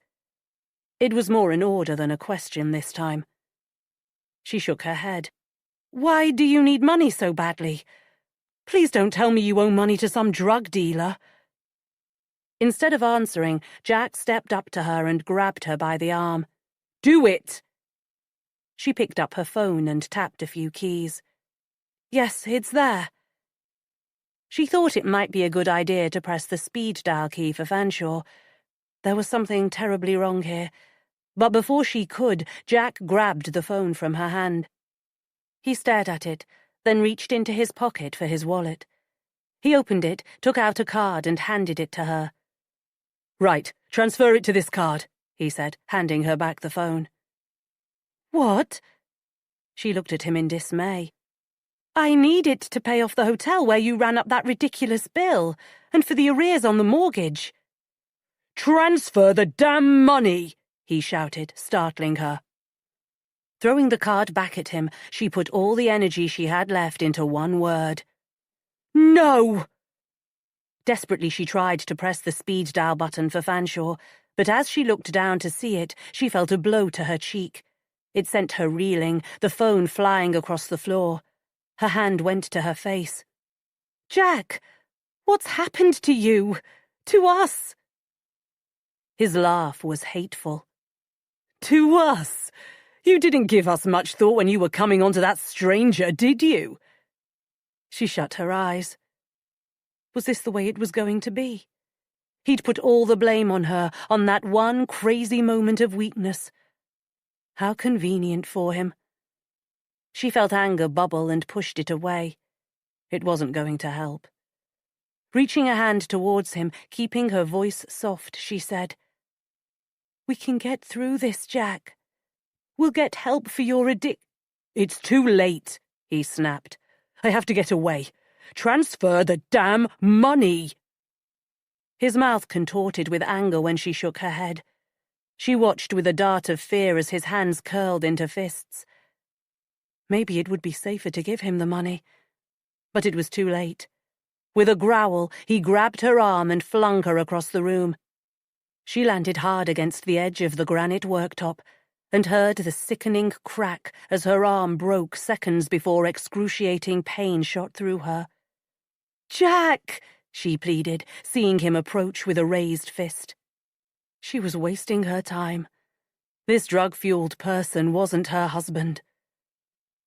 The pain in her arm was agonizing, the edges of her vision going fuzzy, shock trying to bring her down. She fought against it and staggered away from him, one hand clutching her arm, but he was right behind her and grabbed hold of her hair, jerking her back against him. She lay there, unmoving, a lover's embrace from a different time, and moaned from pain and absolute terror. Then she felt his hands around her throat, squeezing. His drug-fueled rage had given him strength and taken away any rational thought. She tried to plead with him, but all she could get out was a mangled wheeze.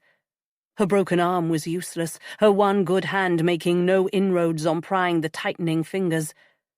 Fighting for breath, for her life, she jabbed her nails into his hands, digging them in, feeling skin break under the force of her desperation. He shoved her away and stared at his bleeding hands in disbelief. "You bitch!" he growled, lifting a clenched fist. She backed away, clutching her bruised throat and gasping as she searched for something she could use to defend herself. Knives were out of reach. There was nothing. As he swung his fist, she ducked away and grabbed the only thing on the counter, a giant Perspex salt cellar, swinging it wildly, aiming for his clenched fist and missing. As he drew his arm back, she swung it again, this time aiming for his body. It hit Jack squarely on the side of his head. She brought her hand back, prepared to strike again, fighting against her body's desire to shut down. Jack sneered at her and took a step forward. Then, without warning, he dropped to the ground. Panting, she leaned against the worktop. Horror coursed through her as she saw a bloody smear on the end of her makeshift weapon. "Jack!" she whimpered, looking to where he lay on the floor at her feet. Dropping the salt cellar with a cry of disgust, she hung her head for a moment as a wave of weakness washed over her. When she was sure she wasn't going to faint, she straightened and looked at the man she loved. He hadn't moved, and a circle of dark red blood surrounded his head. With a moan of despair, she took a step towards him, letting go of the worktop. She was almost next to him when his hand snaked out and grabbed her ankle. Screaming, she pulled away and kicked out at his hand, but there was no strength in his grip, and it fell away easily. She leaned against the cupboard and stared at him, tears pouring down her cheeks. When he didn't move again, she shuffled back, gingerly laid a hand on his wrist, feeling for his pulse, sobbing when she didn't find one. Too weak to walk, she slid to the floor and crawled to the living room to find her phone. She could have dialed 999, but she didn't. She pressed the speed dial for D.I. Fanshawe. To her relief, it was answered immediately. Words. She couldn't find any. Dropping the phone into her lap, she sobbed. She could hear the tinny sound of the detective's voice fading into the distance, as she did what she'd wanted to do for several minutes, and passed out. When she came to, she was lying on a gurney in an ambulance.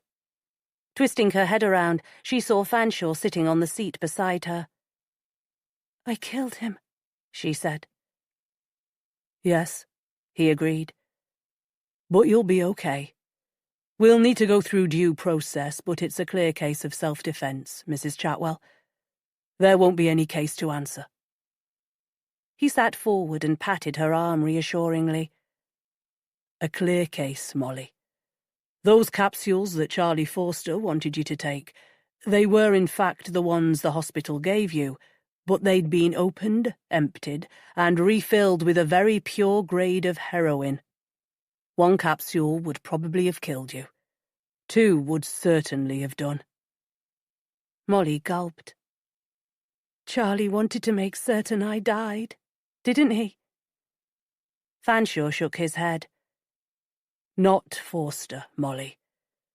I'd asked for the capsules to be tested as a matter of priority. When I got the results, I immediately spoke to him, and he was adamant that he had nothing to do with it." Fanshawe patted her arm again, and this time left his hand resting on it. "It wasn't only the 2 capsules Forster gave you that had been doctored, Molly. It was all of them. They've found partial fingerprints on the capsules. I'm guessing we'll find they're a match to your husband. That's why I'm certain it'll be a clear-cut case of self-defense. It looks like he has been trying to kill you since you came back from the hospital. He probably hoped you'd take the painkillers at least once, and once would have been enough." She didn't have to ask why. There was only one reason, the same reason Charlie had. Both men had wanted to kill her for the money. She remembered Jack's anger. "That was why he went ballistic when I told him you'd taken them," she said, shutting her eyes. "And of course, it was why he had to get away." "He'd have known the game was up," Fanshawe said. "I had already issued a warrant for his arrest and sent officers around to warn you. They arrived seconds after your call. I'm afraid you're going to need to replace the second lock now, too. For the moment, it's a crime scene." He sat back. "You've a whopping great bruise on the side of your face, bruises to your neck, and the paramedics say your arm is broken. At the hospital, they'll take photographs of all your injuries, okay?" Carstairs appeared at the open door of the ambulance and stared inside. "I need to go," Fanshawe said, with a look in his direction. "There'll be statements to be made," he said. "I'll call in to see you tomorrow." Shock had covered everything that had happened in a dense fog. Everything felt distant, numb. She guessed when it wore off, the pain would be unbearable. Almost as unbearable as telling Freya and Remy that their father had tried to kill her, and that she had killed him. "We'll be heading off in a sec," the paramedic said, scribbling on a clipboard. "Would it be possible to make a phone call?" she asked, her voice thick. "Sure, your mobile is here." He reached behind, took it from a shelf and held it out. "Hang on," he said. "I can take that off your finger. Your sats are okay." He unclipped an oxygen saturation monitor from her finger and handed her the phone. She could ring one of her friends. Amelia or Petra, she knew, would rush over. They'd be horrified, shocked and saddened, and would be there for her. There were tough times ahead. She'd need their support. A wave of sadness and despair swept over her. She needed more than friends. She needed family, or the next best thing. Someone who had been with her through the good times, a woman she had laughed and cried with and who loved Freya and Remy almost as much as she did. Someone she should never have let go. With one hand it was awkward, but she managed to scroll through to the number she wanted and tap it before holding the phone to her ear. It was a few seconds before it was answered, but as soon as she heard the woman's voice, she took a deep breath. "Rebecca, how would you like your old job back?" This recording of The Perfect Life was presented by Dreamscape Media, LLC. Narrated by Danielle Cohen and produced by Eric Black. Text copyright 2020 by Valerie Keogh. Sound recording copyright 2021 Dreamscape Media, LLC. This recording was produced by arrangement with Bloodhound Books. Thank you for listening. Please check dreamscapepublishing.com for Dreamscape's latest releases.